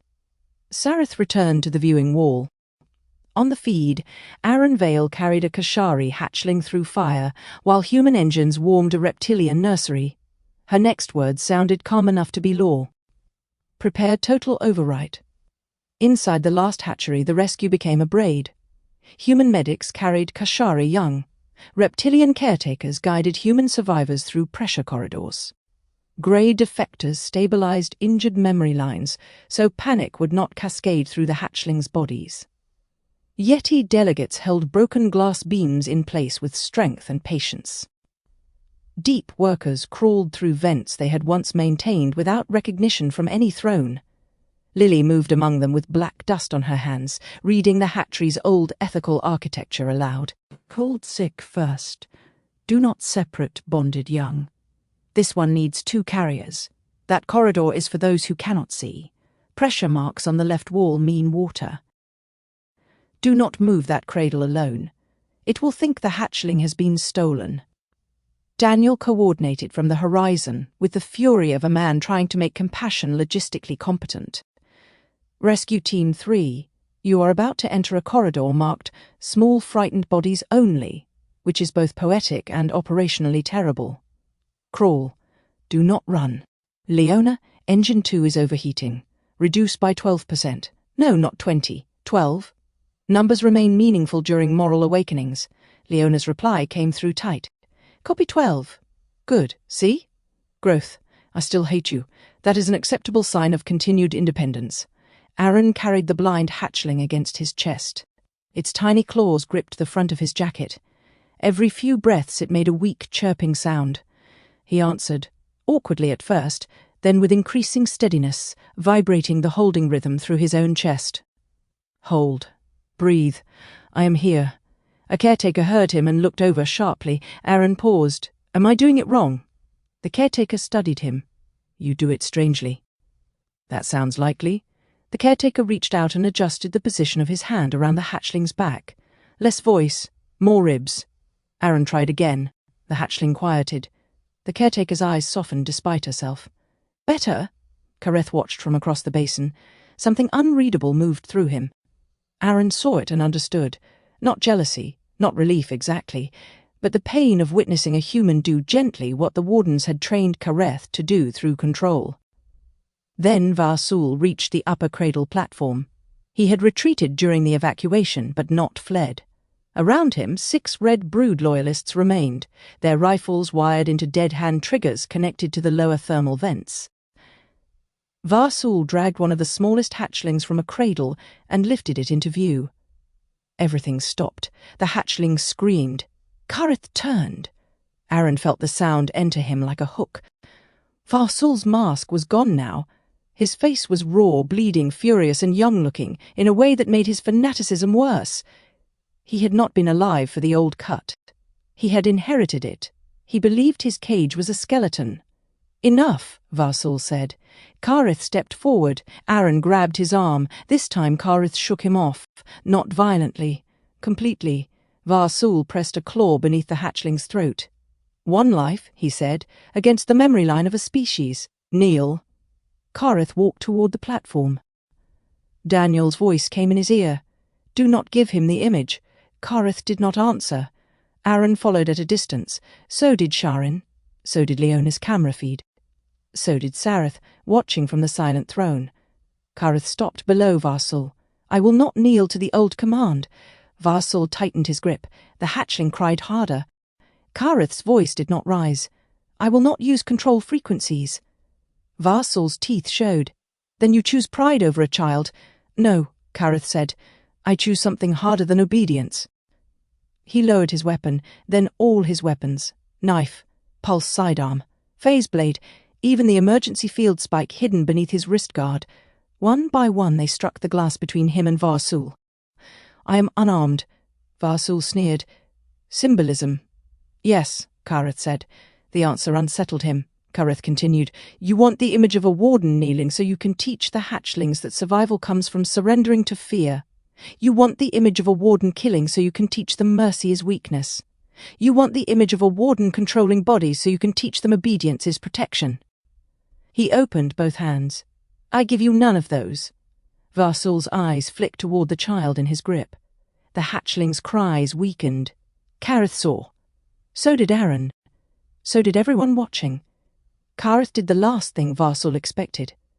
He sat down, not kneeling, not surrendering, sitting cross-legged on the black glass floor beneath the platform, empty hands resting on his knees, like a caretaker beside a frightened cradle. I will wait, he said. Var-Sul stared at him. The basin remained silent. Kareth began the holding rhythm, not through a control frequency, through his chest, low, imperfect, audible. Hold, breathe, I am here, the hatchling cried. Kareth continued. The old caretaker joined, then Sha'Ryn, then Aaron, then Lily, then Jonah, voice muffled through the filter, then Leona quietly over the channel as if the words burned. Hold, breathe, I am here. The rhythm entered the walls, the hatchery answered. The child in Var-Sul's grip heard it. Its body stopped thrashing, not because it was controlled, because it was not alone. That was when Var-Sul lost. He still held the hatchling. He still held the trigger. He still held guns and soldiers and doctrine. But the meaning of the room had moved without asking his permission. One of the Red Brood loyalists lowered his rifle. Then another. Var-Sul saw it. Rage overtook faith. He lifted the hatchling higher. If fear will not teach you, he snarled, loss will. A shot cracked through the basin. Not Red Brood, not Coalition, a human weapon. For one terrible instant Aaron thought Leona had broken. But Var-Sul's trigger hand exploded open before it could close. The hatchling fell. Kareth moved from stillness into motion faster than the eye could hold. He caught the child before it struck the glass and rolled, shielding it with his body as Var-Sul screamed. Above, Leona lowered her smoking sidearm inside the broken cockpit of her craft. Her voice shook across the open channel. "Not children!" The words seemed to leave her emptied. "Not any more." Red Brood soldiers stared. Human militants stared. Sareth watched. Kareth rose with the hatchling held carefully against his chest. Var-Sul clutched his ruined hand and reached for a dead man trigger with the other. Elith's voice cut through the basin. "Trigger pathway severed," Daniel added, "by a grey defector, a human revenge leader, 2 deep workers, and a very annoyed Yeti. Please update your theology accordingly." Var-Sul lunged anyway. Sha'Ryn struck him from the side. Not with lethal force, with both hands open, driving him away from the hatchlings and into the pressure wall. The hatchery wall flared. Not thrown. Var-Sul slid down the glass, stunned. Kareth stood over him. For 1 second the old warden looked down at the Red Brood commander who had threatened children in the name of survival. Everyone saw the possibility. Execution, revenge, a clean end, a familiar one. Kareth's claws flexed, then closed. "No," he said. Var-Sul spat blood. "Coward!" Kareth looked toward the hatchlings. "No," he said again. "Witness." He stepped back. Aaron exhaled. The caretaker took the hatchling from Kareth's arms. The child clung for a moment before letting go. Kareth's face shifted, only slightly. Enough. The evacuation ended in pieces. No trumpet. No victory. No clean moment where everyone knew the rescue had succeeded. Children did not leave crisis as symbols. They left hungry, cold, overstimulated, sobbing, silent, clinging to wrong adults, searching for familiar scents, refusing water, asking where their caretakers had gone. Some caretakers did not answer because they had died holding doors. Some Red Brood soldiers surrendered and wept without understanding why. Some human militants turned their craft away in shame. Others helped. That was more difficult. Shame could become another form of self-centeredness if left alone. Helping required moving while ashamed. Daniel made them useful. Memorial Handcraft 4, you are now a thermal ambulance. Congratulations on your moral reassignment. Red Brood auxiliary who just dropped his rifle, pick up those heat wraps instead. No, not ceremonially. Physically. Aaron carried the blind hatchling up the child passage and out beneath the open ash sky. Leona waited near the damaged craft with Jonah wrapped in a Kashari heatcloth beside her. For a moment, she and Aaron stood facing each other while smoke moved between them. She looked at the hatchling in his arms. Then at Jonah. Then at Sha'Ryn, who stood nearby bleeding from 3 wounds and pretending not to lean against Corrin for support. Leona's voice was almost gone. I came here to kill them. Aaron did not spare her. Yes. Her eyes filled. My boy would have watched me do it. Yes. I thought memory meant never letting the guilty breathe easy. Aaron adjusted the sleeping hatchling against his chest. Sometimes it does. She looked at him. He continued, but children are not where guilt should go. Leona covered her mouth with one hand. A sound left her. Not quite a sob, something torn before it could become one. Behind Aaron, Kareth emerged carrying 2 hatchlings, and followed by the old caretaker, who had called him Warden. The caretaker moved slowly, one arm around a juvenile whose scales had gone pale from cold. Leona watched him. The hatred returned. Of course it did. A single rescue could not erase Earth. It should not. Kareth saw her face and stopped. I know, he said. Leona's grief sharpened. You do not. Kareth bowed his head. No, I know only that I do not. That answer confused her anger. It did not dissolve it. Good, Aaron thought. Dissolved anger could return as poison. Confused anger might still choose where not to strike. Jonas stepped from behind his mother. Sha'Ryn looked down. The boy removed the heat filter from his face and held it out to her. You need it back. Sha'Ryn hesitated, then took it. Their fingers touched. Human child. Kashari reformist. No prophecy appeared. No cosmic music swelled. No one forgave history. But Sareth saw it. The feed remained active. The matriarch of the 9th throne watched the human child return breath to the reptilian who had carried him. Around Sareth, the silent throne prepared to burn memory. Kareth returned to the central basin after the last hatchling was carried out. Aaron found him there, standing among empty cradles. The last hatchery was quieter now. Not peaceful. Emptied places are not peaceful immediately. They remember sound too vividly. Varsul had been taken into custody by verdant fighters and grey defectors. Red Brood survivors were separated from the rescued young. Human militants were disarmed but not imprisoned yet. Daniel had used the phrase accountability intake, and everyone had been too exhausted to argue with him. The old caretaker sat beside the central heat vent, holding a broken cradle plate in both hands. Kareth stood before her. "I should have come sooner," he said. The caretaker did not look up. "Yes, I did not know this place survived. That makes it true. Not clean, no." She touched the broken plate. "You were trained in places like this." Kareth's face tightened. "Not like this. In what they made from this." "Yes." She finally looked up.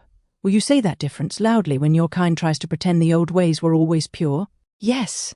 Will you say it when humans demand all our young inherit your guilt? Kareth looked toward the passage where Leona had disappeared with Jonah. "Yes." "Will you say it when our young try to make you into proof that guilt can be finished?" Kareth was silent longer. Then, "Yes." The caretaker studied him. "You are not forgiven." "I know. You are needed." That struck him harder. Aaron saw it. Kareth lowered his head. "That is worse." The caretaker's mouth moved in something almost like a smile and nothing like humour. "Good." She held out the broken cradle plate. Kareth accepted it with both hands. "What is this?" "A record." He looked down. The plate was covered in tiny pressure marks, some ancient, some recent. Lily would have to translate most of it, but Kareth recognized the repeated symbol near the center. "Ours," the caretaker said. "Names of those hidden here after the thrones declared their lineages impure. Names of hatchlings taken. Names of hatchlings returned. Names of caretakers who lied to the Dominion and called it duty to an older command." Kareth's hands trembled. "Why give this to me?" "Because you will be accused of inventing us. I might lose it. Then give it to the human who makes guilt into tables." Aaron almost laughed. It came out as a breath. Daniel's voice entered over the comm. "I heard that, and accept the sacred artifact of spreadsheet accountability." The caretaker blinked. Kareth said, "He means yes." "I inferred." Aaron stepped closer. Outside, human engines still warmed the upper vents. Inside, Kareth held evidence that the last hatchery had resisted dominion long before the bridge arrived. The caretaker looked between them. "Hatchlings remember who holds them when the walls shake," she said. "Do not let anyone turn today into innocence." Aaron nodded.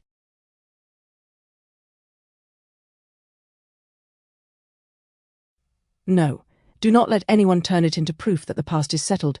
No, do not let anyone turn it into a throne." Kareth closed his eyes. "No!" The hatchery walls pulsed faintly. "Guard the door until the young can open it themselves." Aaron looked at the words, then at Kareth. "Guard, not own, not command. Not preserve at any cost. Guard until choice becomes possible, a living sentence, a harder one, a freer one." Sarith Vel stood alone after dismissing the officers.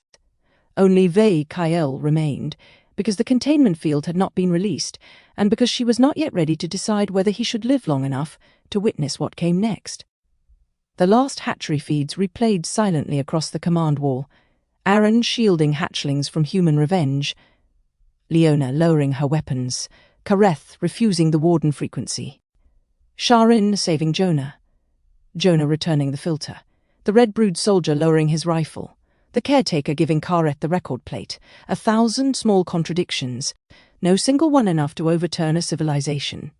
Together, dangerous. Sarith touched the blood dried on her palm. "Do you know what I see?" she asked. Kael answered carefully. "Yes." She looked at him.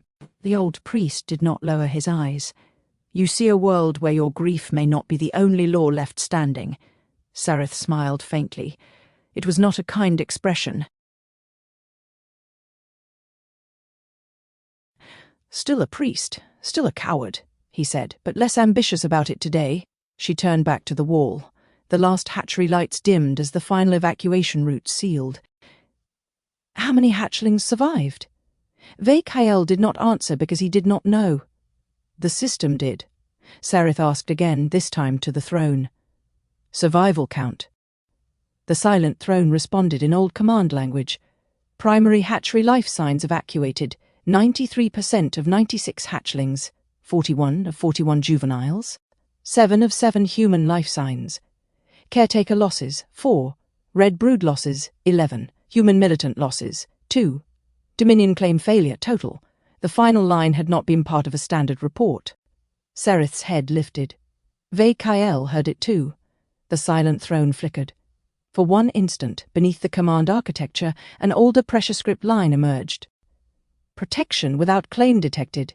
Then, lost clause resonance increasing. Sereth stepped toward the wall. The system corrected itself.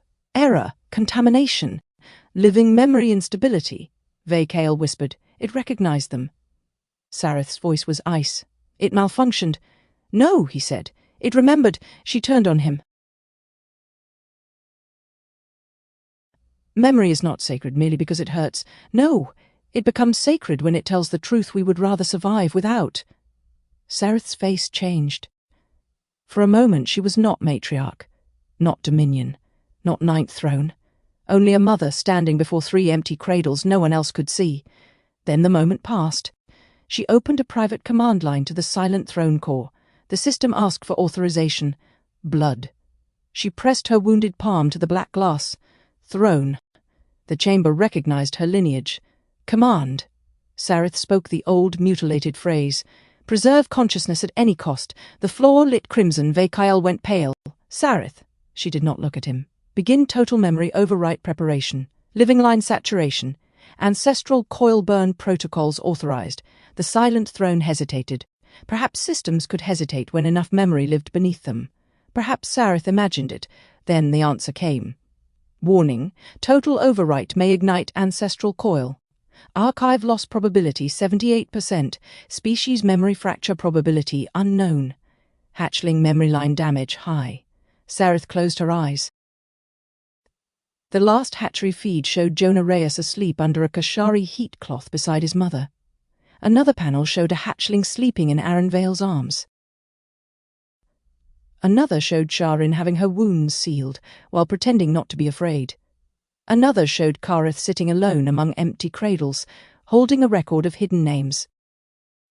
Guardianship begins where ownership ends. The phrase was not in any official doctrine. It would be now, if she allowed the day to survive intact. Sereth opened her eyes. If memory has become a weapon against survival, she said, then memory must burn.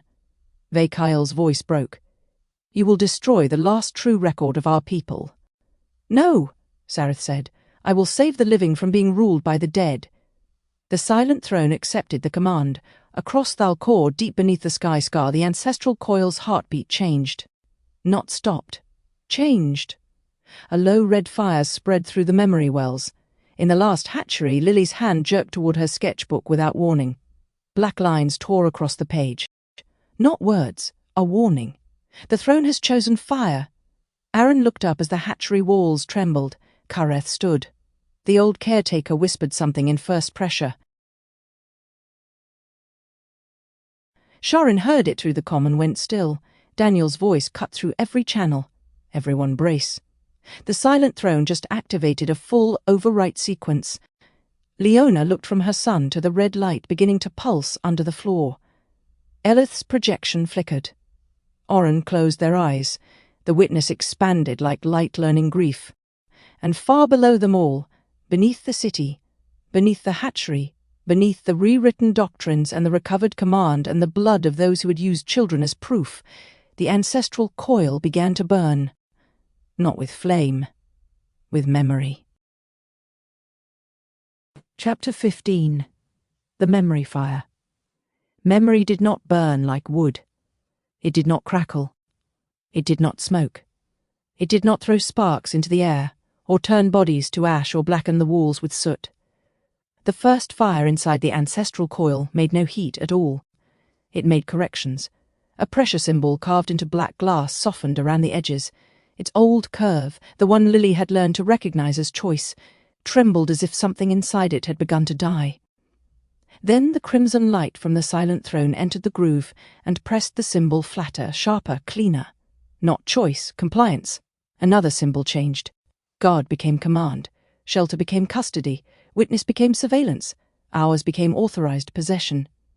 The witness saw all of it at once. It stood in the ancestral coil core with its hands half raised, though it had not chosen hands because hands were useful. It had chosen them because humans reached for one another when language failed, and the witness had learned that shape mattered when grief arrived. All around it, the coil core rose in spirals of black glass, living mineral, pale root memory, and suspended strands of amber light. The chamber had once seemed like an archive, vast, ancient, silent, a place where memory slept until called. Now it pulsed like a heart under restraint, the walls flexed with pressure script. The floor carried signals not through wires but through old agreements between stone, blood, grief, and remembered touch.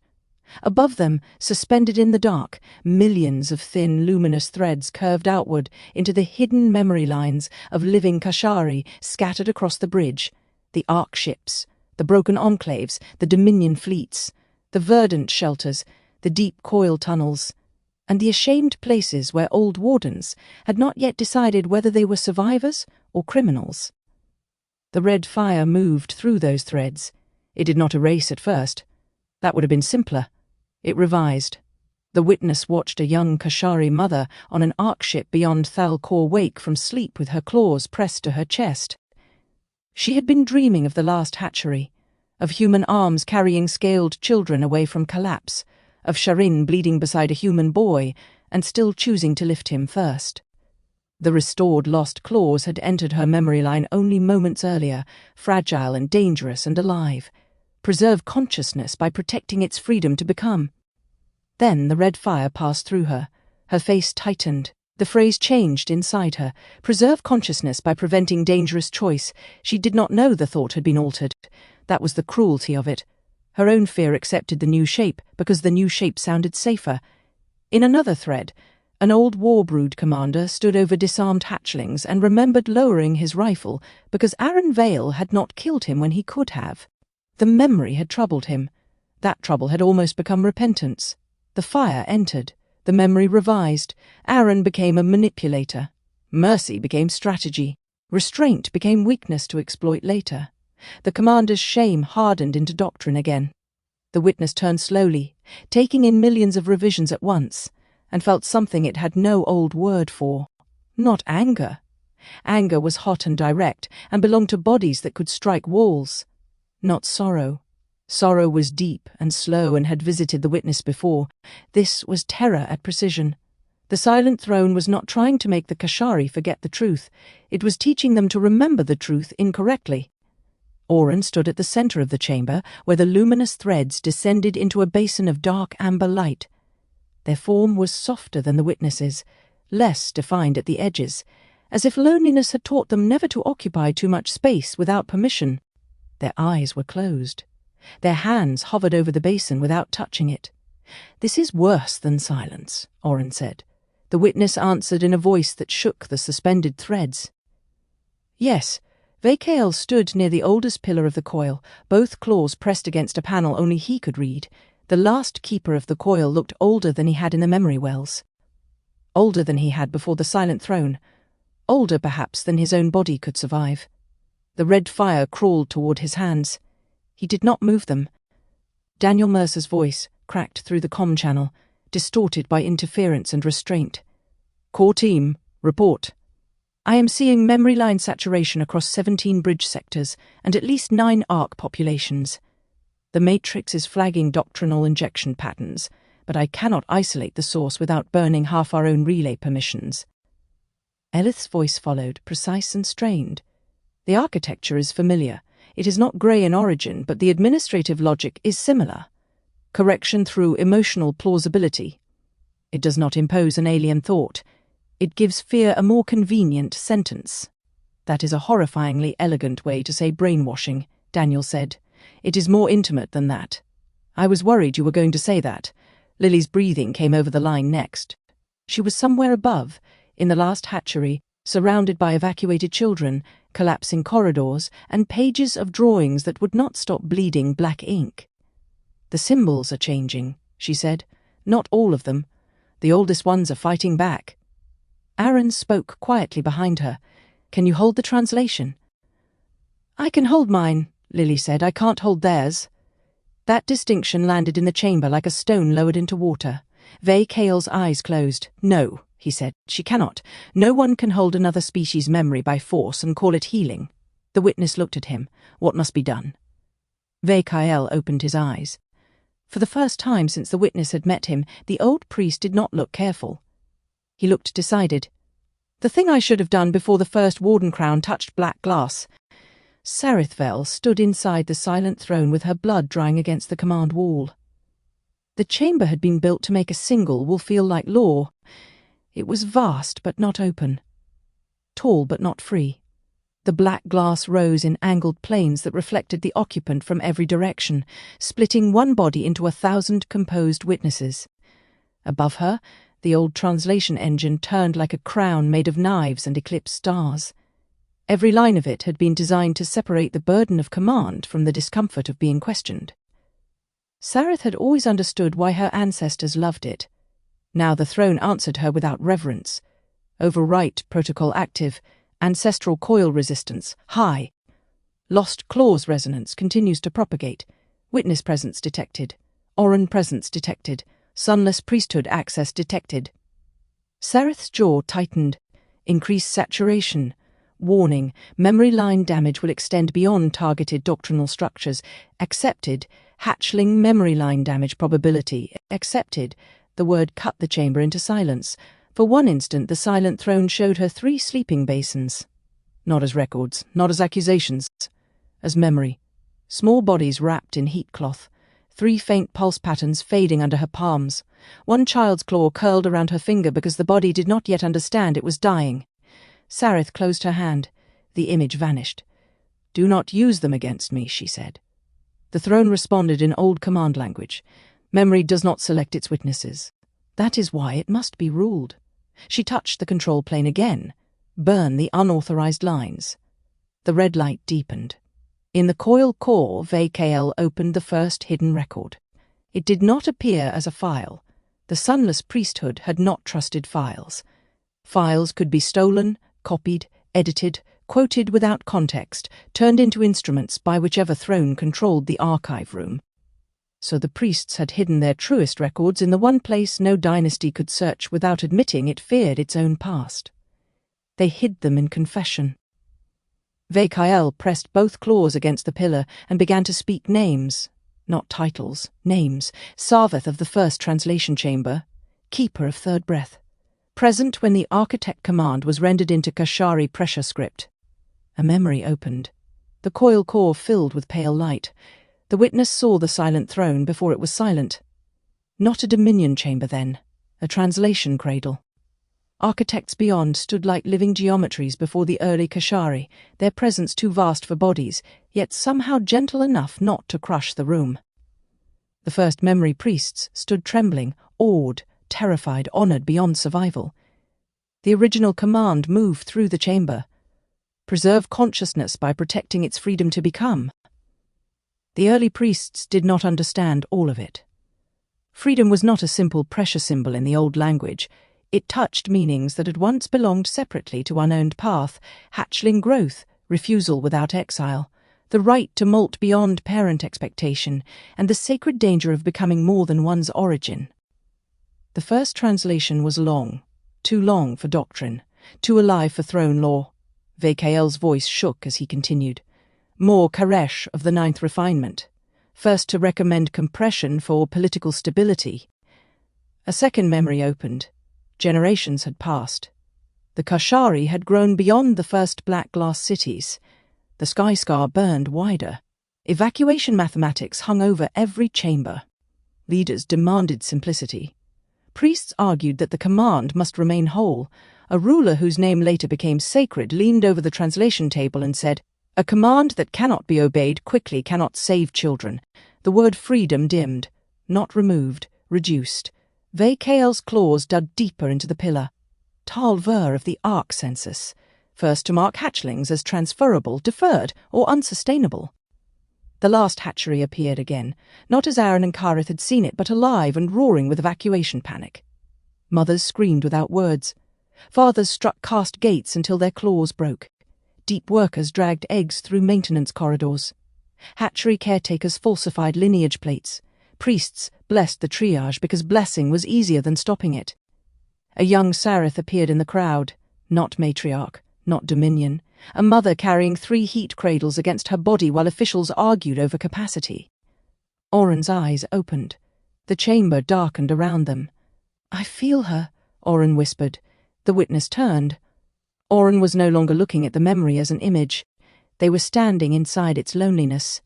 Loneliness, Oren had learned, was not the absence of others, that was only solitude.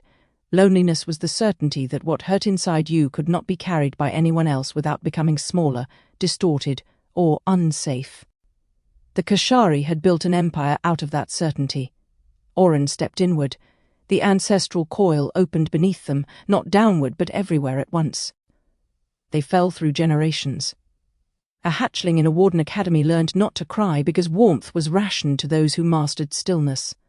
A war-brood recruit killed a frightened prisoner and felt sick afterward, then accepted the instructor's explanation that sickness was merely primitive resistance to necessary protection. A memory priest sealed a record of the lost clause and told herself she was preserving it for a safer century. A mother aboard an ARC ship saw her child selected for genetic refinement and thanked the officer because gratitude was the only protest that would keep the child alive. A Dominion noble watched a human civilization collapse into war and believed, with real grief, that freedom was simply a name young species gave to self-destruction. A grey administrator borrowed Reptilian doctrine and made it procedural. A human soul screamed inside lunar light, while a warden called the scream transition stress. A reptilian hatchling woke centuries later from inherited nightmare and did not know why the word human tasted like guilt. Oren moved among them. No one saw them at first. Shame turned each mind into a sealed room. The old wardens did not say, "I am guilty." They said, "I obeyed." The young reformists did not say, "I am innocent." They said, "I was born from harm." The priests did not say, "I lied." They said, "I waited." The mothers did not say, "I failed." They said nothing at all because some griefs had never been given language that did not become accusation. Oren understood the trap then. Sareth had not created the loneliness. She had inherited it, sanctified it, and armed it. The Dominion did not merely fear truth because truth would condemn them. They feared truth because they believed condemnation was the only thing memory could do. Oren lifted their hands in the species dark. "I was alone once," they said. Generations stirred. The words did not command attention. That was why they entered. "I thought absence was the shape of the universe. I thought no one could come near what had been removed from me without becoming another loss." A hatchling looked up from a cold training floor. A priest turned from a sealed door. A soldier paused with doctrine still wet in his mouth. Oren continued. "Memory punished me because I had no one to hold it with, so I made a home out of being unreachable. It felt safer than being known." The red fire moved through the species dark, searching for sentences it could harden. Oren did not resist it by force. They opened wider. "I am not here to absolve you." More faces turned. "I am not here to erase what you did." A mother began to weep without sound. "I am here because memory does not have to be a weapon to be true." The red fire faltered. For a moment, generations of Kashari loneliness stood together and did not know what to do with being seen without being seized. Then the ancestral coil shuddered. Sareth increased the burn. The witness had recorded every confession VKL released. It recorded the name of each priest. It recorded the exact sequence by which the lost clause had been compressed, softened, deferred, bracketed, ritualized, subordinated, and finally cut. It recorded the first doctrine lecture that replaced protection with preservation. It recorded the first hatchling conditioning chamber. It recorded the first use of fear harmonics in a molting pit. It recorded the Warden Council minutes that authorized human bloodline interface programs. It recorded the Grey administrative adaptations. It recorded the lunar relay modifications. It recorded Kareth's training designation. It recorded names from the caretaker's broken cradle plate. It recorded the resistance. That mattered. The witness saw that it mattered. But the more it recorded, the more the coil destabilized. The truth was too large for a species taught to experience memory as accusation. Every released confession struck living memory lines with unbearable force. Some Kashari collapsed under inherited guilt that was not theirs to own. Others rejected the release entirely and fled into dominion correction. Still others turned the truth outward, sharpening it into proof that someone else should pay first. Daniel's voice cut through the comm again. "Witness, whatever you're doing is opening the channels, but we're getting panic spikes everywhere. Some of the human revenge groups are intercepting the priest records. They're already calling for retaliatory tribunals." Aaron's voice followed, low and hard. "No retaliatory anything. They are not asking permission," Daniel said. Kareth spoke next. "Nor are my people.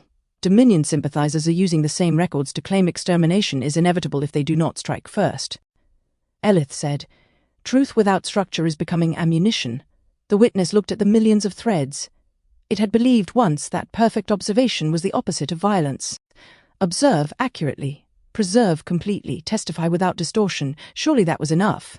But the coil screamed around it, and the witness understood that memory could be accurate and still be used to destroy. A knife could be clean. So could a record.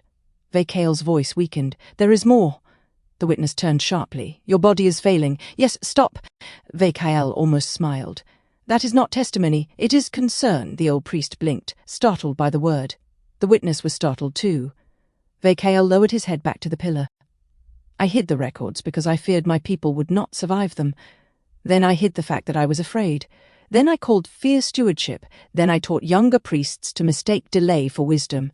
Every century I waited made the truth more dangerous." Red light crawled over his arms. "I cannot ask the coil to survive what I would not confess." He opened the final hidden seal. The sunless priesthood records did not simply release. They broke. Thousands of sealed confessions poured into the coil core, priests kneeling alone before uncarved walls. Priests copying forbidden phrases into bone-white memory slivers.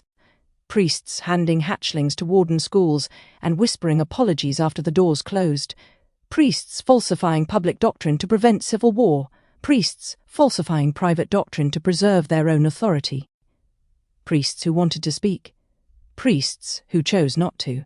Priests who died with the lost claws under their tongues. Vekael opened his mouth and spoke with all of them. "We knew." The coil went silent, not because the fire stopped, because every living memory line heard him. We knew the first command was incomplete. We knew the thrones ruled from a cut sentence. We knew preservation had become possession. We knew the molting pits had been corrupted. We knew the last hatchery had resisted. We knew Earth was not a ward, but a prison. We knew the moon was not a shield, but a mechanism. We knew. His knees struck the floor. And we hid the knowing until the young inherited our silence as fate. For one heartbeat, the red fire recoiled, then it surged toward him. Sareth's voice entered the coil, carried through the silent throne in a ribbon of crimson pressure. "Confession will not save you, Vekael." The old priest lifted his head. "No. Then why offer it?" "Because saving myself was the first lie." The fire reached him. The witness moved before thought. It placed itself between Vekael and the burn. The fire entered the witness. It saw punishment, not one punishment. All the punishments memory had ever been made to perform. It saw children forced to recite ancestral guilt until they confused existence with debt. It saw rulers preserving crimes in archives only to blackmail successors. It saw victims told their pain would be remembered, then watched their pain become a banner under which strangers committed new harm. It saw species turning confession into spectacle. It saw apologies designed to end consequences. It saw records used without repair. It saw truth stripped of tenderness because tenderness had been mistaken for excuse. The witness expanded. Its body lost human shape. Constellations widened across the coil core. Blue-white light spilled through the chamber, meeting the red memory fire not as water meets flame, but as sky receives smoke without becoming it. The fire tried to revise the witness. Observer became judge. Witness became weapon. Record became sentence. The witness saw the offered correction. For the first time it refused a definition. No. The word cracked the red light. Sereth's projection sharpened inside the coil. Her image stood above them, black-scaled and crowned by the silent throne's crimson geometry. "You cannot stop memory from judging," she said. "Memory is judgment. That is why the weak beg to be forgotten and the strong build systems to decide what survives." The witness turned toward her. "I have observed judgment, then you understand. I have observed memory used as punishment." "Yes. I have observed memory used as excuse." Sareth's eyes narrowed. "I have observed memory used as ownership, as blackmail, as doctrine, as comfort, as denial, as heritage, as currency, as prayer, as war." The chamber brightened. The witness's voice lowered. "And I have observed something you have not allowed yourself to believe." Sereth did not answer. "Memory can hold without possessing." The red fire thrashed through the threads. "Naive," Sareth said. "No," Oren answered from within the species dark. "Difficult." The witness looked toward Oren, then toward Vekael, then toward the millions of living memory lines trembling between shame and correction. It understood then what it had not understood at the first observatory. Observation was not the end of responsibility. It was the beginning of choosing how the observed would be carried. The witness lowered itself into a human-shaped body again. Not because it needed one, because the vow required limits. It placed one hand against the burning coil pillar and one hand over Vekael's bowed head. Then it spoke. Not as an archive, not as a god, not as a court, as a witness choosing participation. "I will remember what you confess," it said, "and I will not use memory as a weapon." The ancestral coil shook. Sereth stared. The phrase moved outward, not command, not overwrite, invitation. "I will remember what you confess, and I will not use memory as a weapon." The red fire struck it and failed to find fear enough to reshape. The vow was not innocence. It was not forgiveness. It did not release the guilty from consequence. It gave memory somewhere to go besides punishment. That was new. Older than thrones, perhaps. Older than the cut. But new to the wounded nervous system that had mistaken every remembered wound for a future blade.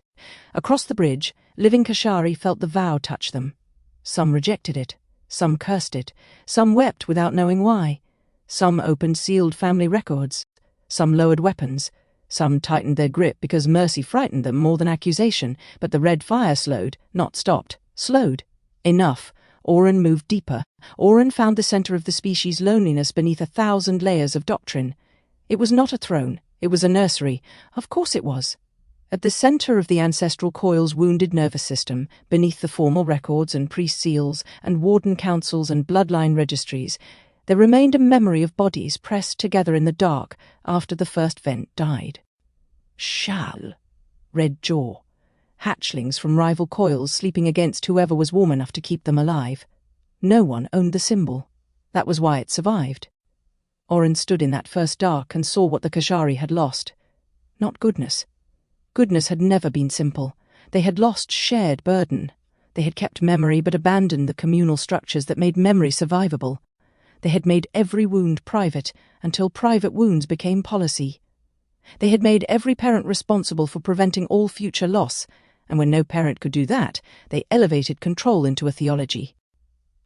Sareth's grief was not alien. It was grief with no coil left to hold it. Oren reached toward the first symbol. "Not mine, not yours. Ours." The species dark trembled. "This is not absolution," Oren said. The generations listened. "This is not permission to hide inside ancestry. This is not a way to make pain beautiful. This is the shape of survival before domination taught you to be ashamed of needing one another." The red fire searched for a weakness. Oren gave it one.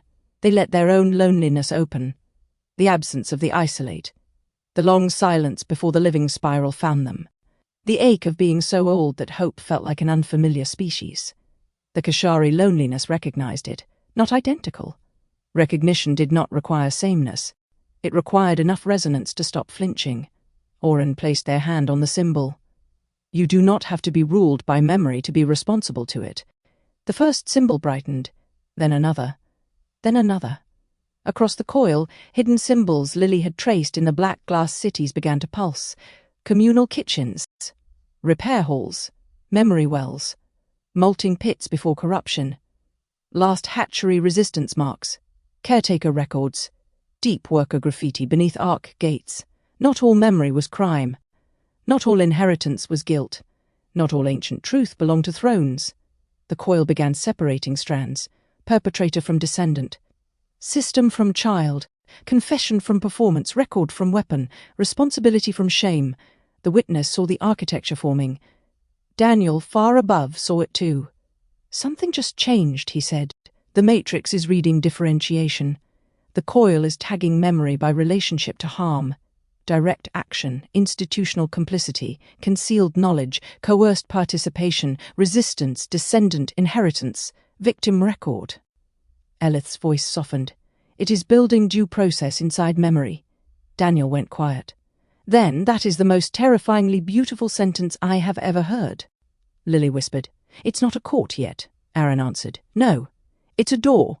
Kareth said nothing, but through the coil the witness felt him kneel somewhere above, not in surrender to power, but because standing had become too much while the truth learned how not to kill the young. Sareth felt the backlash in her blood. The silent throne did not scream. It was too dignified for screaming. But the command wall fractured under her palm, and crimson light ran up her arm like molten veins. She stepped back, teeth clenched, as the ancestral coil refused total saturation. Refusal event. Unauthorized memory differentiation. Witness vow detected. Orin relational stabilization detected. Sunless priesthood record release complete. Lost clause propagation resuming. Sareth's breath came hard. Override. Bloodline authority contested. By whom? The silent throne hesitated, then showed her the answer. Not Kareth, not Lily, not Aaron, not the witness. Millions of small lights appeared across the command wall. Hatchlings, juveniles, caretakers, deep workers, defectors, old soldiers, young reformists, priests confessing, victims refusing erasure, descendants refusing inherited thrones. The authority was contested by memory lines that had accepted the restored command without accepting dominion ownership. Sareth stared at the lights. They do not understand what freedom will cost them. The throne answered, not in its command voice, but in older pressure script. No hatchling survives alone. Sareth struck the wall. The fracture widened. "Do not quote children to me." The chamber dimmed. For a moment the 3 empty basins appeared again. This time the memory did not accuse her. That was worse. It simply held. 3 hatchlings. 3 names she had not allowed anyone to speak in her presence for centuries. Vale, Sora, Kethran. Sareth staggered. The red fire flickered around her. The silent throne, still bound to her blood, transmitted the names into the coil before she could stop it. Across the species dark, Orin felt them arrive. Not as political symbols. As children. Sareth's face hardened with panic. No. The witness spoke through the coil, not to defeat her, not to absolve her, but to keep the names from becoming knives. "I will remember them," it said, "and I will not use them as a weapon." Sareth's expression broke, only for a breath, but enough for the ancestral coil to see the wound beneath the doctrine without surrendering to it. Ve-Kale, barely standing, whispered, "Your children were not an argument for empire." Sareth turned toward him through the projection, eyes bright with fury and grief. "Do not speak of them." "I did not," Ve-Kale said. "The coil did." The red fire lashed outward. The witness absorbed the first strike. Orin absorbed the loneliness beneath the second. The third hit Ve-Kale. The old priest fell. "Ve-Kale!" Lily shouted through the comm. The witness knelt beside him. Ve-Kale's scales had gone pale. Fine cracks of amber light ran beneath them. He was not burning. He was being unsealed. "Do not close it," he whispered. "You are damaged, yes. You may die. That has been true for a very long time." Orin emerged from the species dark and crouched beside him. "The records are free," they said. Ve-Kale's eyes shifted toward the still-burning threads. "Not free. Answerable." The witness looked up. The coil had stabilized enough to transmit. Not everything. Everything would destroy context. Everything would drown the bridge in unprocessed horror and let zealots on every side decide which fragments justified their rage. The coil chose differently now. It transmitted relationally the restored first command, the record of the cut, the hidden priesthood confession, the last hatchery resistance, the corrupted molten pit designs, the warden involvement in Earth, the grey administrative adaptations, the victim ledgers sealed for tribunal review, the distinction between guilt and inheritance, the names of those who resisted, the names of those who hid, the names of those who ordered, the names of the children who must not be turned into arguments again. Across the bridge, the truth moved, not as propaganda, as summons. Daniel watched the transmission hit the accountability matrix and nearly forgot to breathe. The system did not crash. That was the first miracle. The second was that it did not simplify. Columns unfolded, then refused to remain columns. Names became relational nodes. Harm became pathways. Responsibility levels formed without collapsing into species guilt. Victim records sealed themselves behind consent protocols. Confession channels opened with repair obligations attached. Historical evidence locked itself against rhetorical extraction. Daniel's hands hovered over the controls. "I did not build that," he said. Elith's projection stood beside him, flickering from the coil surge. "No, I wanted to— Yes, that is annoying. It means your architecture was compatible with the living memory system." Daniel looked at the display. The matrix had become less like a table and more like a city map drawn by conscience. "Compatible?" he said. "I will accept that as a compliment and pretend I am not emotionally compromised." "You are emotionally compromised." I said pretend. Above them, warning channels began to calm. Not everywhere, not enough to call it peace, but enough to stop the first wave of retaliatory strikes, enough for reformist Kashari leaders to speak without being drowned by Dominion correction. Enough for human memorial councils to receive sealed victim records without broadcasting them as rage fuel. Enough for the Yeti delegates to offer sanctuary corridors to mixed hatchery groups. Enough for old grey administrators to recognize procedural guilt in the data and stop calling it compliance drift. Aaron's voice entered the channel. "Daniel, I see it. What is it?" Daniel watched the final line appear across the matrix. "Molting tribunal required." He swallowed. "It is not asking for revenge." Kareth's voice was low. "No." Daniel read the next line. "It is not offering forgiveness either." "No." The next line unfolded in pressure script, then bridge standard, then human language. "Truth requires a chamber where memory cannot be owned by thrones." Lily whispered. "The old molting tribunal," Kareth said, beneath the first vent. Aaron asked, "Can we get there?" No one answered immediately. Then Ve-Kael's weak voice entered the channel from the coil core. "Yes." Sareth escaped the silent throne through fire, not because she had won, because she understood retreat before others understood defeat. The command chamber shook around her as the Ancestral Coil rejected the total overwrite. The silent throne's translation engine stuttered between old doctrine and restored command. Crimson light bled through black glass.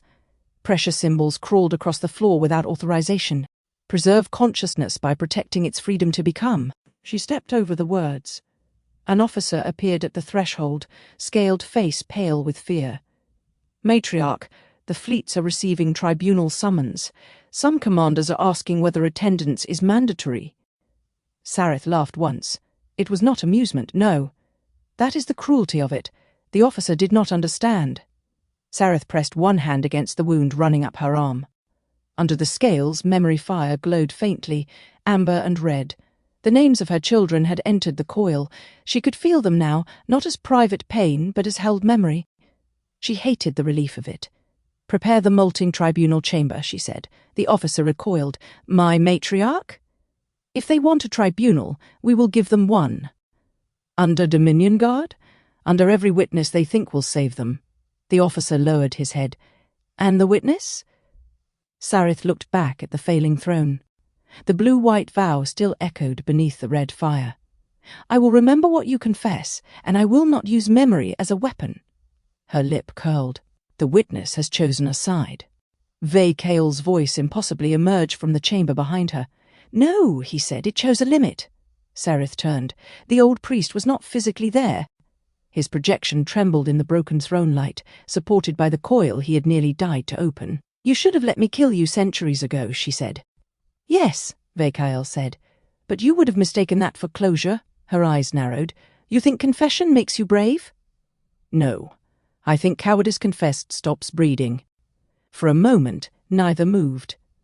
Then the floor beneath Sareth lit with old paths leading away from the throne and down toward the chamber beneath the first vent. The molting tribunal, ancient before empire. Older than the Warden councils, older than caste law, a place where the first coils had brought disputes not to determine who owned truth, but to decide what repair required before the young could safely remain. The dynasties had ceremonialized it, then emptied it, then stopped using it entirely when courts became more useful than confession. Now the Ancestral Coil had opened it again. Sareth stepped onto the path. Then let memory try to hold what it has awakened. She vanished into the descending corridor. The coil core quieted, but it did not calm. There was a difference. Quiet could be exhaustion. Quiet could be listening. The witness remained beside Thal-Kor while Oren stabilized the amber basin.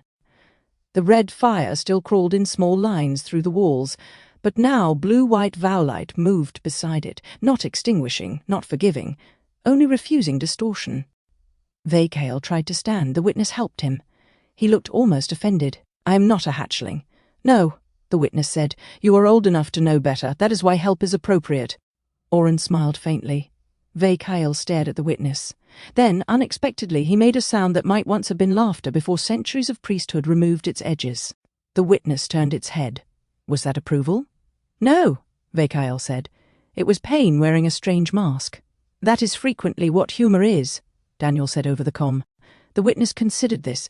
"I will record that. Please don't. I will remember it without weaponizing it." Daniel sighed.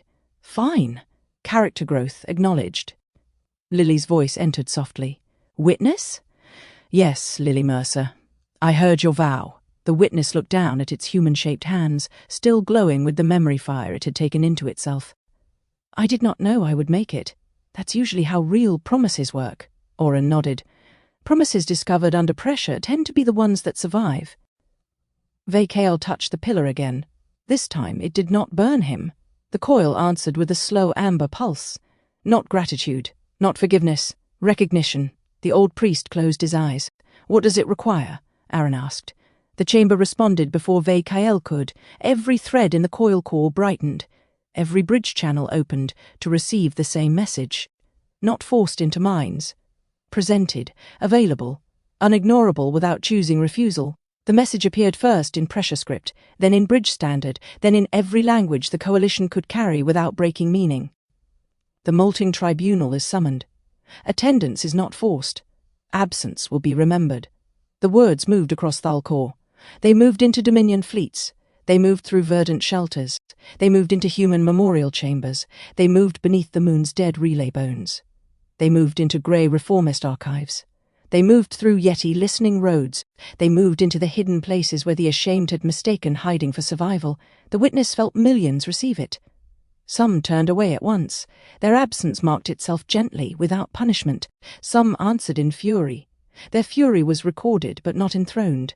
Some began the journey, slowly, fearfully, not because they were ready, because memory had stopped chasing them long enough to ask. Thal-Kor lowered himself to one knee before the coil, not to worship, to answer. Oren stood beside him. The witness stood on the other side. Above them, in the last hatchery, children slept under borrowed heat cloths, while adults of species that had once harmed one another guarded every door. Below them, the tribunal chamber awakened beneath the first vent. And between those two truths, the ancestral coil burned on. Not to destroy, not to purify, to keep memory warm enough that no one would have to carry it alone. Chapter 16. The Molting Tribunal. The chamber beneath the first vent did not open like a court. It opened like an old wound deciding whether it would become a mouth. Daniel Mercer stood at the threshold and looked down into a space older than accusation, older than law, older than any civilization present had the right to claim. The stair cut through black volcanic glass in slow spirals, each step worn smooth by claws that had passed this way before thrones existed. Heat breathed upward from below in steady pulses. Not enough to burn. Enough to remind everybody that life had once depended on stone being kind for one more night.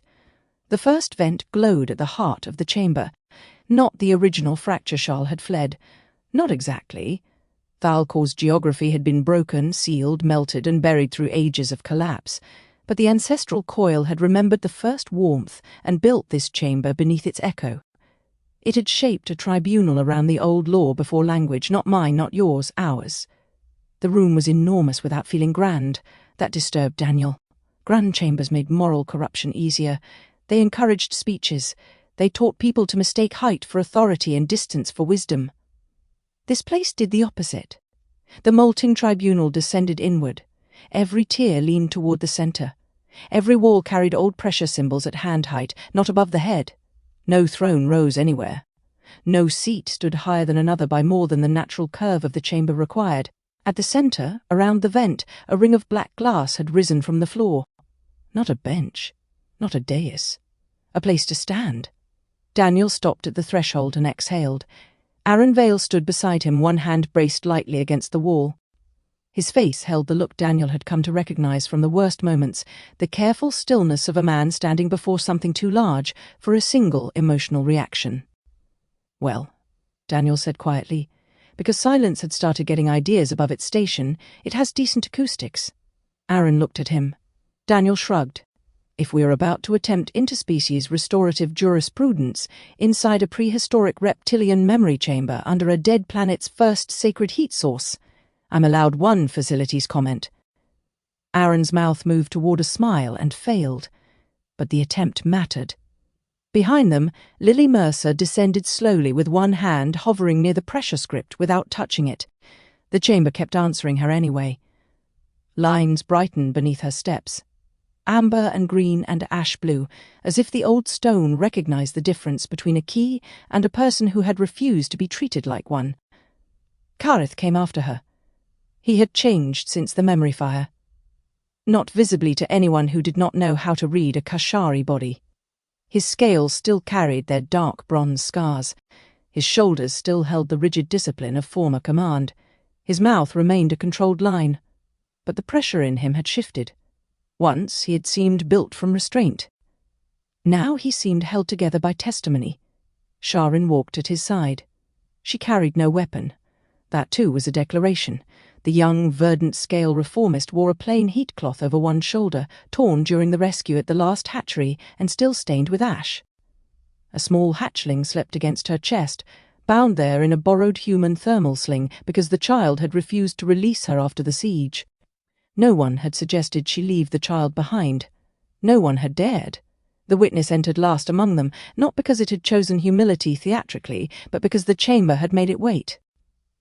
Daniel had watched the moment happen. The witness had approached the threshold and the pressure script had dimmed until the being stopped. Then the old symbols had brightened in a sentence Lily translated under her breath. Not observer first, witness only after those who bled. The witness had bowed its head. "I understand," and it had waited. Now it stepped into the molting tribunal with Oren beside it.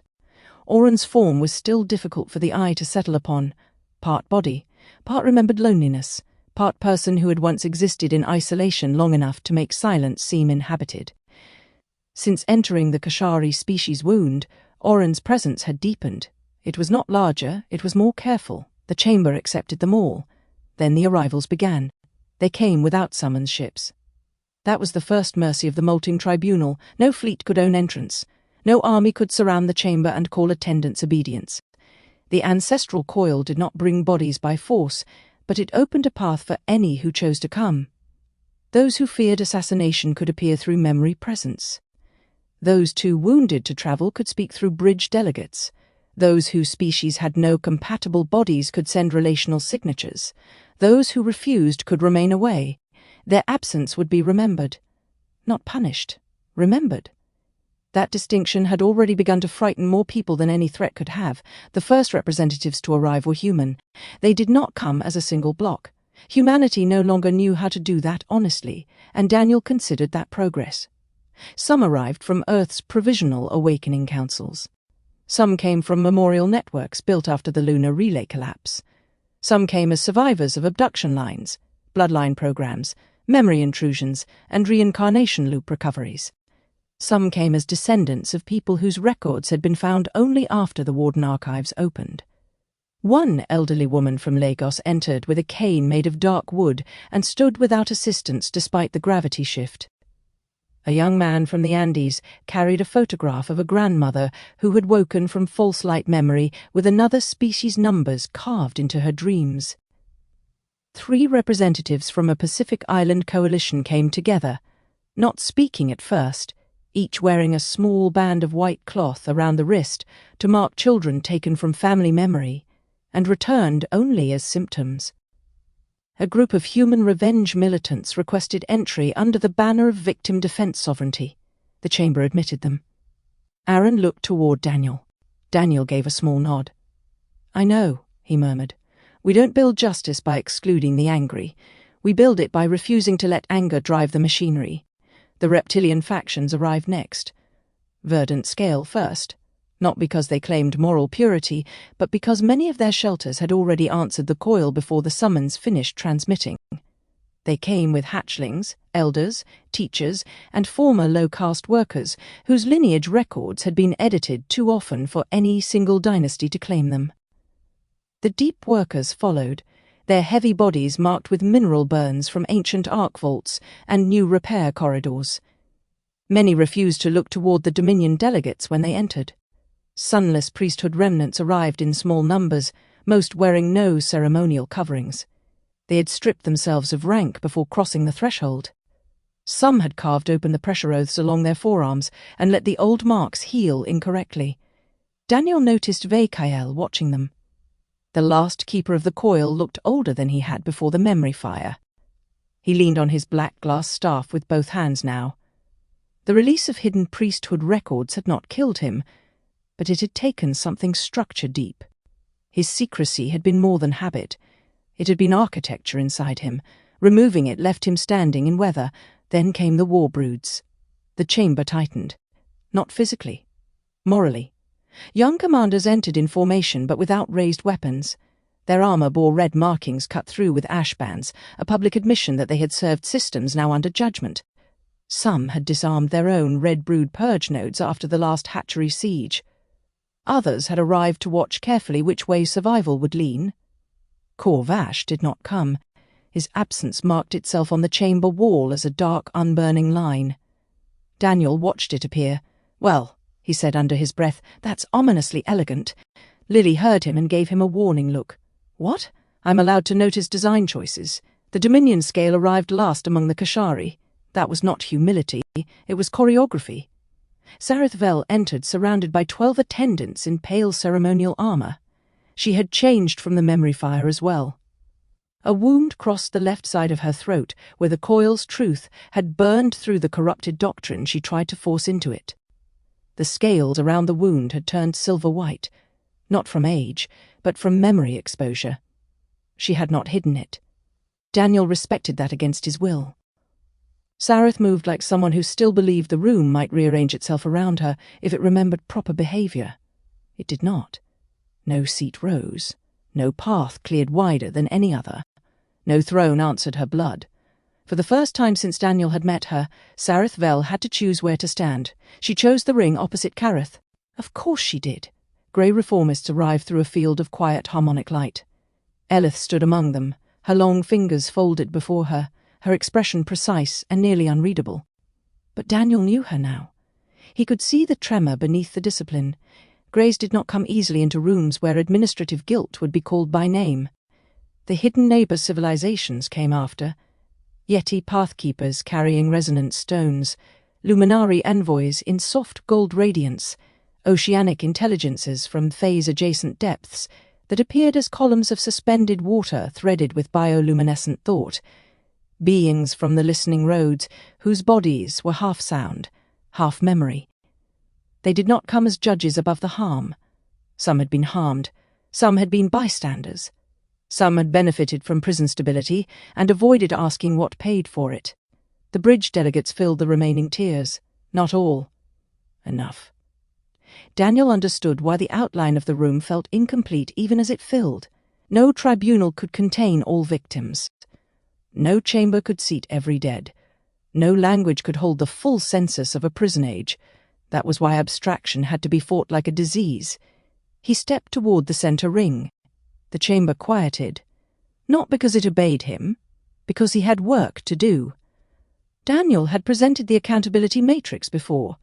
He had done it in war rooms, council chambers, emergency bridge sessions, and private meetings where former perpetrators tried to rename consequences as instability. He had done it angry. He had done it exhausted. He had done it with coffee in his hand and diplomatic staff begging him to phrase things more gently. This time he did it without a display at first. That seemed important. No hologram. No luminous chart. No institutional shield between the words and the room. He stood in the center ring beside the first vent, felt heat rise against his legs, and looked at those gathered. "My name is Daniel Mercer," he said. I am not a judge. The chamber translated him into pressure script, harmonic resonance, scent notation, thermal pulses, color bands, and every bridge language available. I am not here to forgive anyone on behalf of anyone else. I am not here to make atrocity emotionally manageable. I am not here to prove that apology is enough. It is not. A faint motion passed through the human tears. Recognition, maybe. Relief. Daniel continued. The accountability matrix was designed after the collapse of the lunar prison system, because we found ourselves facing a problem that revenge could not solve and apology could not survive. The harm was too large for performance. The records were too damaged for simple prosecution. The victims were too many for symbolic closure, and the perpetrators were not monsters from a single story. They were systems. Administrators, dynasties, engineers, priests, soldiers, collaborators, cowards, beneficiaries, true believers, survivors who passed harm downward because they were afraid to name what had been done to them. His eyes moved to the Dominion scale. Sereth did not flinch. The matrix has 5 rings. Only then did the chamber raise them, not as light, as stone. 5 circular ridges emerged around the vent, each one low enough to step over, high enough to require noticing. Ring 1. Daniel said. Truth release. No sealed archives controlled by perpetrators, no priesthood ownership, no dynasty custody, no classified guilt. The first ring warmed amber. Ring 2. Victim ledgers, names where names are recoverable, lineages where names were erased, events where full identities cannot yet be restored. The injured are not required to become convenient for the record. The second ring lit pale blue. Ring 3. Warden tech dismantling. No control frequencies, no obedience conditioning, no reincarnation capture, no emotional harvest architecture, no voluntary surrender systems disguised as care, no bloodline access programs, no memory suppression unless requested by a harmed party under independent therapeutic safeguards, and even then, never as erasure of evidence. A low murmur moved through several delegations. Daniel waited it out. Ring 4. Reparative restoration, material, technological, historical, psychological, and cultural repair, directed by harmed communities, not by the comfort needs of those who harmed them. The 4th ring glowed green. Ring 5. Hatchling protections. He paused. The chamber grew very still. No child of any species may be used to preserve the legitimacy of the guilty. No child may inherit obedience conditioning, caste triage, dynastic debt, or engineered fear in the name of survival. No child may be told that love of truth is treason to their people. The 5th ring lit white gold. Sha'Ryn lowered her head over the hatchling asleep against her chest. Daniel turned slowly, letting the rings remain visible around him. This is not punishment alone. Punishment without repair is theatre. Repair without truth is laundering. Truth without protection is cruelty. Protection without freedom is another prison. He looked at Sareth. That is the architecture. Sareth's eyes narrowed slightly. You speak as if architecture cannot become a cage. Daniel nodded once. It can, which is why victims hold keys, which is why no ring answers to a throne, which is why I'm standing here saying this out loud instead of building a secret system and calling it mercy. A sound moved through the chamber. Not applause, something harder, a scent with teeth. The witness looked at the rings, then at Daniel. I will remember the design and the warning within it. Daniel's voice softened. Good. Because we're going to need both. Then he turned toward the victim ledgers. They did not read all the records. That would have taken longer than the surviving universe had patience for. That was one of the obscenities of mass harm. There came a scale at which full accounting became physically impossible, and the guilty often tried to hide inside that impossibility. Daniel had refused to allow it. The ledgers opened in representative sequence, chosen not for spectacle but for structural truth. Each record stood for itself. No one was reduced to symbol. No one was inflated into propaganda. The first record belonged to a human woman whose name had been restored only 2 days earlier. Mara Ionescu, born in a mountain village during an age when the moon still watched the dying. Taken at death through the false corridor, recycled 8 times through high trauma incarnations because her fear response pattern produced unusually stable raw louche output under lunar relay conditions. Separated from 3 child souls repeatedly to increase attachment panic during transition. Memory marked non-compliant grief, recommended intervention, familial recognition suppression. The chamber did not dramatize her. It simply showed what remained. A young face in one life, old hands in another, a lullaby with no surviving language, 3 children reaching for her in white light and being turned into silhouettes by a system that knew exactly what love could be made to do when weaponized. No one spoke when the record ended. Then came a Kashari record, a deep worker clutch from the evacuation of Thal-Kor. 32 hatchlings classified as structural labor potential, 14 reassigned from family coils to arc maintenance caste. Attachment marks burned from shell plates to prevent later inheritance claims. Surviving adults told the children had died during launch turbulence. Children told the adults had surrendered them willingly for civilization need, purpose, reduce cross-caste loyalty instability. The deep worker delegation made a sound Daniel felt in his ribs. Kareth closed his eyes. The third record belonged to a grey administrative cluster, not victims alone, not perpetrators alone. That was why Elith had requested its inclusion. A reformist subnetwork had discovered unauthorized consciousness retention in human returnees and filed a procedural objection. The objection had been routed through 7 review bodies, diluted into terminology, deferred under stability provisions, then archived as emotionally contaminated analysis. 3 of the filing administrators were later reassigned to memory sanitation. 2 became silent participants.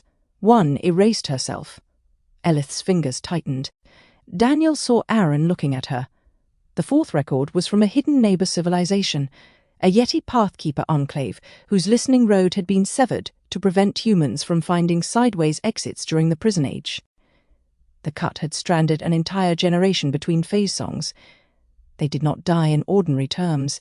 They became unable to return fully to either layer. A Yeti elder placed a resonant stone on the floor.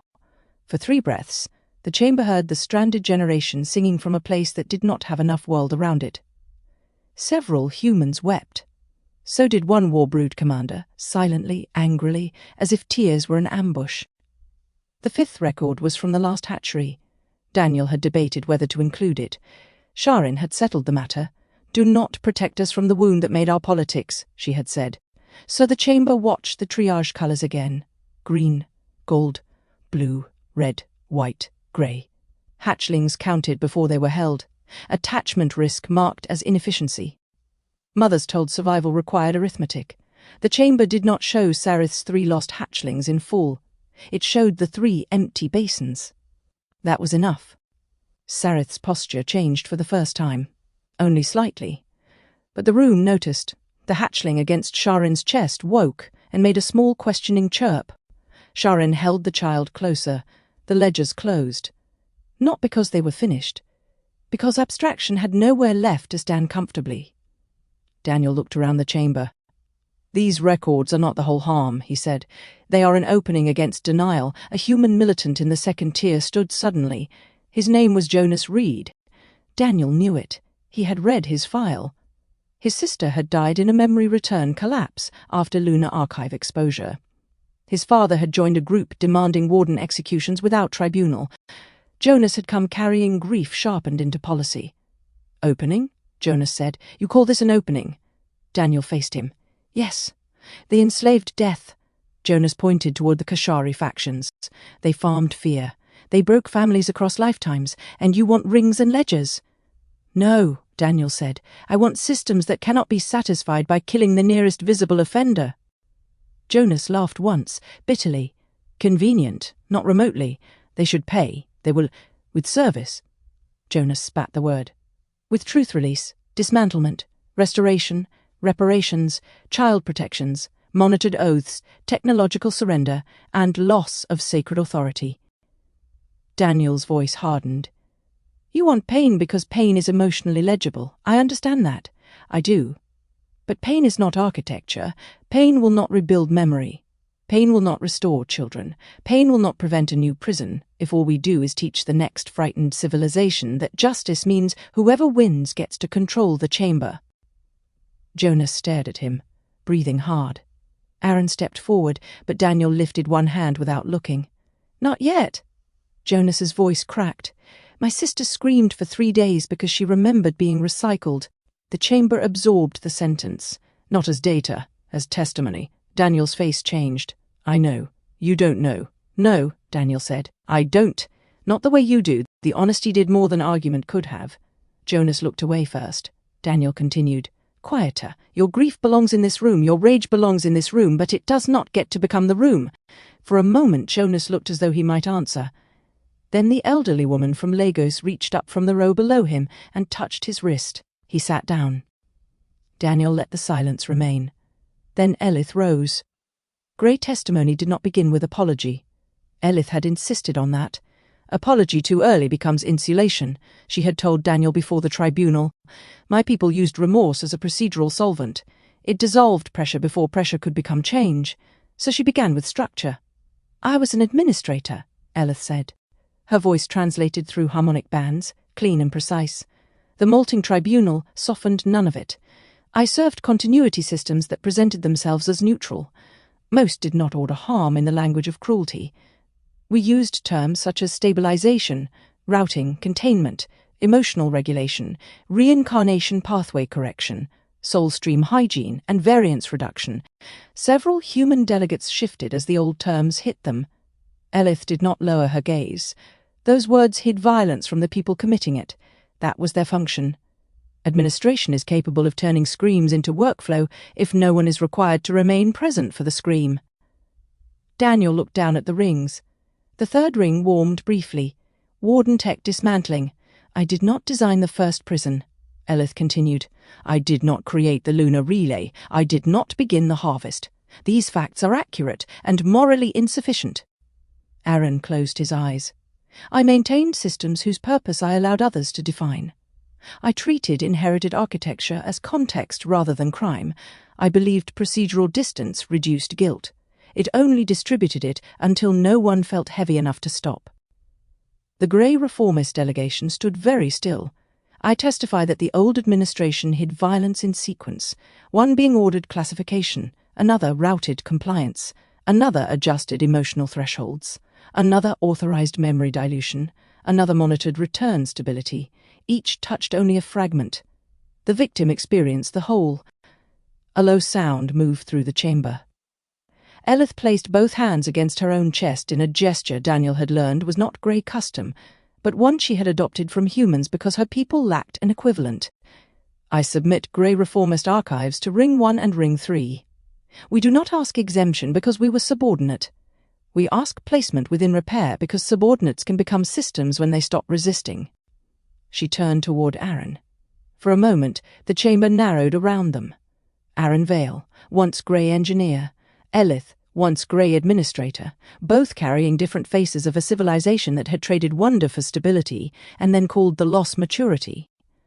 I cannot return what was taken from you, Elith said. Aaron's voice was low. No, I cannot apologize in a way that satisfies the scale of harm. No, I can testify, surrender records, dismantle tools, and accept restrictions designed by those harmed. Aaron opened his eyes. That's where you begin. Elith bowed her head. Yes, the chamber recorded it, not as redemption.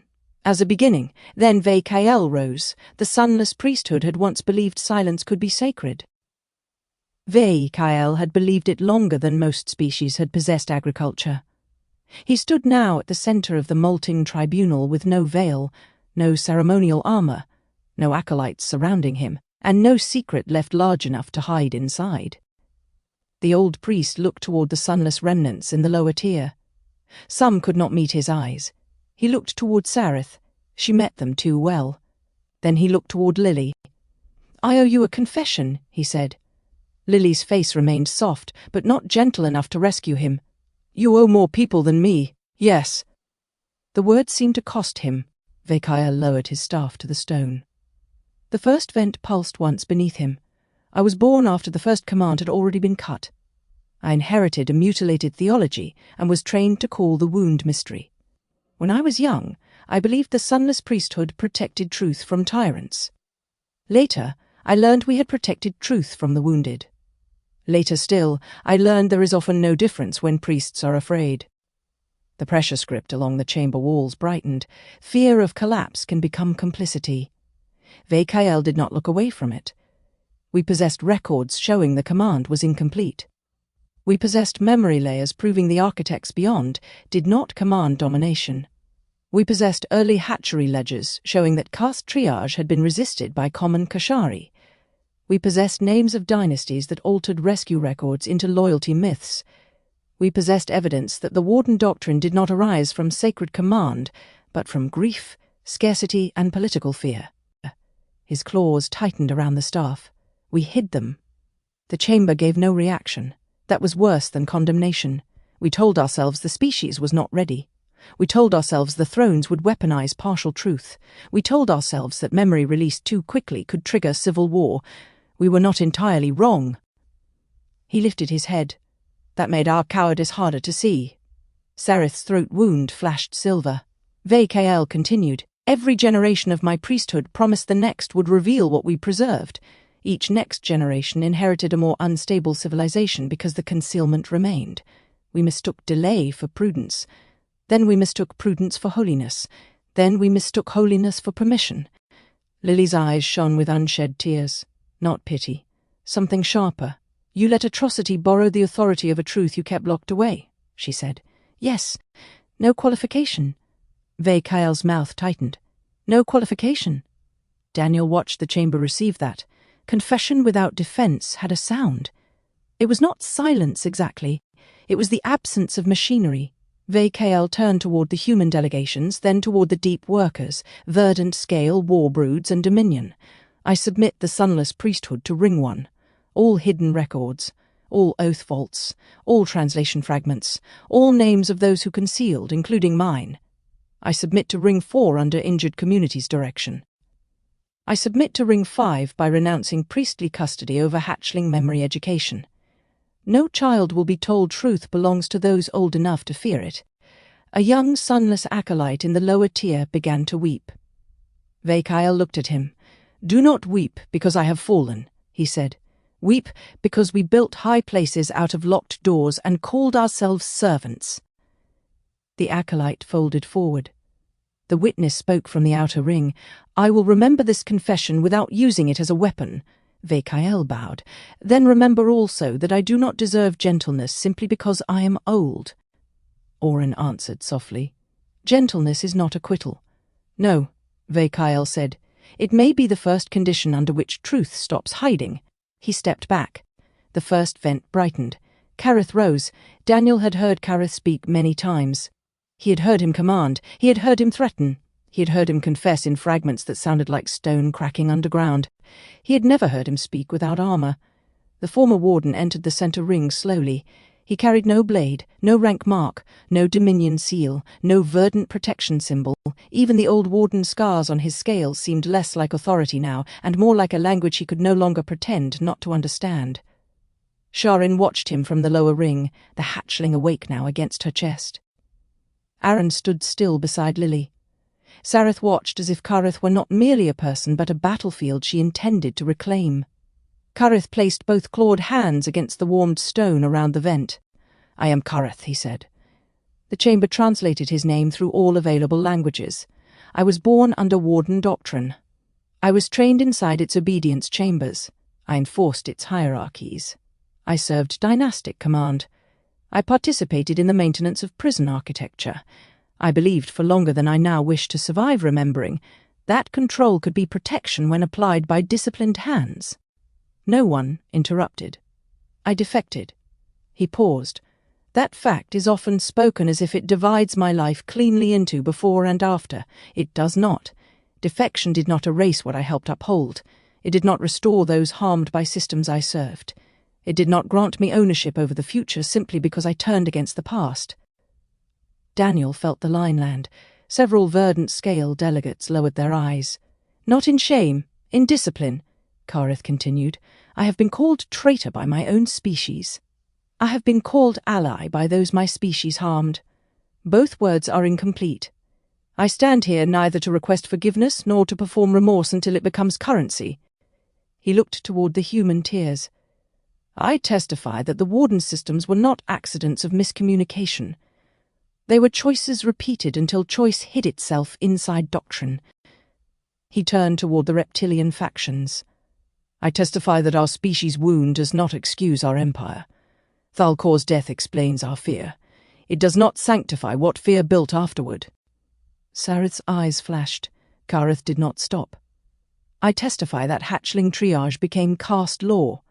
Caste law became obedience theology. Obedience theology became prison architecture. Prison architecture became harvest economics. Harvest economics became spiritual language. Spiritual language became sacred lie. The chamber seemed to lean inward. I helped enforce that lie. The words did not shake. That made them worse. I submit my records to Ring 1.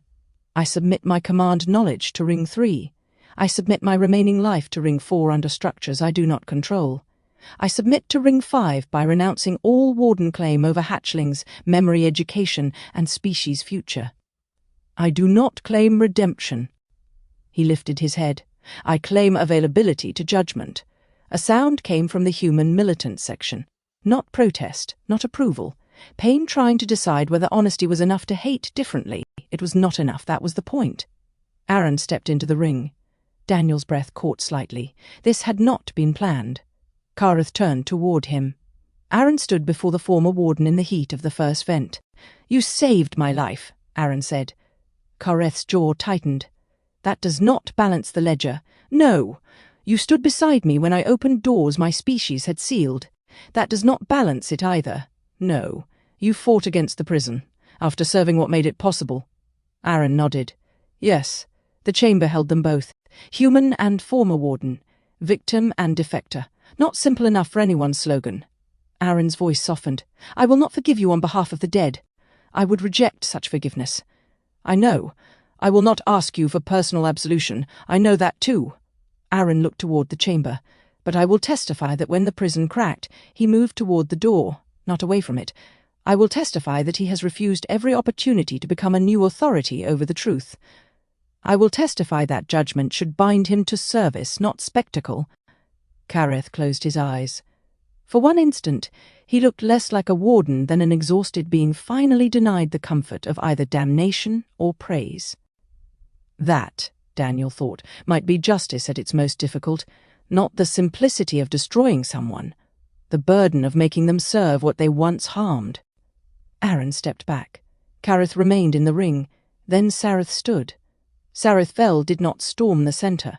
She entered it as if the tribunal had finally reached the portion for which it had been built. Her attendants stayed behind. That was the first thing Daniel noticed. The second was that the bloodline mark along her throat had begun to glow. Not bright. Not yet. Sareth faced the chamber and let them see the wound the memory fire had left on her. She did not touch it. She did not ask sympathy from it. She made it part of the argument. "You have built a beautiful machine," she said. Daniel replied before he could stop himself. "Thank you.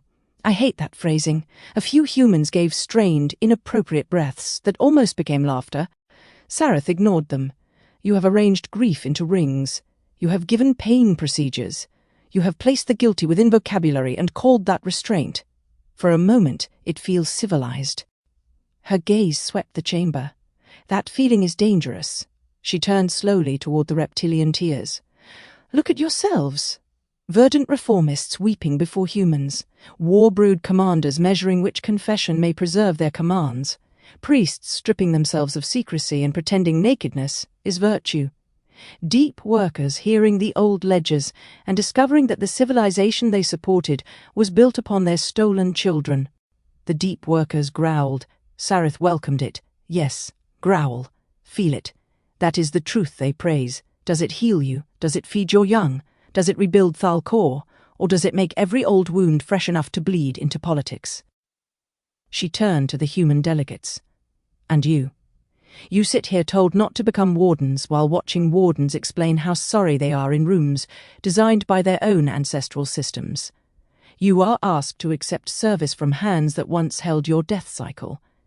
How long before restraint becomes humiliation? How long before humiliation becomes revolt?" Jonas Reed looked down. Sareth saw it. Of course she did. She turned to Daniel.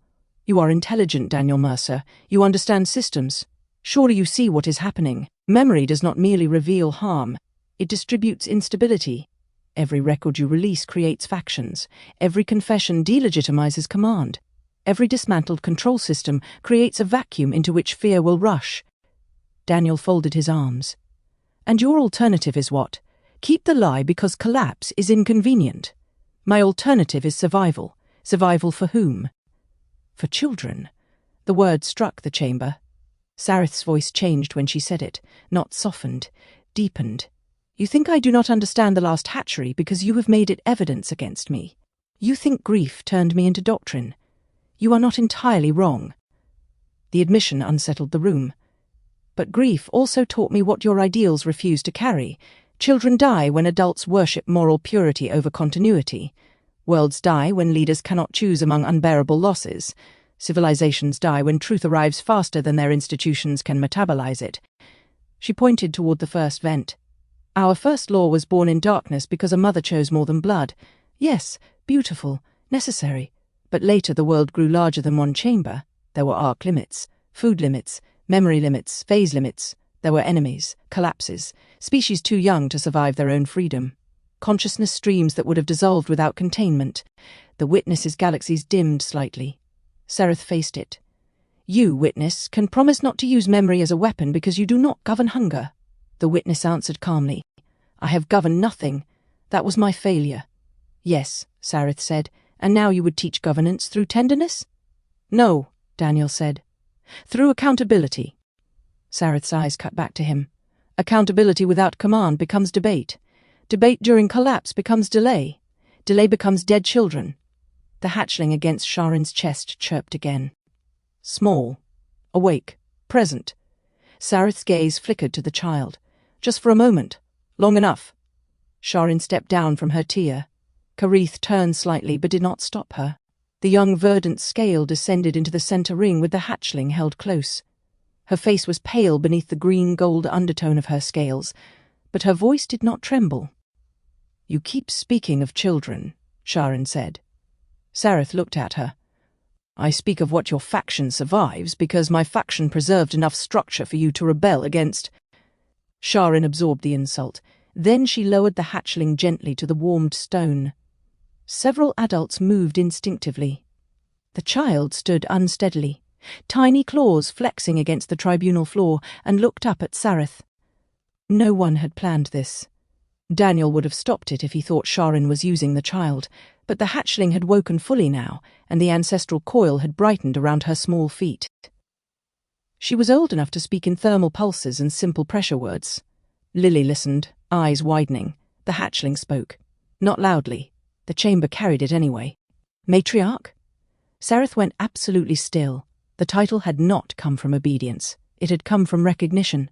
The child knew what Sareth was, or had been taught, or had felt through the old blood memory. Sareth's voice lowered. Yes. The hatchling tilted her head. If safety hides truth, she asked, is it another cage? No adult sound followed. None dared. The question moved through the molting tribunal like a claw drawn through ash. Sareth's mouth parted slightly. For the first time, no answer came immediately. The hatchling waited. Children did that when adults had taught them the world should answer. Sareth looked at her, and something ancient and terrible passed behind her eyes. 3 empty basins. A surrendered grey-marked child. A pod failure. A lifetime spent making policy out of the moment no answer had arrived in time to save what she loved. Then Sareth closed whatever had opened. A cage that keeps you alive, she said, may be hated after you survive it. The hatchling considered this. Then she asked, who opens it? Sareth's throat wound flashed white. Sha'Ryn lifted the child back into her arms. No one spoke, because the answer had not come, and everyone knew it. The tribunal did not end after Sareth's argument. That was important. Tyrants and reformers alike often wanted moral rooms to collapse into decisive moments. One speech, one question, one revelation, one turn of the heart dramatic enough to spare everyone the labor of building afterward. Daniel refused that structure, so the work continued. Bridge delegates proposed mechanisms for archive custody. Human councils demanded independent oversight. Deep workers requested immediate access to altered hatchery ledgers. Verdant scale representatives argued that no future Kashari educational chamber could be operated by any faction claiming dynastic continuity. Grey reformists offered memory suppression deconstruction methods but requested external monitoring to prevent technical self-exemption. The Yeti Pathkeepers insisted that severed listening roads be restored before reptilian fleets could request full bridge privileges. A Luminari envoy stated that light used to conceal harm would not be permitted to govern healing spaces. Daniel took notes because of course he did. The chamber grew hotter as proposals accumulated, not dangerously, responsively. The first vent seemed to understand that justice was not a verdict, but a thermal process. Too cold and nothing changed shape. Too hot and everything burned. At the center, the 5 rings remained. Truth, ledger, dismantling, repair, children. Around them, civilizations tried to decide whether they could survive being honest. Sareth watched. Daniel watched Sareth. He saw the exact moment she stopped arguing to persuade. Her posture altered by a fraction. Her shoulders settled. Her throat membrane stilled. The attendants behind her shifted their weight almost imperceptibly. Daniel's stomach dropped. "Aaron," he said softly. Aaron was already moving. Lily's head snapped toward the far wall. "The bloodline marks," she whispered. Across the chamber, old symbols began waking beneath the pressure script. They had not been visible before because they had not belonged to the molting tribunal. They belonged beneath it, older than thrones, but later than Sheol. Dynastic overlay, bloodline authority carved into sacred architecture after the first molting had already been converted into hierarchy. Sareth lifted her wounded chin. "You built your tribunal inside our memory," she said. Daniel's voice went flat. "Oh, I really don't like that sentence." Sareth's attendants dropped to one knee. Not before her, before the old marks. The chamber shook. War brood commanders stiffened as red command lines appeared along their armor. Several gasped, claws flying to their throats. Deep workers snarled as old caste constraints tried to identify their bodies. Sunless remnants cried out as oath scars reopened with white fire. Elith raised a harmonic shield around the human tears. "Bloodline override," she called. "Ancient authority layer. It is attempting to root legitimacy through inherited neural command. Can you block it?" Daniel shouted. "Partially. Please define partially in a way that makes me happier. I cannot." "Noted." The first vent flared. Sareth stepped into the center of the rings. The old symbols rose around her like a crown made of buried commands. "I did not wish to seize this chamber," she said. Kareth moved toward her. She turned on him. "Do not perform disappointment. You know what this is." "Yes," Kareth said. His voice had changed. Low, cold, warden deep. Sareth's eyes brightened, then kneel. The command struck the room. It was not sound, it was architecture. The bloodline override passed through the ancient layer beneath the tribunal and rose into every Kashari nervous system present. It spoke in ancestral pressure older than conscious politics, exploiting the species' first survival reflex, gather beneath authority during collapse. Warbrood staggered. Verdant scale delegates cried out. Deep workers slammed claws into stone to stay upright. Sha'Ryn dropped to one knee, not in obedience, but from pain, clutching the hatchling against her. Kareth stopped moving, his body locked. Sareth faced him fully. "Blood remembers," she said. "Before reform, before coalition, before your human-taught shame, before all this theatre, the scale thrones carried continuity when the world died. Kneel, Kareth. Kneel and end this before memory tears us beyond repair." Daniel stepped forward, but Aaron caught his arm. "No," Aaron said. Daniel rounded on him. "He's being hit by a command frequency. Yes, we can disrupt it. Can you do it without overriding him too?" Daniel froze. That was the trap. That was always the trap. Control in the name of rescue. The chamber trembled around Kareth. His claws flexed. His knees bent slightly. The old authority had found every scar the Warden system had carved into him. Every obedience chamber, every command right, every hatchling lesson that had taught him hierarchy was warmth and disobedience was cold. Sareth's voice softened. "Come back to your people." Kareth's head lowered. Sha'Ryn cried out, "Kareth!" The hatchling made a frightened sound. The first vent pulsed beneath the floor. Kareth's hand moved, slowly, painfully, not toward the ground, toward the Warden's scar on his own chest. He pressed his claws into it until blood darkened the scale edges. Then he looked up. No, The word did not break the override. Not yet. Sareth's eyes narrowed. You cannot refuse what made you. Kareth's voice shook now, but it did not bend.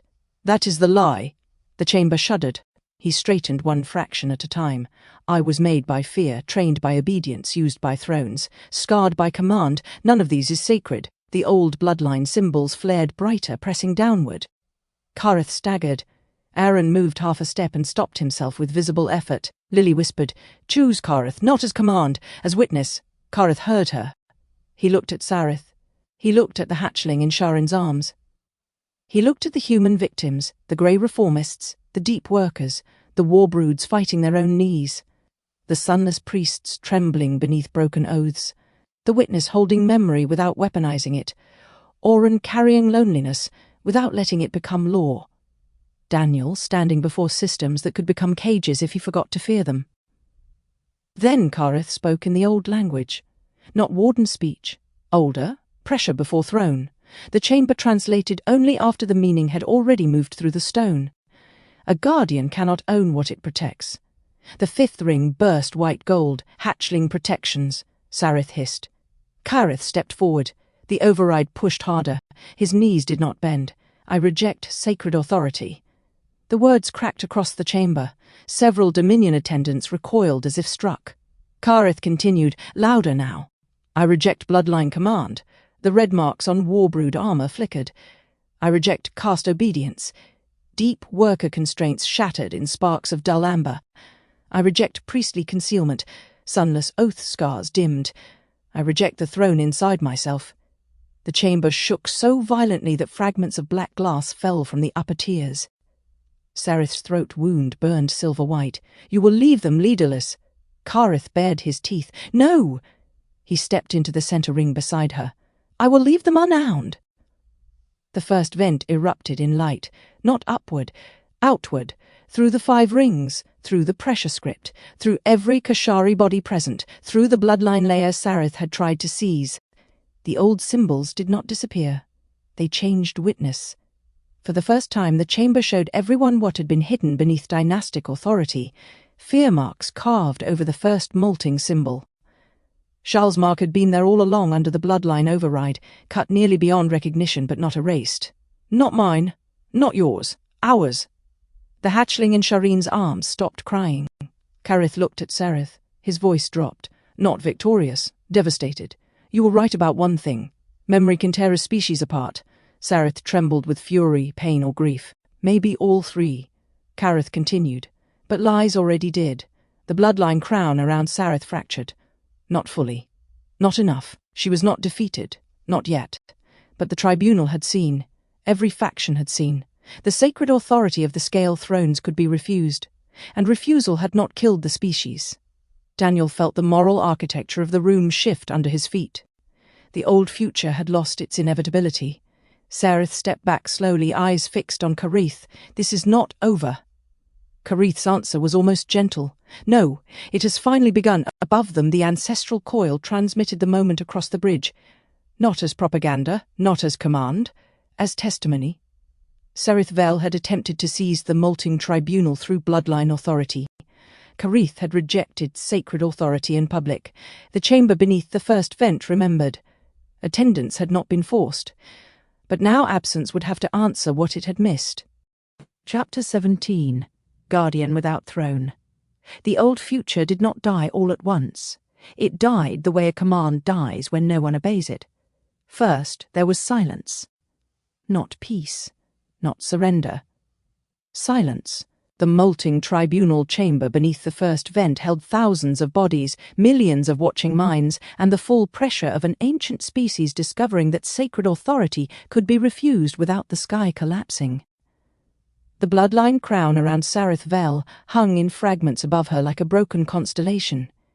Pieces of old red-gold command light drifted through the air and dissolved before they reached the ground. Every shard carried a trace of the same imperative that had ruled Kashari civilization for longer than most species had possessed language. Kneel, remember hierarchy, return to the throne. The command had struck every Kashari present. Some had fallen, some still trembled, some stood only because they had locked claws into stone until their own blood marked the tribunal floor.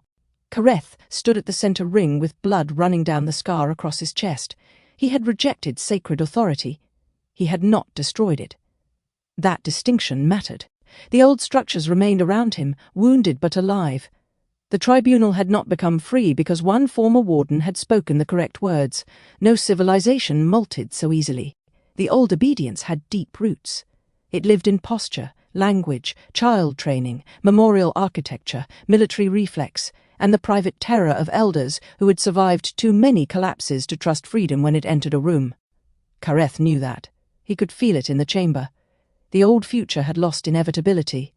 It had not lost hunger. Across from him, Sarith Vel slowly lowered her hand. Her scales had dulled around the throat wound where the memory fire had burned through her doctrine. Silver-white light still moved beneath the injury in thin branching lines. She looked older now, but not smaller. Grief had stripped ceremony from her. Fury had stripped softness. What remained was more dangerous because it was honest. She stared at Kareth as though seeing him for the first time, not as defector, not as symbol, not as useful shame, as contradiction, a warden who refused to become throne, a guilty instrument standing between his own species and the authority that made him. Sereth's mouth opened slightly. For one breath, Kareth thought she might speak his name. Instead, the floor beneath the tribunal answered for her. A second command rose, deeper, older, crueler. The first bloodline override had been dynastic architecture. It had used lineage, caste loyalty, emergency authority, and survival reflex. This one came from beneath those systems. It did not command the Kashari to kneel. It commanded them to remember extinction. The first vent dimmed. Every black glass ring around the chamber darkened at once. The murals of Sha'Ryn, Red Jaw, the shared dark, the last hatchery, the sky scar, and the silent throne faded under a layer of red pressure script that had not been visible before. Daniel Mercer swore softly. "That is not her override," he said. Elith's grey eyes widened. "No, it is an archival contingency, pre-tribunal. Pre-dynastic, but modified afterward. It is using extinction memory as a coercive carrier. In English. The system is making every Kashari body feel the death of Thal-Kor." The chamber shook. A sound rose from the Kashari delegates. Not screaming. Worse. Recognition. They felt heat leaving eggs. They felt evacuation pods sealing. They felt the sky scar opening overhead while ash covered hatchery floors. They felt mothers pushing children forward and being counted inefficient. They felt elders deciding which memories were too heavy for survival. They felt the first lie becoming mercy because the truth was too large to carry. Sarith looked upward. For the first time, surprise entered her face. "I did not activate this." VKL leaned on his black glass staff as if the weight of the planet had entered his bones. "No," he said, "you wounded the bloodline layer." The silent throne answered from underneath. The words moved through the tribunal like cold. The silent throne. Not a chamber anymore, not a place. A reflex, a wound with architecture. The old translation engine had heard sacred authority refused and had concluded civilization was collapsing. So it did what it had been built to do. It tried to save the species by rewriting what the species was allowed to remember. The bridge-wide transmission flickered. Across Earth, recovered lunar archives, grey reform sanctuaries, Yeti listening roads, hidden neighbour settlements, deep coil refuge habitats, verdant scale shelters and dominion vessels lingering beyond Thal-Kor's dead magnetosphere. The image of the tribunal broke into bands of static. Not ordinary static. Memory static. Faces blurred. Words inverted. Sareth's failed crown became a symbol of martyrdom in one feed, proof of human contamination in another, proof of Kareth's coup in a third. The silent throne did not need to invent wholly new lies. It only had to rearrange fear quickly enough that truth arrived exhausted. Daniel turned toward the accountability matrix. The 5 rings still burned, but the light guttered under the incoming overwrite. Ring 1, truth release, flickered between white and red. Ring 2, victim ledgers began losing names from the lower layers. Ring 3, warden tech dismantling, filled with false exemption clauses. Ring 4, reparative restoration, narrowed into dynastic administered charity. Ring 5, Hatchling protections flashed once and tried to seal itself under scale throne custody. Daniel's face went still. That was always a dangerous sign. "No," he said. He touched the control surface with both hands. The matrix opened around him, not as hologram now but as architecture, lines of testimony, treaty clauses, survivor consent protocols, dismantling schedules, memory release safeguards, and external oversight bonds unfolded through the tribunal chamber in precise geometric layers. "No symbolic takeover," Daniel said. "No emergency rewrite. No dynastic custody clause, no hereditary guardian exception, no priesthood review privilege, no warden language substitution." The matrix shook under him. A column of red script slammed through Ring 3 and tried to replace dismantling with transition authority. Daniel laughed once. It was not amused. "I have spent my adult life watching institutions rename harm as transition. You are not even creative." His fingers moved through the interface. Every movement forced the matrix to anchor back to witness-verified evidence, victim record, perpetrator system, repair obligation, consent requirement, independent enforcement. No throne, no throne, no throne. Elith joined him without being asked. Thin grey hands moved with impossible speed, linking procedural nodes to coalition oversight, grey reform archives, human survivor councils, Yeti resonance witnesses, luminary oathlight, deep coil civilian review, and the witness's non-weaponization vow. "The overwrite is adaptive," Elith said. "It is recoding moral language faster than we can manually reject substitutions." "Then stop treating it like language," Daniel said. Elith looked at him. Daniel's eyes did not leave the matrix.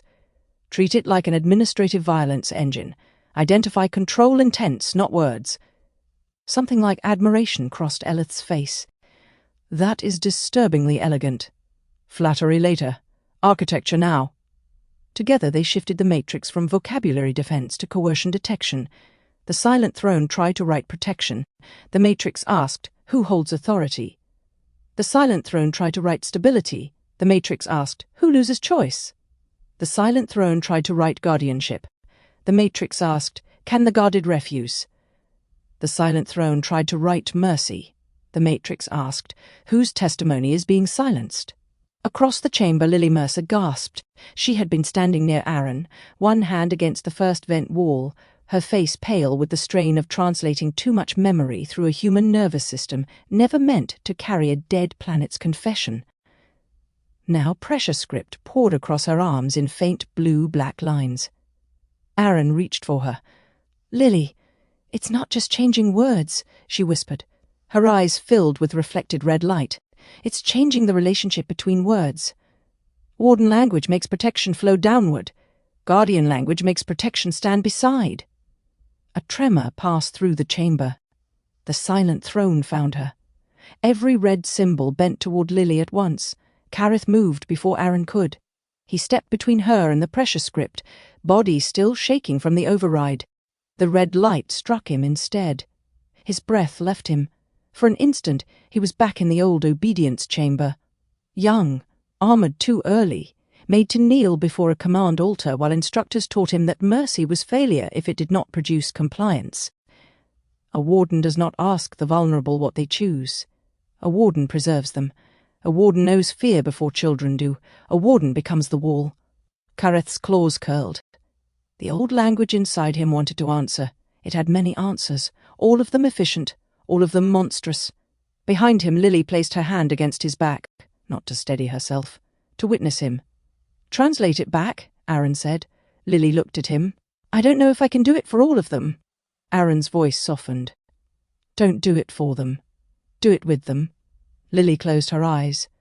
For a moment she was not the key the Wardens had tried to make of her. She was not the Earth interface lineage. She was not a system access point. She was not a human scar shaped into a doorway. She was a woman standing inside a wounded language, choosing what to do with the fact that she could hear it. She pressed both palms against Kareth's back. "Say it," she whispered. Kareth's eyes lifted. He knew what she meant. Not the rejection, not the accusation. The command that had been older than both. Sereth saw it too. Her voice cut across the chamber. "Do not." Kareth turned toward her. Sereth's face had gone raw with panic. "You think words will hold them. You think one restored phrase will keep frightened worlds from tearing us apart? You think children survive because adults respect choice? I have buried children under the beauty of freedom. Do not pretend service is stronger than command." Kareth looked at her for a long moment. When he spoke, his voice did not carry anger. "I do not think service is stronger." Sarith blinked. "Then you understand." "No," Kareth said. "I think service is harder." Then he faced the tribunal. He did not stand above them. He did not climb onto the central stone. He stepped down into the lowest ring, the victim ring, the place where testimony had entered before authority was allowed to speak. His blood touched the floor. The first vent flared. Kareth opened his mouth and spoke the full first command aloud, not as doctrine, not as law imposed by architects beyond, not as sacred property of the Kashari, as confession. "Preserve consciousness," he said, "by protecting its freedom to become." The chamber did not explode with light. It inhaled. Every black glass wall drew the words inward. Every pressure script line trembled. Every red command layer paused, not destroyed, but forced to measure itself against the meaning it had mutilated. Lily translated with him. Not from Kashari into human speech, from Warden language back into Guardian language. Preserve became hold without owning. Protect became stand beside. Consciousness became not resource, not soul inventory, not managed population, not emotional output, not developmental asset, but becoming life. Freedom became not abandonment, not chaos, not permission to collapse, but the dignity of meaningful choice. Become became not efficiency, not obedience, not engineered outcome, but emergence. The translation moved across the bridge, across Earth, across former lunar corridors, across grey reform sanctuaries, across Yeti listening stones, across Luminari song vaults, across deep coil shelters where young Kashari watched elders tremble before forbidden words, across Dominion vessels where officers stood frozen between commands, across red brood weapon nodes awaiting authorization, across hidden arcs where ancient bloodline seals flickered and failed to find the obedience they expected. For the first time in millions of years, the first command travelled without a throne carrying it. General Corvash received the transmission aboard the Red Brood command vessel Ashmarrow. He had expected the tribunal to fail. He had prepared for it. The old matriarch had her elegant methods: language, bloodline authority, controlled revelation, moral pressure. Corvash respected those weapons in the way he respected ceremonial blades, useful for display, occasionally useful for precision. But civilizations were not saved by precision. They were saved by force applied before fear could spread. The Ashmarrow hung in phase sheath above Thal-Kor's dead hemisphere, surrounded by dormant strike nodes embedded in lower energy dimensional strata. To ordinary sensors, the vessel was absent. To Red Brood instruments, it was the last responsible hand left near the throat of history.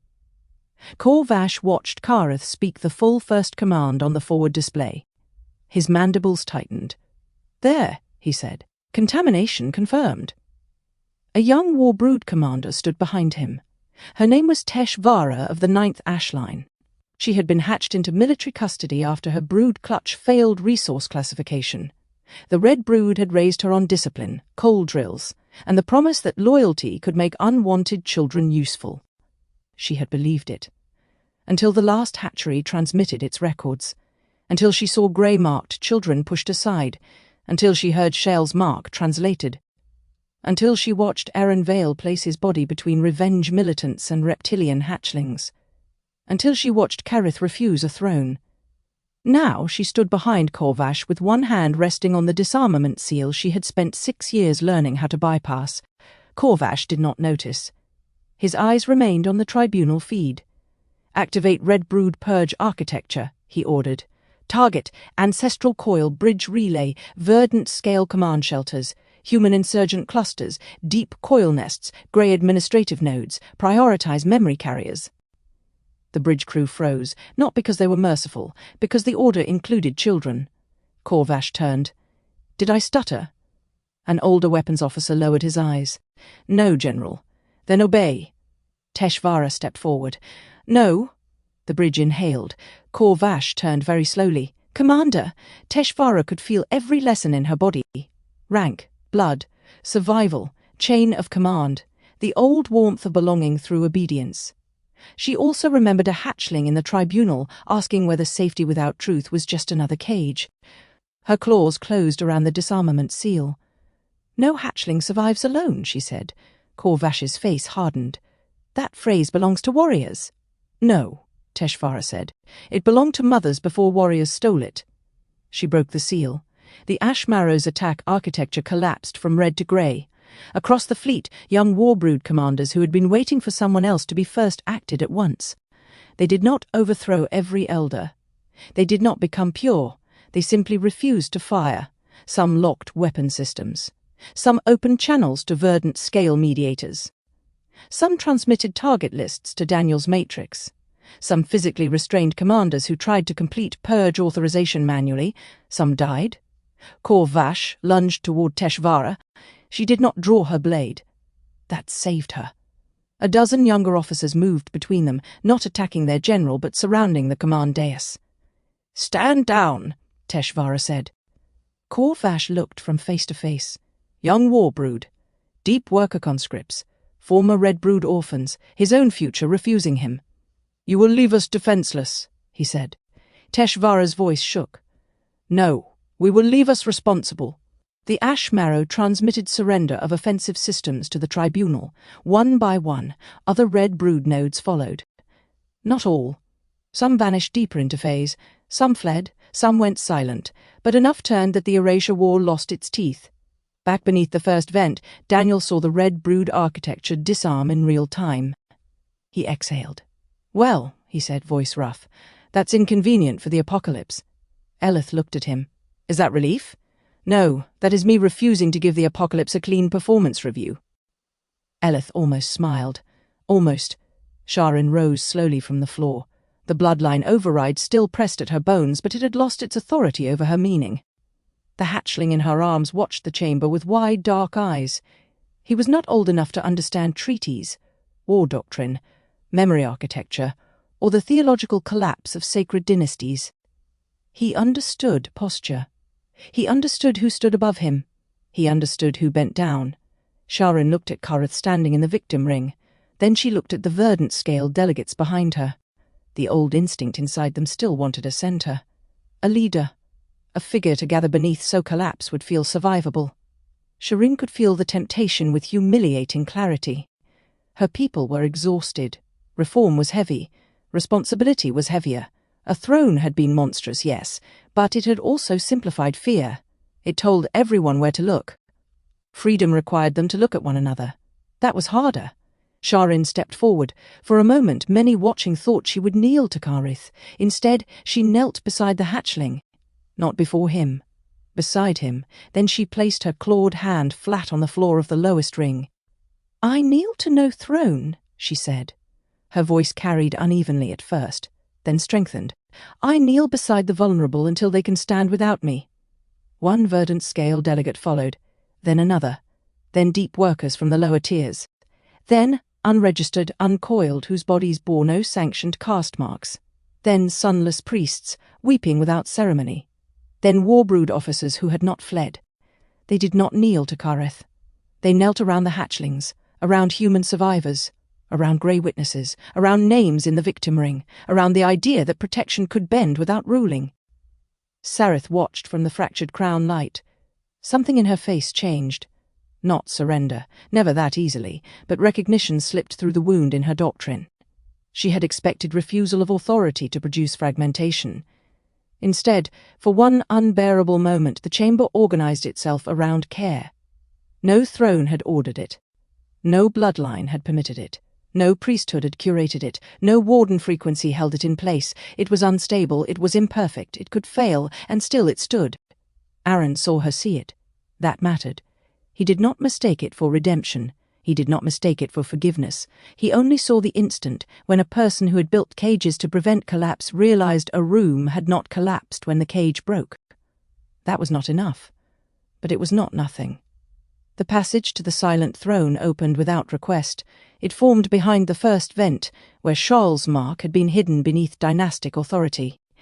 Black glass folded inward, revealing a corridor of old pressure script and ash-lit stone. No one needed VKL to interpret the invitation. The tribunal had refused one throne. The chamber where the throne had been born still remained.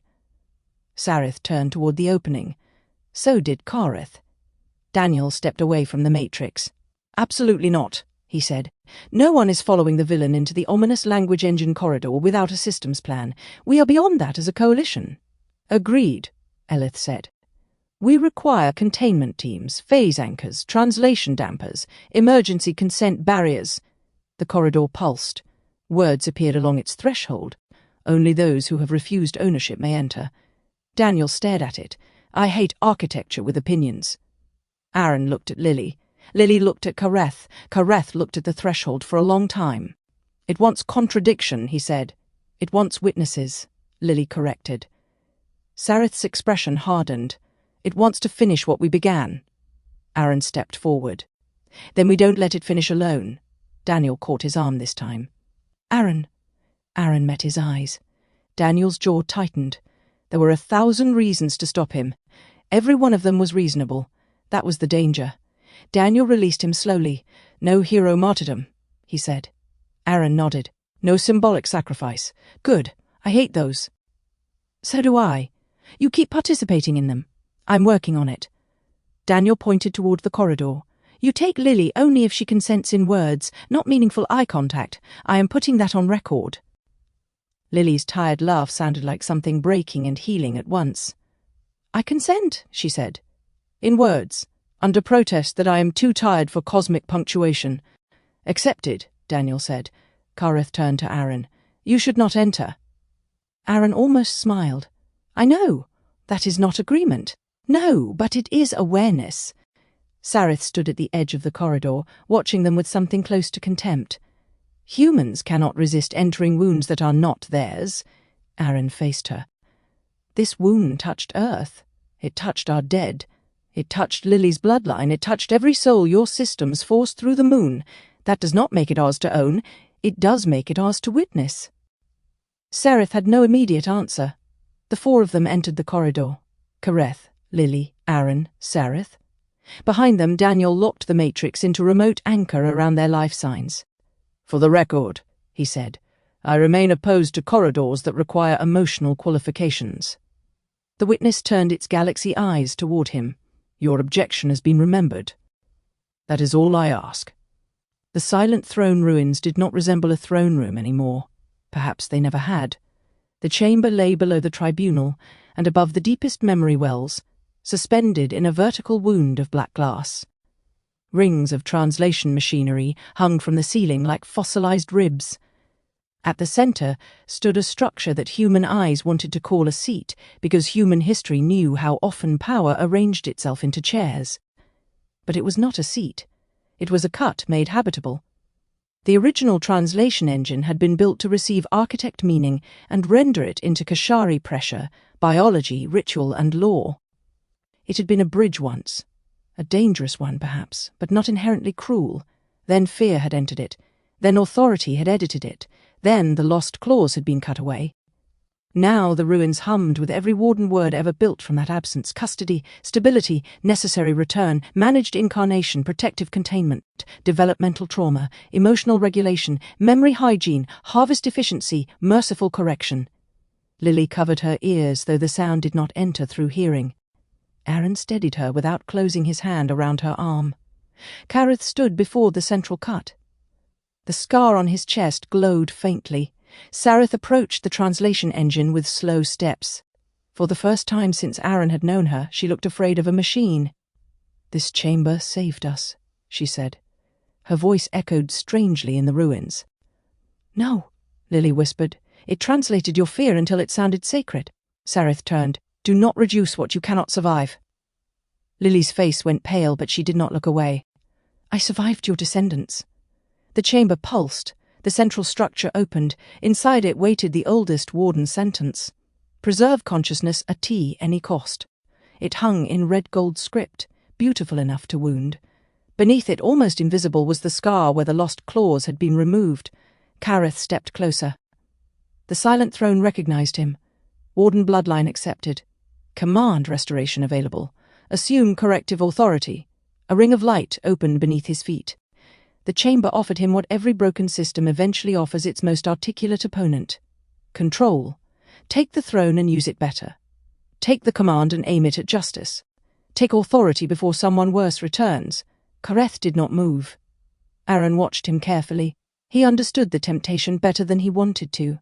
After the prison collapsed, humans had wanted control too.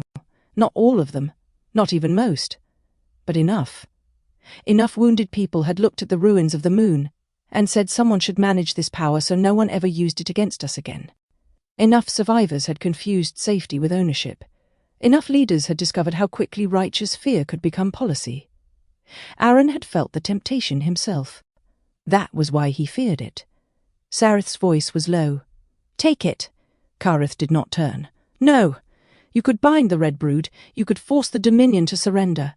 You could protect every hatchling from revenge. You could make the treaty real with one command." Kareth closed his eyes. The chamber brightened. It knew exactly what to offer. Not power for vanity, power for repair, the most dangerous kind. Lily stepped beside him. "A key does not belong to the lock that used it," she said softly. Kareth opened his eyes. "And a guardian does not become the cage that frightened it." He stepped out of the ring. The silent throne screamed, not in sound, in grammar. Every warden word in the chamber inverted at once, trying to force meaning back into hierarchy. Lily staggered under the pressure, but she lifted her hands, palms outward, and translated against it. Custody became accompaniment. Stability became consent, sustained over time. Correction became repair, chosen by those harmed. Containment became boundary. Development became becoming. Mercy became presence without possession. Warden became guardian. The chamber fought her. She fought back by refusing to fight alone. "Bridge," she whispered. "I need voices." Daniel heard her through the matrix. He understood immediately. He opened the channel, not to leaders, to witnesses. Human survivors spoke first, names, losses, refusals. Then grey reformists spoke procedural confessions. Then Yeti pathkeepers sang boundary tones. Then Luminari witnesses held the translation in light. Then deep workers spoke old pre-throne terms for shelter, tool, shared labour, and unowned door. Then verdant hatchlings repeated Charles' holding song. "Hold, breathe, I am here." The silent throne could not translate that into obedience. It tried. It failed. Sareth stared at the central command as the red gold letters began to loosen. At any cost trembled, not because it was being erased, because it was finally being contextualized. It had always been the easiest phrase, the most useful phrase, the phrase power loved, because it could devour any objection and call the meal necessity. Kareth stepped toward the central cut one last time. He placed his bloodied hand against the scar where the lost claws had been removed. "I will not sit," he said. The chamber shook. "I will not command." The rings overhead cracked. "I will not inherit sacred authority." The warden's sentence dimmed. "I will stand where harm was done and answer for what I carried." Lily translated the final phrase through him, through herself, through the bridge, through every witness willing to hold it without weaponizing it. Preserve consciousness by protecting its freedom to become. The silent throne broke, not into rubble, into memory. The central structure unfolded, revealing what had been hidden beneath the command engine. Charles' mark. Not mine, not yours. Ours. When the silent throne broke, the Dominion scale fractured everywhere at once. Some surrendered immediately, not because they had become good, because their command architecture failed and they did not know how to move without it. Some fled. They vanished into phase-sheathed corridors, hidden arcs, mineral moons, abandoned relay shells, and old serpent sanctuaries where fear could still be mistaken for law. Some attacked, not many, enough to kill. The Bridge Coalition did not respond with mercy theatre. It responded with containment. Yeti anchors sealed phase exits without crushing those inside. Grey reform pilots disabled engines without opening hulls to vacuum. Human defense teams intercepted revenge militias and Dominion strike teams alike. Verdant scale mediators carried surrender protocols into Red Brood channels. Luminari light thread recorded every act, so no faction could later claim purity. Daniel's Guardian Treaty locked into enforceable architecture as the fracture spread. He did not call it peace. He refused. Peace was too easily printed on banners. This was obligation. The treaty formed in 5 living articles mapped to the accountability matrix.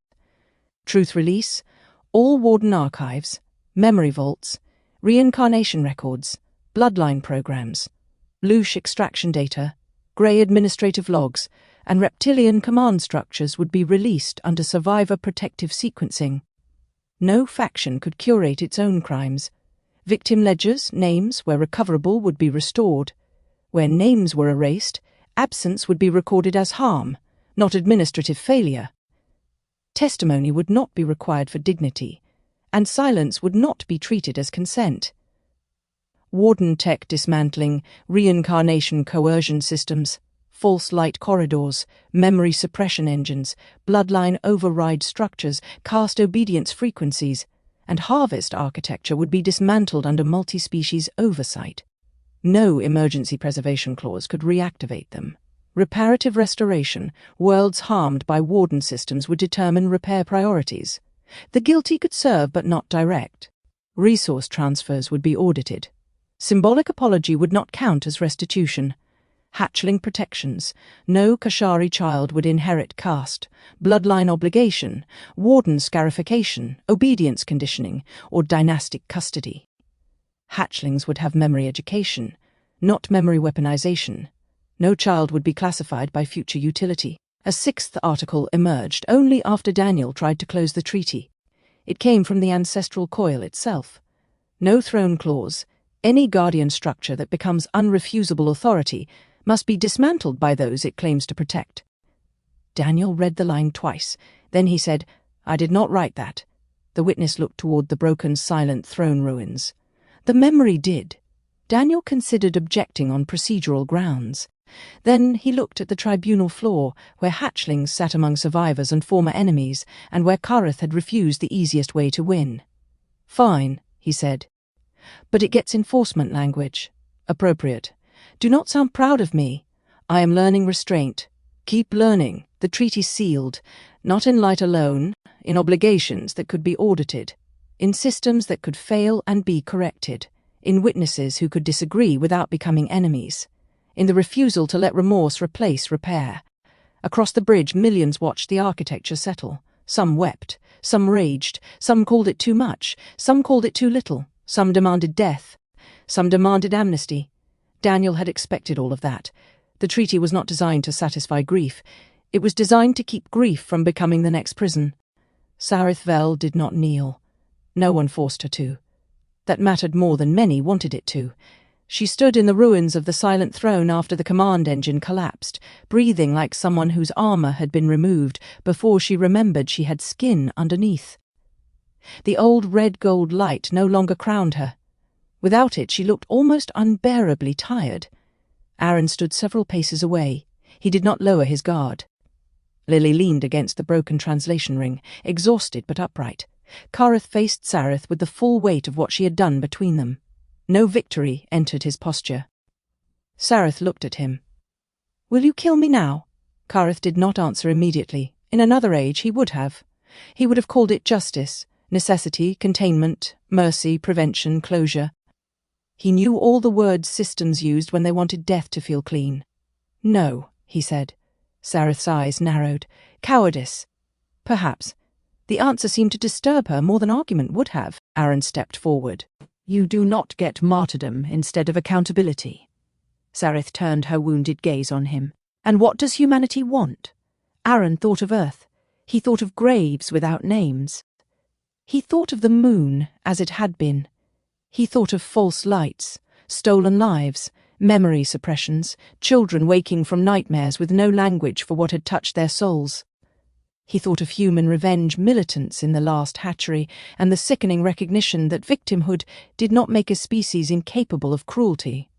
"Many things," he said. "Some of them righteous, some of them dangerous." "And you?" Aaron breathed slowly. "I want you to answer. I want every system you touch dismantled. I want every survivor who wants your testimony to have access to it. I want you prevented from holding power. I want your victims remembered without you at the center of their story." Sareth studied him. "You do not want forgiveness." Aaron's expression hardened. "That is not mine to grant." For the first time, Sareth looked away, not defeated, but unable to turn that answer into propaganda. Kareth spoke quietly. "The tribunal will judge you, not I." Sareth almost smiled. "You refuse every throne offered to you, even vengeance." "Especially vengeance." She looked toward the broken, silent throne. "Then what are you?" Kareth had no answer ready. That was how he knew the answer might be true. They returned to the tribunal chamber under a changed silence. The first vent burned brighter now, but not violently. Its light moved in slow pulses through the lower rings, touching hatchlings first, then survivors, then former wardens, then the empty spaces where absent victims had been named.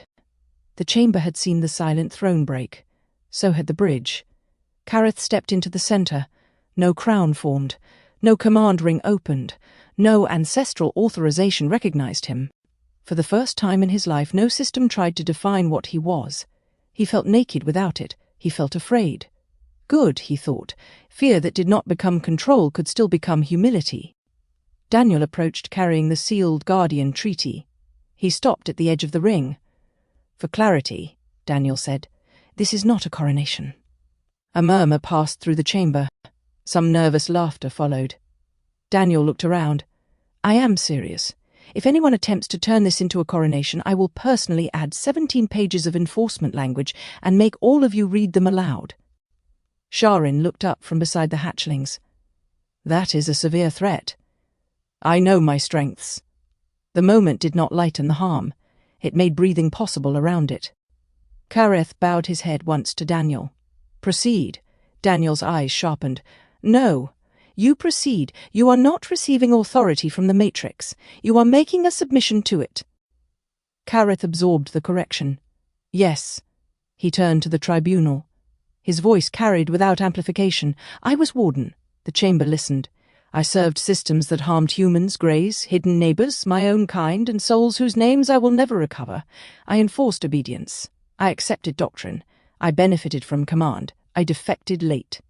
I helped dismantle what I once protected, but dismantling harm does not erase participation in it."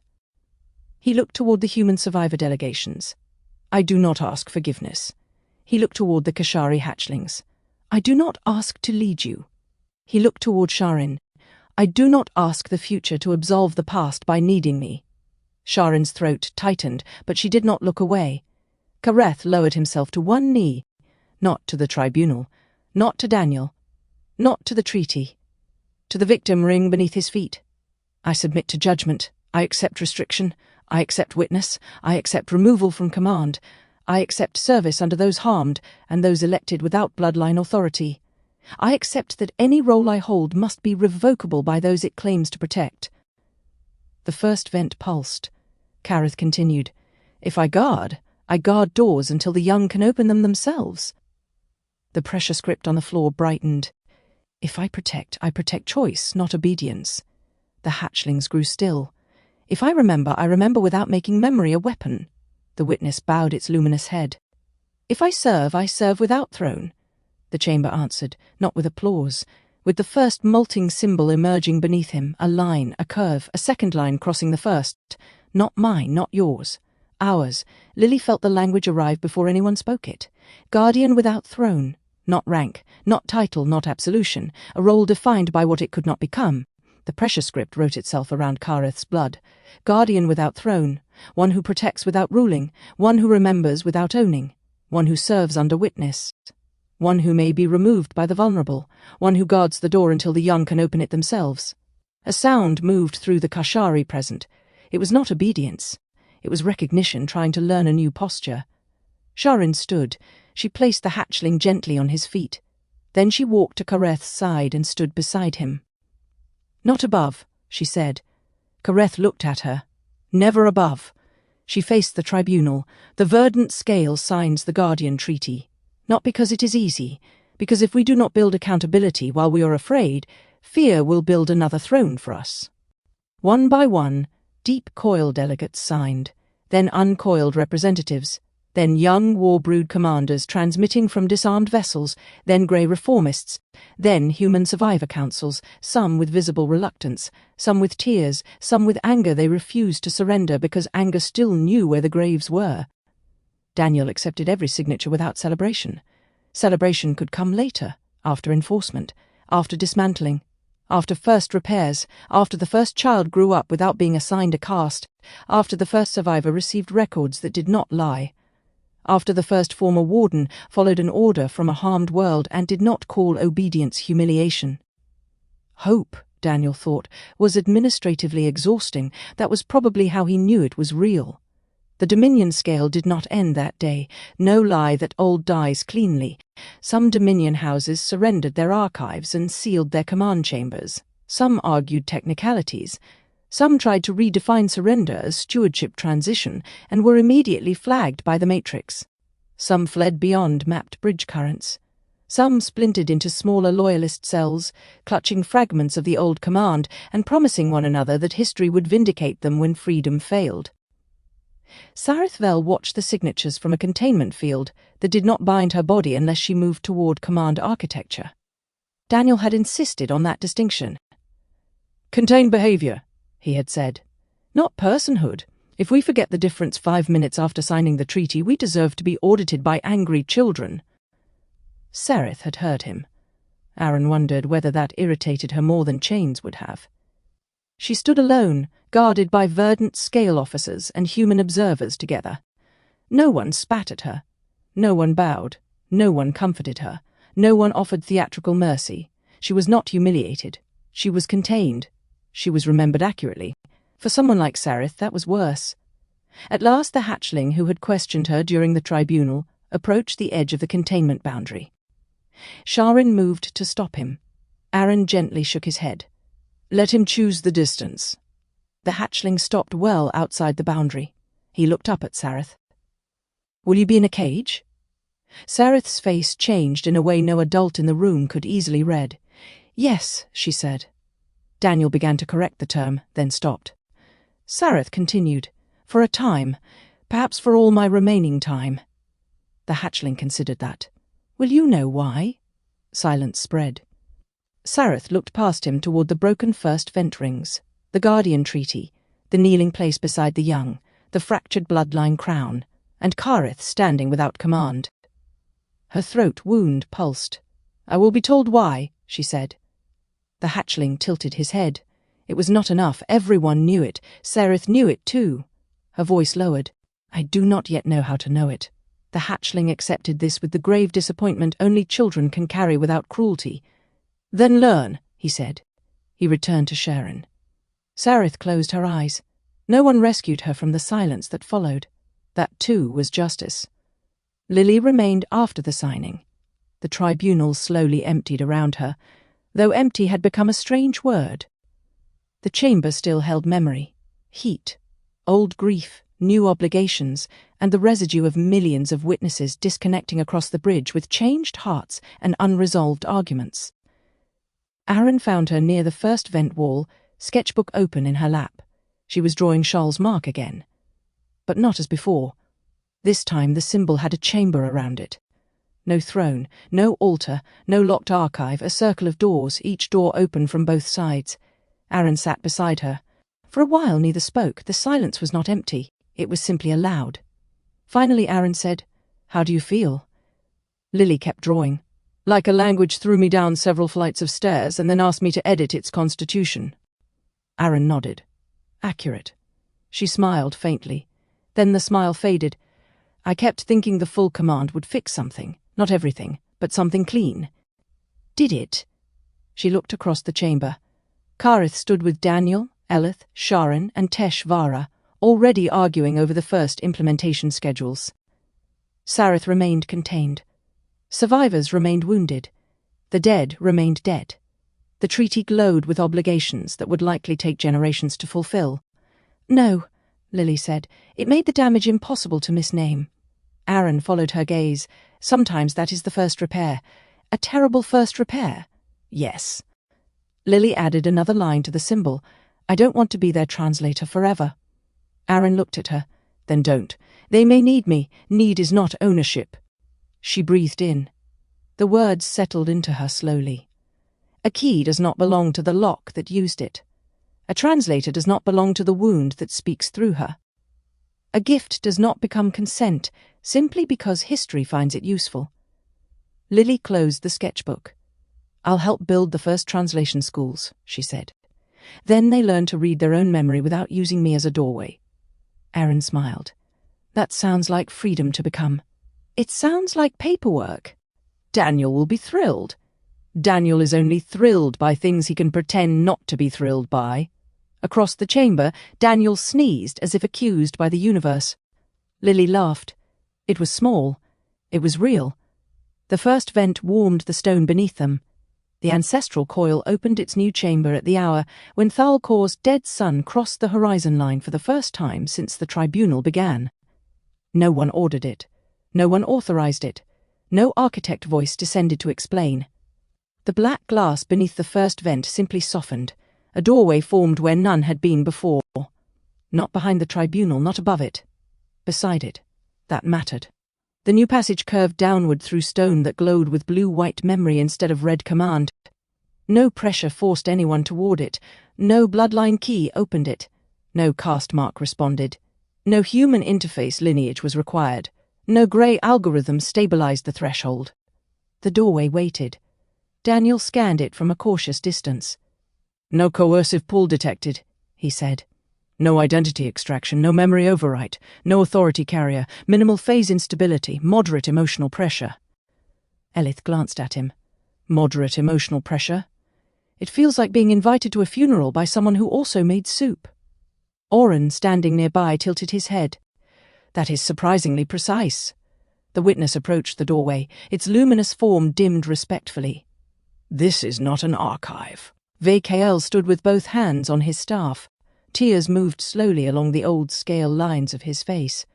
"No," he said, "it is what we should have built before hiding the truth." The doorway brightened. Words appeared above it in pressure script, bridge standard grey harmonic notation, Yeti resonance marks, luminary light thread, and human language. Sanctuary coil. Memory may enter. Memory may leave. No one will be forced to remember. No one will be forced to forget. No one will own what is confessed here. The chamber fell silent, not stunned, listening. Kareth approached slowly. The doorway did not react to his warden scars. It did not reject him. It did not welcome him specially. That was its mercy. Sha'Ryn came beside him with the hatchling. Lily stood on his other side. Aaron joined them.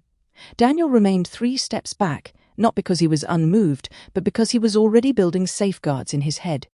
The hatchling looked into the new chamber. "Is it safe?" he asked. No adult answered quickly.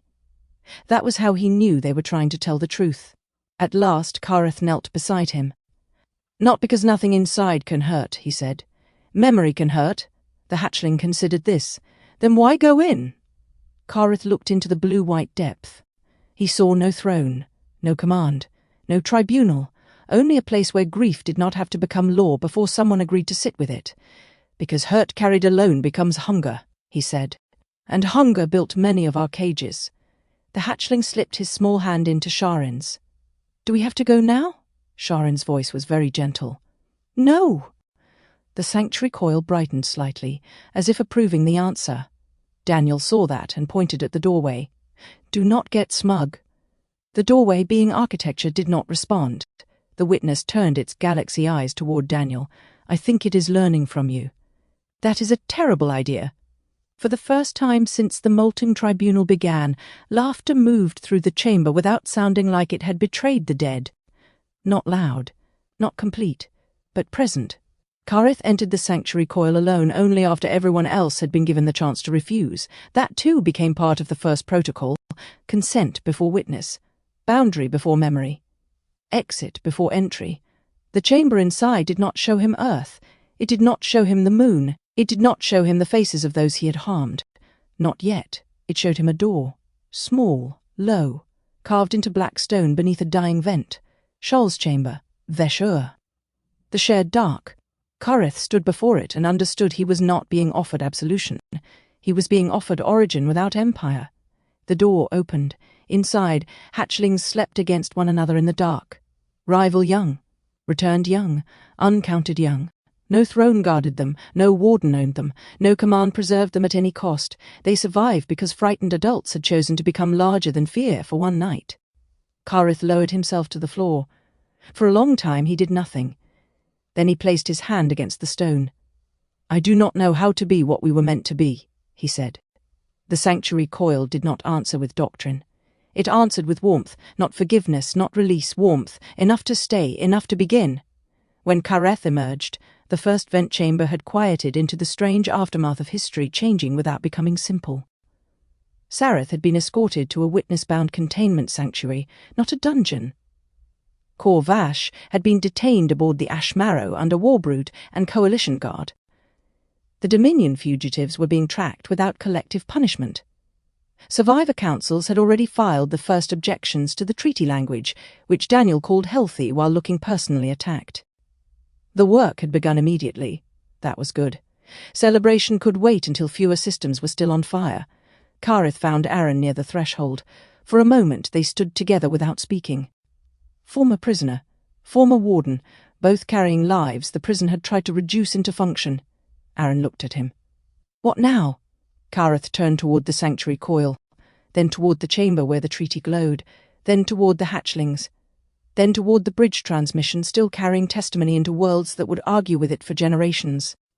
"Now," Kareth said, "I serve under judgment." Aaron nodded.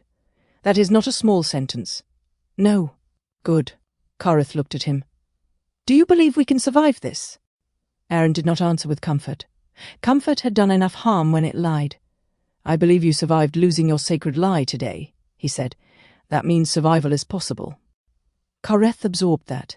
Possible, not promised, not guaranteed, not commanded.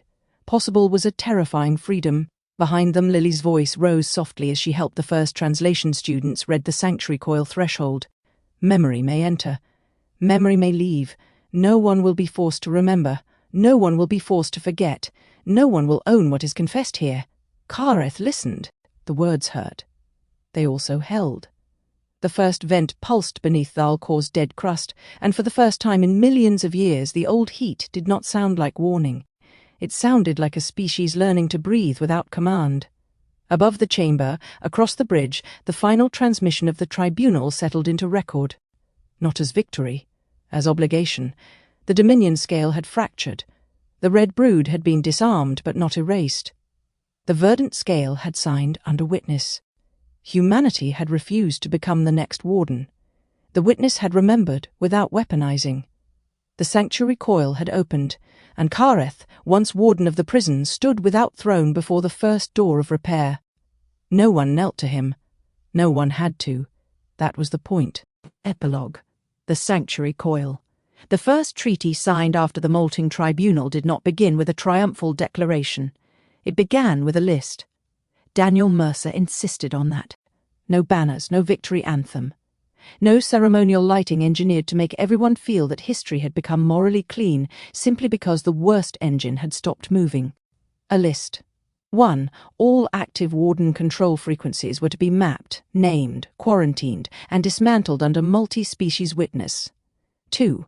No reptilian bloodline, priesthood, warbrood, human council, grey continuity cell, bridge administrative office, or restored Guardian Coalition would be permitted unilateral authority over memory restoration.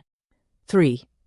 Every hatchling registry built for caste assignment, bloodline sorting, warbrood eligibility, priesthood selection, obedience conditioning, reproductive control, or sacrificial continuity was to be dissolved. 4. Surviving hatchlings were to be returned to restored coils only after those coils passed witness review, survivor oversight, and non-coercion standards. 5. Human survivors, grey survivors, reptilian defectors, harvested worlds, erased lineages, and formerly administered souls would receive access to verified records, reparative systems, memory counselling, and the right not to review what they were not ready to hold. 6. No confession would erase consequence. 7. No consequence would be designed as revenge. 8. No species would own the architecture of repair. 9. No one would be asked to forgive in order to make the guilty comfortable. 10. The first command would be preserved in its complete form, translated into every willing language, and bound to an enforceable restraint structure so that no future throne could shorten mercy into possession. Daniel stood beneath the wounded roof of the first vent chamber and read the list aloud in a voice that sounded irritated enough to trust. Around him the survivors listened. Humans stood beside reptilian hatchlings. Verdant-scale reformers stood beside war-brood commanders who had removed their rank crests.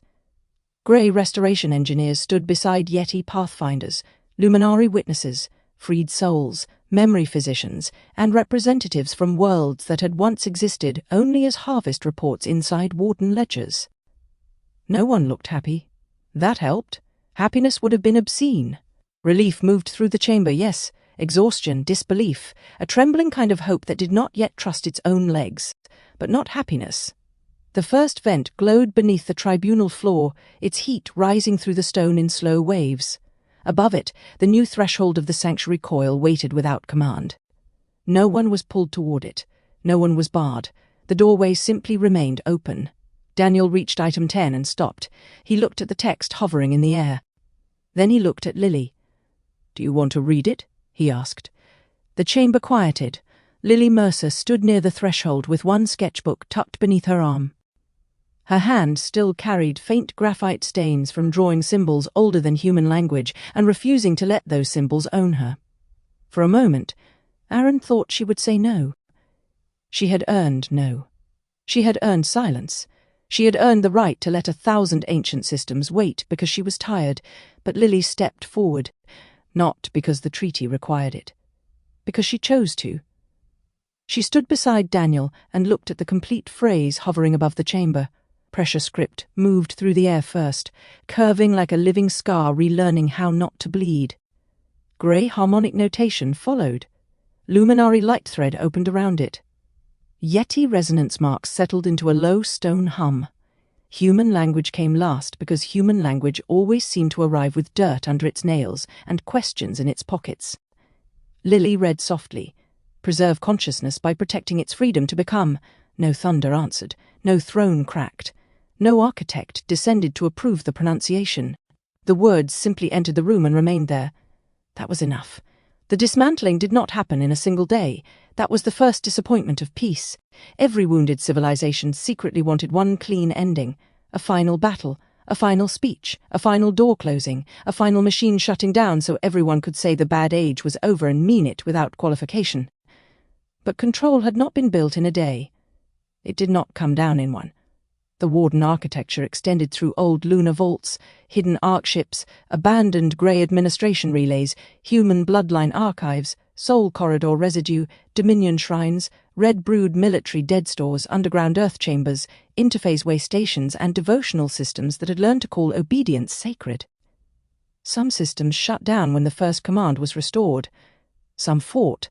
Some pretended to obey and kept quiet backups behind ceremonial language. Daniel found those first. "I hate poetry," he announced 3 days after the treaty, standing inside the bridge nexus with 6 rotating ledgers around him. Aaron stood nearby, looking more tired than alive. "You hate concealed administrative exceptions," Aaron said. Daniel pointed at him. "Which is what poetry becomes when lawyers get near it." Elith stood at the next station, their dark grey eyes reflecting layers of memory safeguard architecture. Since the tribunal, they had spoken less often. Not from retreat, but from concentration. Elith treated repair systems the way a surgeon treated an open chest. No flourish, no pride, no wasted motion. The Dominion surrender clauses contain phrasing designed to preserve discretionary bloodline custodianship over juvenile identity records, Elith said. Daniel stared at the glowing text. "I knew it. The language is elegant. That makes it worse. It is also familiar. That quieted the room. Elith touched one section of the surrender framework. Its symbols unfolded into older grey administrative grammar, then into Warden doctrinal shorthand. "This is memory suppression logic," Elith said, rephrased as protection. "It offers the subject stability while quietly removing the subject's authority to determine what stability means." Daniel's anger did not flare. It sharpened. "Can we block it?" "Yes," Elith said, "but not by deleting it. Deleted logic becomes martyr text. We preserve the attempt, mark it as coercive, and require future treaty interpreters to study how benevolent language can conceal ownership." Daniel looked at them for a long moment. Then he nodded once. "That is terrifyingly healthy. Elith blinked. I will accept that as approval. It is the highest form available under current conditions. Across the bridge nexus, the first phase of dismantling began. Old control frequencies were not merely silenced. They were named. Each one entered the record with origin, purpose, victims, maintenance history, responsible authorities, successor systems, repair status, survivor access rights, and external review requirements. The list grew until it no longer looked like a list. It looked like a civilization finally admitting how many hands it had used to hold other beings down. On Thal-Kor, the hatchling registries burned without flame. That had been Sha'Ryn's demand, not destruction, transformation. The old registry hall beneath the 9th throne had survived the erasure war almost untouched. It stood in a long cavern of black glass shelves where millions of hatchling names had once been filed before those hatchlings were old enough to know what a name meant. Bloodline probability, caste value, obedience potential, war brood durability, priesthood susceptibility, memory sensitivity, authority compatibility, projected usefulness, projected risk, projected disposal eligibility. Sha'Ryn walked through the hall with the hatchling from the tribunal beside her. He had chosen a temporary name for himself, Tia. It meant warmth found under stone, though the old language carried more tenderness than translation could hold. Kareth walked behind them, no guard crest, no warden insignia, no title, only the scarred presence of someone who had survived judgment, and not mistaken survival for absolution. Tia looked up at the shelves. Are all those names? Sha'Ryn's throat tightened. Yes. Did they belong to hatchlings? Yes. Why are they in cages? No adult answered quickly. That too was becoming law. No quick lies for children. Kareth knelt before the nearest shelf. The glass recognized his old warden lineage and offered him command access. A thin red line opened across the surface. Authority verified. Kareth did not touch it. Sha'Ryn stepped forward instead. The system did not recognize her as primary authority. That was the point. She placed the first command against the shelf in pressure script and spoke the new treaty phrase. No hatchling is born owing a caste its future. The red access line flickered. Kareth added his hand, not above hers. Beside it, I surrender the authority this system recognizes. The glass trembled. Then the first registry opened. Names rose into the air like scales being shed, not erased, released. Each name unfolded from classification into story. First breath, first warmth, first fear, first caregiver, first injury, first song, first dream, first choice made before choice had been measured. Some records contained almost nothing, a number, a caste mark, a transfer stamp, a death notation. Those hurt the most. Oren entered the hall in silence. The former isolate moved gently now, as if every room might contain loneliness sleeping beneath furniture. They had accepted responsibility for establishing the Sanctuary Coil's grief protocols, not because they had mastered loneliness, but because they knew what it did when left alone too long. These records should not be stored here after release, Oren said. Where should they go? Sha'Ryn asked. Oren looked toward the first vent. Some to the restored coils. Some to survivor councils. Some to sealed care for those not ready to receive them. Some to the Sanctuary Coil, only by consent. Tyr watched another name open above him. The pressure script showed a hatchling who had been sorted into red brood before his eyes opened. Tyr reached toward the light, but stopped before touching it. Will they be angry? He asked. Sha'Ryn crouched beside him. Some will be... At us? At many things. At me? Sha'Ryn's face changed. She looked suddenly younger than she had during the war. No, she said. Kareth's voice came low behind her. Do not promise him that. Sha'Ryn turned sharply. Kareth did not soften the truth. Some survivors will not know where to place their pain. Some will see scales and remember cages. Some will fear every Kashari child because they cannot yet separate the future from what harmed them. Tyr's fingers curled against his chest. That is not fair. No, Kareth said, it is not. Then what do we do? Kareth looked at the released names filling the hall. We do not make their fear into law. We do not make our hurt into entitlement. We build places where truth can stand until fear no longer has to carry everything. Tyr thought about that. Then he nodded, as if the answer weighed more than he liked but could still be carried. Above them, the old registry shelves continued opening. One by one. name by name, not erased. Released. The first human memorial after the treaty was held in Ohio. That surprised almost everyone except Aaron. He had requested no government stage, no enormous monument, no flags from every surviving faction, no procession of leaders trying to be photographed near grief. The memorial took place in a small field behind a restored community center where survivors had once gathered in secret before the prison collapsed. It was autumn on Earth. The trees had begun turning gold at their edges. The sky was painfully blue. A temporary wall stood at the edge of the field, built from pale wood and black stone brought from Thal-Kor.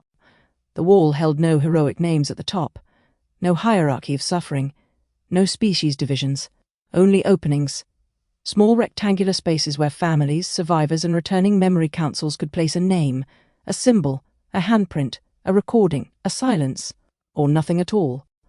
Some people arrived with photographs, some with fragments of old journals, some with prison corridor records newly released from the Warden archives. Some came only to stand at a distance and hate the whole thing. They were allowed.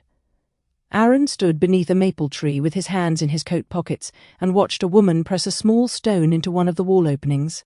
Her husband had died 3 times under the prison system and returned each time more afraid of sleep. The record had only confirmed what her grief already knew. He had been used. He had been lied to. He had also loved her in all 3 lives, finding her by instinct without memory. The woman touched the stone once and stepped away. No one applauded. Good, Aaron thought. Grief was not a performance. Lily stood beside him, sketchbook closed against her chest. You okay? She asked. Aaron looked at the wall. No, she nodded. Me neither. They stood in the honesty of that. Across the field, Daniel argued with a memorial coordinator about microphone placement while pretending not to cry. He had refused to give a speech. He had refused to stand with the official delegation. He had refused the phrase founding architect of the Guardian Treaty with enough hostility that the phrase had been removed from 3 programs and 1 luminary light inscription. But when a child from the tribunal had handed him a drawing earlier that morning, he had folded it carefully and placed it inside the inner pocket of his jacket. Aaron had seen him do it. Daniel had seen Aaron seeing him. Neither mentioned it. That was friendship. The drawing showed a doorway. On one side stood a human child. On the other stood a hatchling. Neither was pulling the other through. They were just holding the door open together. The witness recorded Thal-Kor without turning it into a weapon. That was harder than it sounded. The witness had once believed memory became moral by being complete. It had learned, slowly and painfully, that complete memory could still become cruelty if offered without context, without consent, without timing, without care. Now it stood inside the sanctuary coil and learned how to record differently. The chamber had grown since opening. It did not expand like architecture. It expanded like trust. At first, it had been a single blue-white room beneath the first vent. Then a quiet passage appeared for those who carried species grief. Then a smaller chamber for children who wanted to ask questions without adults turning the answers into speeches. Then a room of unspoken names. Then a garden made of mineral heat and interphase rain, where no memory appeared unless invited. Oren moved through those spaces as first keeper without title. They refused the word priest. They refused the word guardian. They accepted the word attendant. I do not guide grief, Oren said when asked. I keep the exits visible. The witness understood that sentence well enough to store it near the beginning of the sanctuary protocols. On the 7th day after the treaty, the witness recorded the truth of Thal-Kor in 3 forms. The first was public testimony, what had been done, who had done it, who had resisted, who had hidden, who had suffered, what systems remained, what safeguards were active, and what rights survivors held. The second was protected memory, available only to those whose histories were inside it or to those invited by survivor councils. The third was silent witness, a form of remembrance without display, held for the dead who had no living advocate, no known name, no recovered record, and no one ready to speak for them. The witness stood before that third chamber longest, its galaxy eyes dimmed. I watched many things too long, it said. The sanctuary coil did not comfort it. The witness had learned to be grateful for that. Oren stood beside it. Will you stay? No. Will you leave? Not fully. Oren waited. The witness turned toward the chamber of silent names. I will record without possessing. I will testify without forcing. I will remember without turning memory into a blade. Auran lowered their head. That is enough for today. The witness considered the phrase. For today, it repeated. And for once, the limitation sounded like wisdom. Kareth began his service in the smallest restored coil on Thal-Kor. No one had assigned him there. He had requested it. The coil occupied a reopened cavern near the edge of the old hatchery network, where the stone was warm but not ceremonial. The ceiling sweated mineral water. The walls carried new marks cut by small hands. No banners hung there. No throne shadow reached it. No guardian without throne insignia had been permitted, because Daniel had threatened to classify such insignia as symbolic backsliding with decorative intent. Kareth approved. Titles were hungry things. He spent his first morning repairing heat channels beneath the sleeping alcoves. The work was humiliating only if one believed service became smaller when no one praised it. Kareth did not believe that anymore. A hatchling watched him from behind a stone column. Not Tyr, another. Small, green-grey. One hornbud slightly crooked. She stared at his scars as if trying to decide whether they were warnings. Kareth kept working. After a while she stepped closer. Were you a warden? Yes. Did you hurt people? Yes. Did you hurt hatchlings? The tool in his hand went still. The old version of him would have answered strategically. The newer one answered slowly. I helped systems that hurt hatchlings. I protected those systems. I benefited from not looking closely enough at what they did. The hatchling considered him with the merciless seriousness of the young. Why are you fixing our floor? Because it is broken. Are you trying to make us like you? No. Good. Then she sat down beside the channel and watched him work. After a long silence, she pushed a small warming stone toward him with her foot. For your hand, she said. Kareth looked at the stone. His hand ached from the old Warden's scar tissue. He picked it up carefully. Thank you. The hatchling nodded once, satisfied that gratitude had been properly received, and returned to watching him with suspicion intact. That, Kareth thought, was a beginning he trusted. Lily drew the serpent symbol again on the 10th night. She did it in the Bridge Nexus Translation Garden, where vines from earth grew beside luminous Yeti stone and luminari waterlight. Above the garden, the living spiral turned slowly through relational space, a vast luminous pattern of roads reopened after ages of fear. For months the serpent symbol had invaded her dreams. It had arrived as pressure, as warning, as inheritance, as violation. Now she opened a blank page and waited until her hand chose to move. A line, a curve, a second line crossing the first. Not mine, not yours, ours. But something had changed.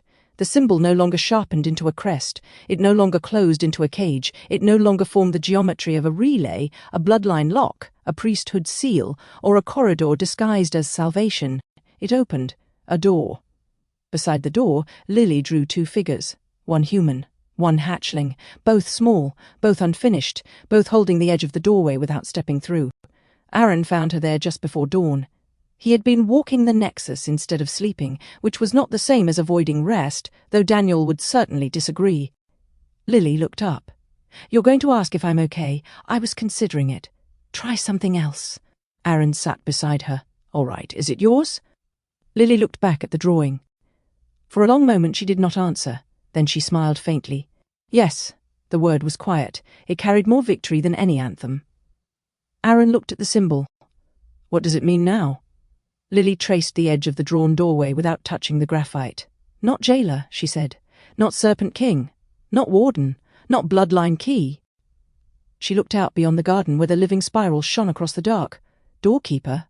Aaron nodded. Guard the door, do not own the path. The words settled between them. Neither claimed them. That was why they held. The Beyond Zero mission had been postponed 17 times. Daniel had documented every postponement with vicious precision. Cause of delay, awakening of hostile ancestral reptilian archive. Cause of delay, interface sabotage. Cause of delay, civil war among former Warden dynasties. Cause of delay, tribunal proceedings. Cause of delay, existential treaty architecture. Cause of delay, Daniel Mercer refused to allow launch before memory safeguard review was completed, despite cosmic destiny arguments from at least 4 species and 1 luminous entity. On the 18th review, Aaron stood in the bridge Nexus observation chamber beneath the Beyond Zero projection and looked at the unmapped horizon beyond the living spiral.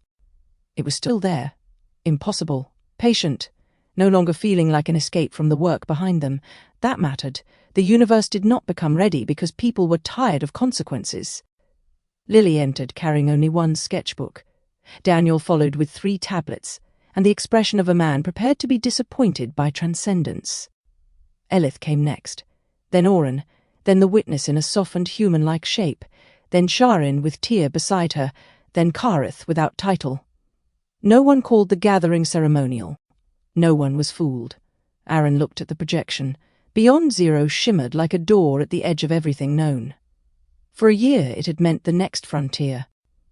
Now it meant something else, not escape, continuation.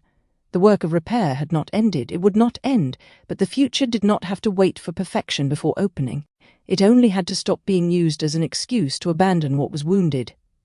Daniel cleared his throat. I would like the record to show that I object to launching anything at 3:33. The witness turned toward him. The record has shown this many times. Good. Then it is developing integrity. Tyr raised a small hand. Why is 3:33 bad? Daniel looked down at him. It is not bad. It is smug.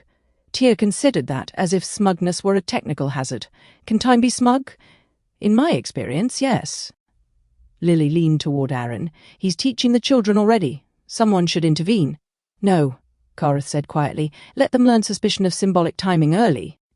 Daniel pointed at him. That is the first truly responsible thing you have said. Kareth inclined his head. I accept this under judgment. The laughter that followed was not complete. It did not erase the dead. It did not soften the treaty. It did not make the work easy. It simply proved that joy could return without becoming denial. Aaron looked around the chamber. At Lily, who had reclaimed her hand. At Daniel, who had turned outrage into architecture. At Elith, who repaired systems without asking the repaired to admire the repairer. At Oren, who kept exits visible. At the witness, who had learned that memory must kneel before consent. At Sha'Ryn, who stood with the future of her people beside her rather than beneath her. At Kareth, who carried no throne and therefore could finally serve. Then Aaron looked beyond them, beyond Earth, beyond the moon that had once watched like a machine. Beyond Thal-Kor, where the first vent warmed a chamber that did not coerce grief. Beyond the living spiral, where old roads waited, beyond Zero still shimmered. Not calling, not commanding. Waiting, that was better. On Thal-Kor, beneath the dead crust, in the warmth of the first vent, the sanctuary coil received its first drawing. Not a confession. Not a treaty. Not a record of atrocity. A child's drawing. The human child from the memorial had sent it through Lily, folded carefully into a small square, and marked with a note that read, For Tyr, if he wants it. That last phrase mattered so much that the sanctuary coil brightened when Lily read it aloud. If he wants it, consent had entered the grammar of gifts. Tyr sat on the floor beside the threshold with Sha'Ryn nearby and Kareth at a respectful distance. The drawing lay unfolded before him. A doorway, a human child on one side, a hatchling on the other. No one trapped, no one pulled, no one owned. Tyr touched the graphite line of the doorway with one careful claw. The sanctuary coil translated the pressure beneath the image into every listening language. Guard the door. Do not own the path. Tyr looked at Kareth. Is that a command? Kareth looked at the drawing, then at the open threshold, then at the hatchling who would inherit not innocence but the chance to build something better than apology. No, he said. It is a promise. Tyr smiled. Small, not yet trusting everything, trusting enough to touch the page again. The first vent breathed warmth through the stone. The old world did not become young. The dead did not return. The harm did not vanish. But somewhere beneath ash, doctrine, empire, hunger, grief, and all the languages fear had used to call itself mercy, the oldest mark remembered what it had meant before thrones sharpened it. Not mine, not yours, ours. And beneath the dead world, in the warmth of the first vent, the serpent memory became not a chain, but a promise. End of Book 5.